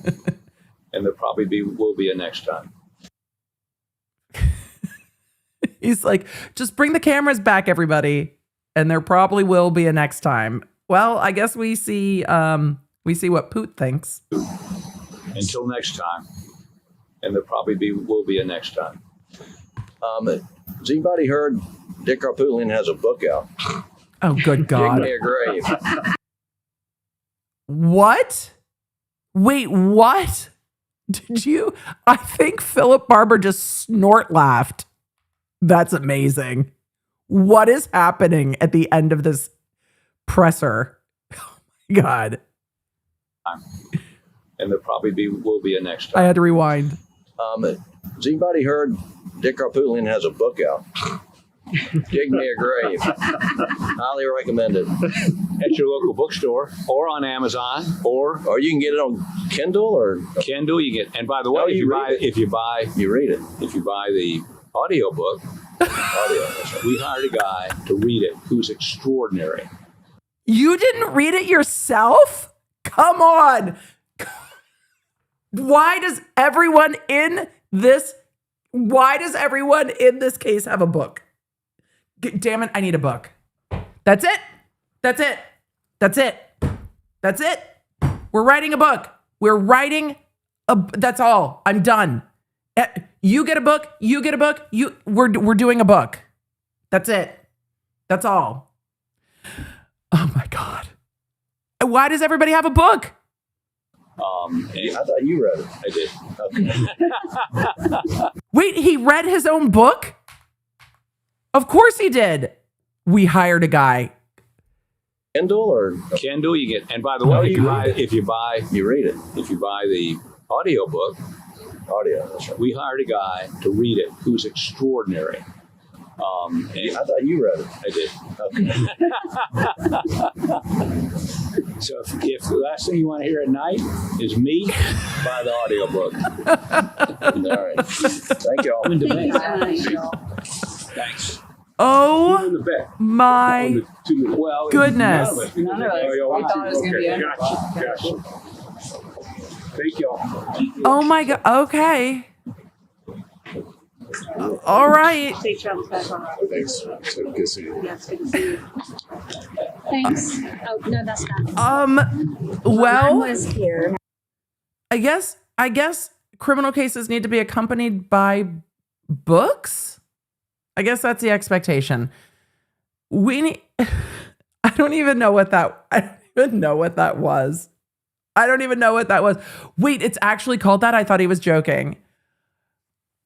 Cat Ashley 93 said, "Oh my God, the book is called Dig Me a Grave." I thought he was joking. Oh my God. All right. Well, we will take a look. A number of you have asked if my face is as rough as Phillip Barber's. Yes, I am not wounded. But kind of. So it was between me and a PRP needle, and the needle won. But it's healing. We're healing, but we are bespeckled. I've used arnica on it. I've used a lot of arnica. Guess what? Still can see it. Lots of arnica, guys. Still there. Makeup as well. Still there. So yes, still there. Hopefully not in a few days, but yes, the Amica cream did not prevent all of the bruising from my PRP, but I'm happy with it. I'm happy with it otherwise. But the Amica cream didn't undo, but is what it is. Between me and Phillip Barber, I think we're just absolutely a pair.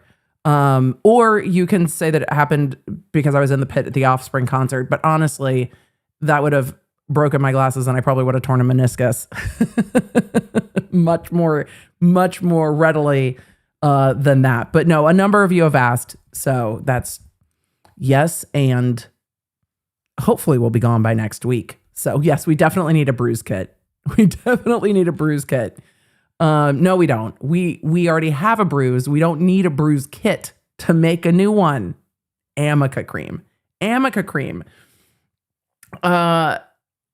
52 months, holy smokes, best place to watch a trial. I mean, between trial and appeals, man, we don't do a ton of appellate court, but this was unlike any. We've watched appellate court.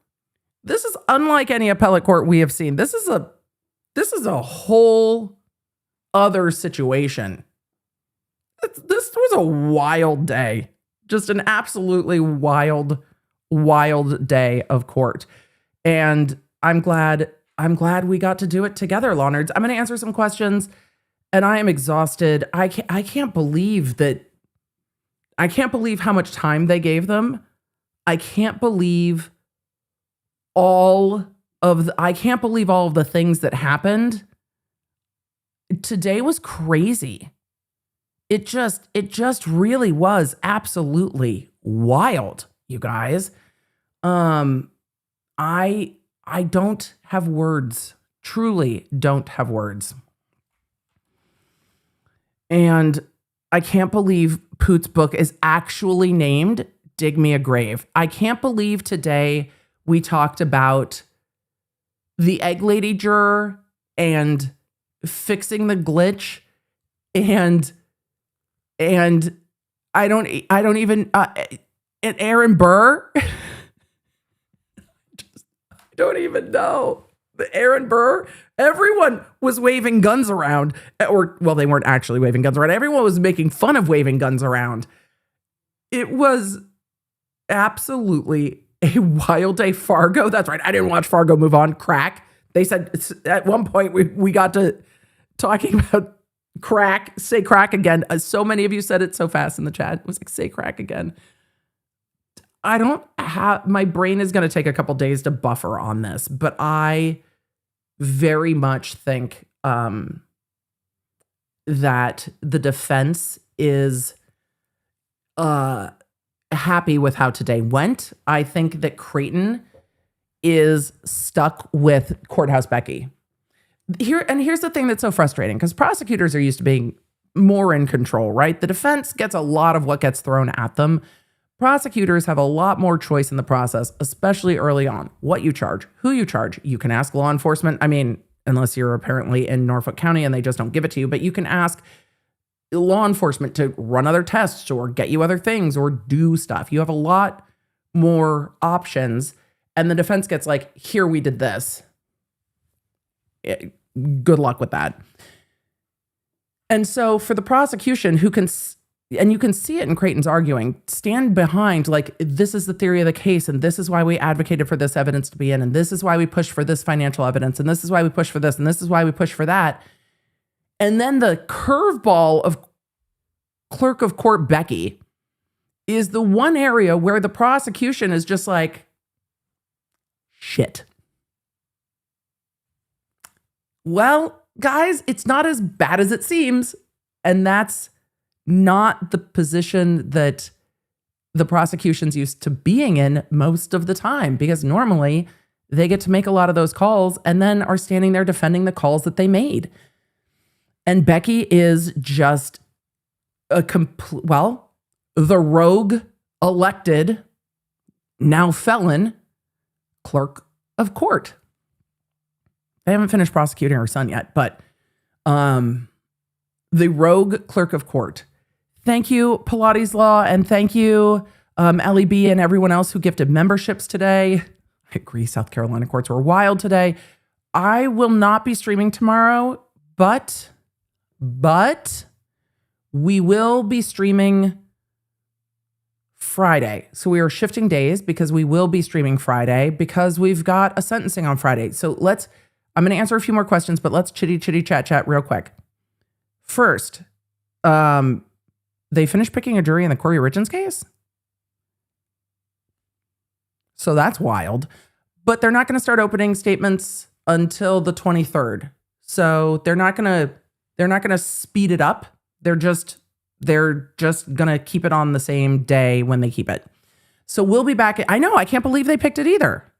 They've got a jury, but they're not starting opening statements till the 23rd. So we're just going to stream on the 23rd. I know. Views through a lens. But it was impossible. They couldn't find any jurors. Oh, everybody had heard about the case. And then they were like, done. Right. Much easier than they thought. On Friday, we have the sentencing of Juliana Magales. I think I pronounced that correctly. But Juliana, the au pair, has her sentencing on Friday, and that we are going to zoom to court for. So if you do not have the Law & Order app yet, get the Law & Order app. We will be in court on Friday for the sentencing of Juliana, the au pair, in Virginia. So back to Virginia and taking a look at the sentencing. I'm very interested to see what goes down on Friday. Because remember, the court has the option to sentence her to up to 10 years. The prosecution's going to be asking for time served. I will be streaming that closer to real time. I'm not going to do that on as much of a delay. So we're going to do that on Friday. I am not going to stream tomorrow. I will keep you up to date in the app. Hopefully the messages through the app, I know they were a little late last night, depending on what coast you live on, but I will keep you up to date with the other stuff I'm taking a look at in the app. I have been keeping an eye on all the things, well, except for the moment, all the things going on with Nancy Guthrie. I am also curious to see what happens. I will keep you up to date as best I can in the app on that. And then we will go from there. I obviously in the last couple of hours have no idea what's going on today. And I just want to go watch some figure skating with my kids. That's what we're going to do this evening. So I will try to keep you in the loop on the messages. I'm not going to be streaming tomorrow. I'll be back Friday for sentencing. You guys, let's answer a few more questions and then let's roll. It's been a long stream today after a very long day. It was great, but a very long day. Poison Elf said South Carolina is going to write a book on what a crap show this whole mess is.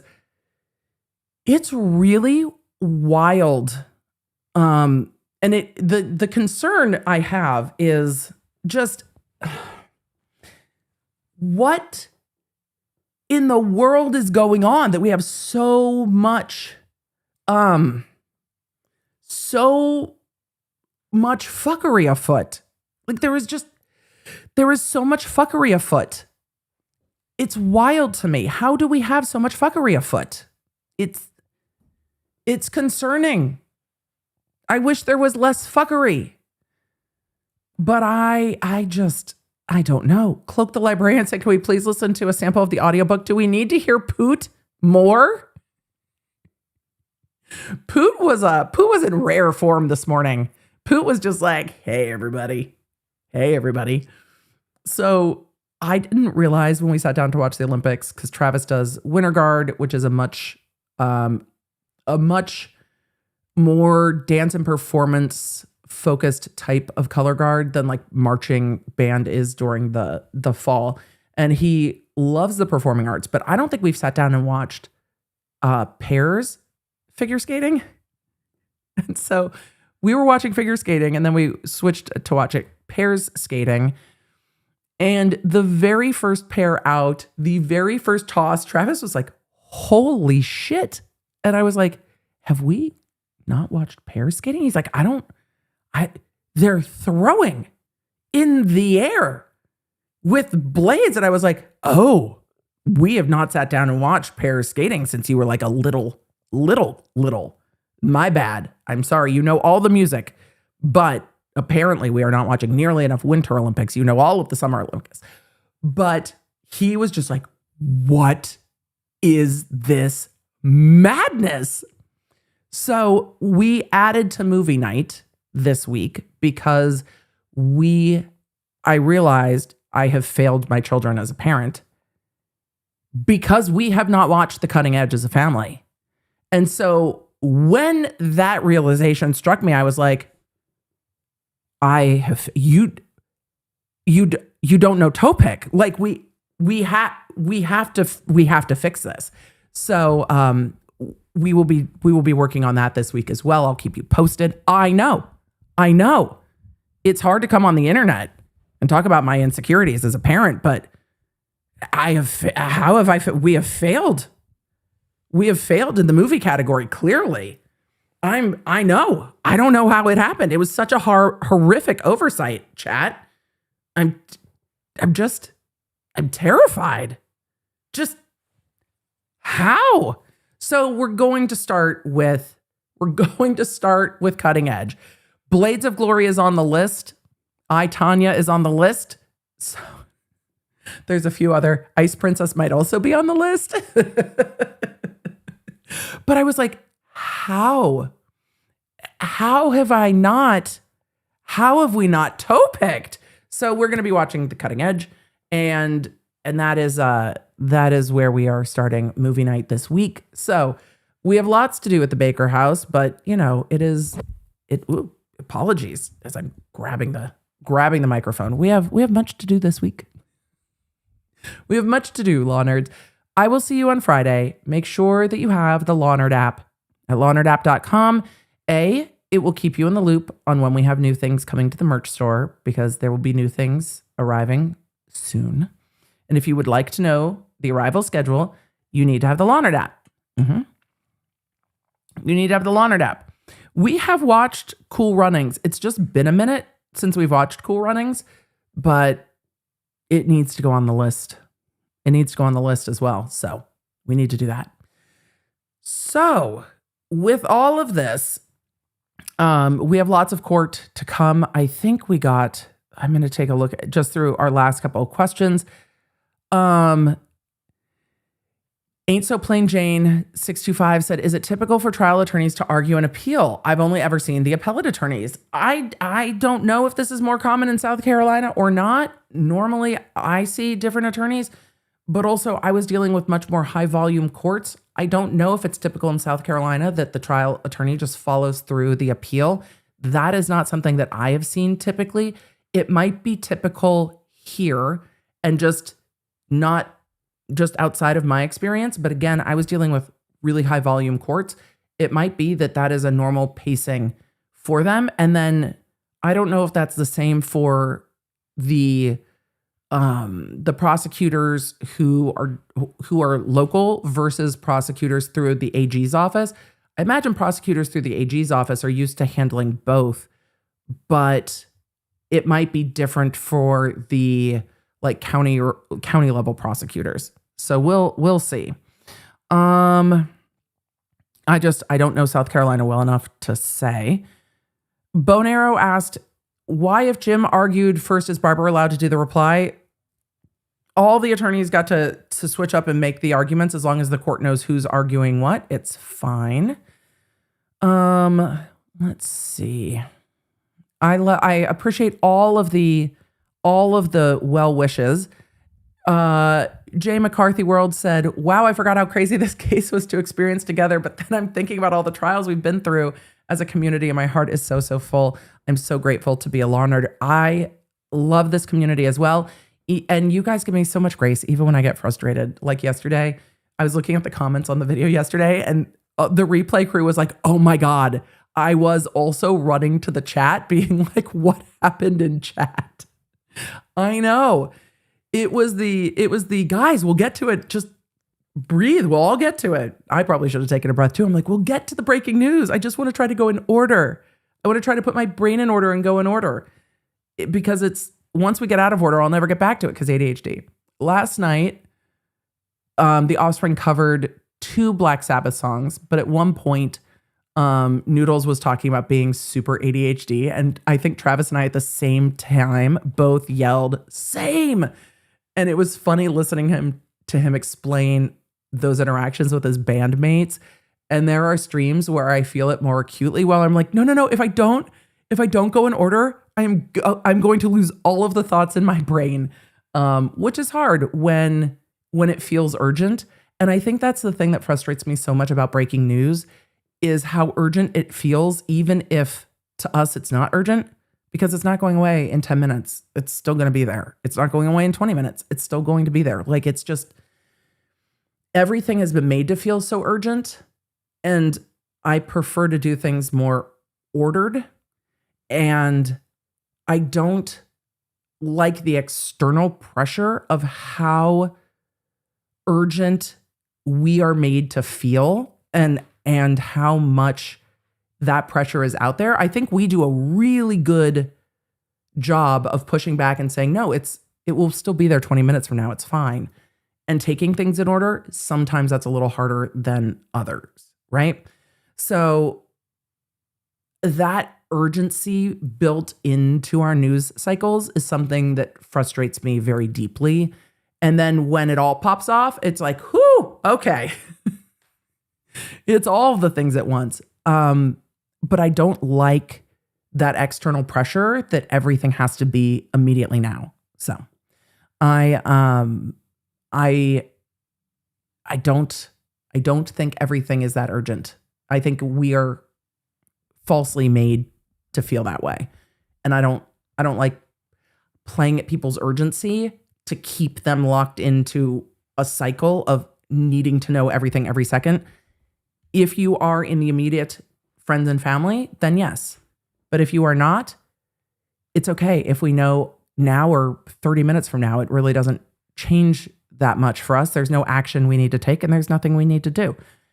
We will know, and we will know when we know, and that will be fine. Ali Mama Bear, this is 10 out of 10. This is 10 out of 10. Becky Boo wanted to be in the room where it happened. 100%. 100%. Becca Boo wanted to be in the room where it happened. 100%. And Leonards, I appreciate you. It is, it's hard sometimes to navigate that external groundswell of urgency in something that is not truly urgent for us. It is a false urgency. I hate it. I hate how much that's been pushed at all of us and how hard it is sometimes to push back. Robbie said pondering and thinking about things is needed. Yeah, thinking things through is 100% needed.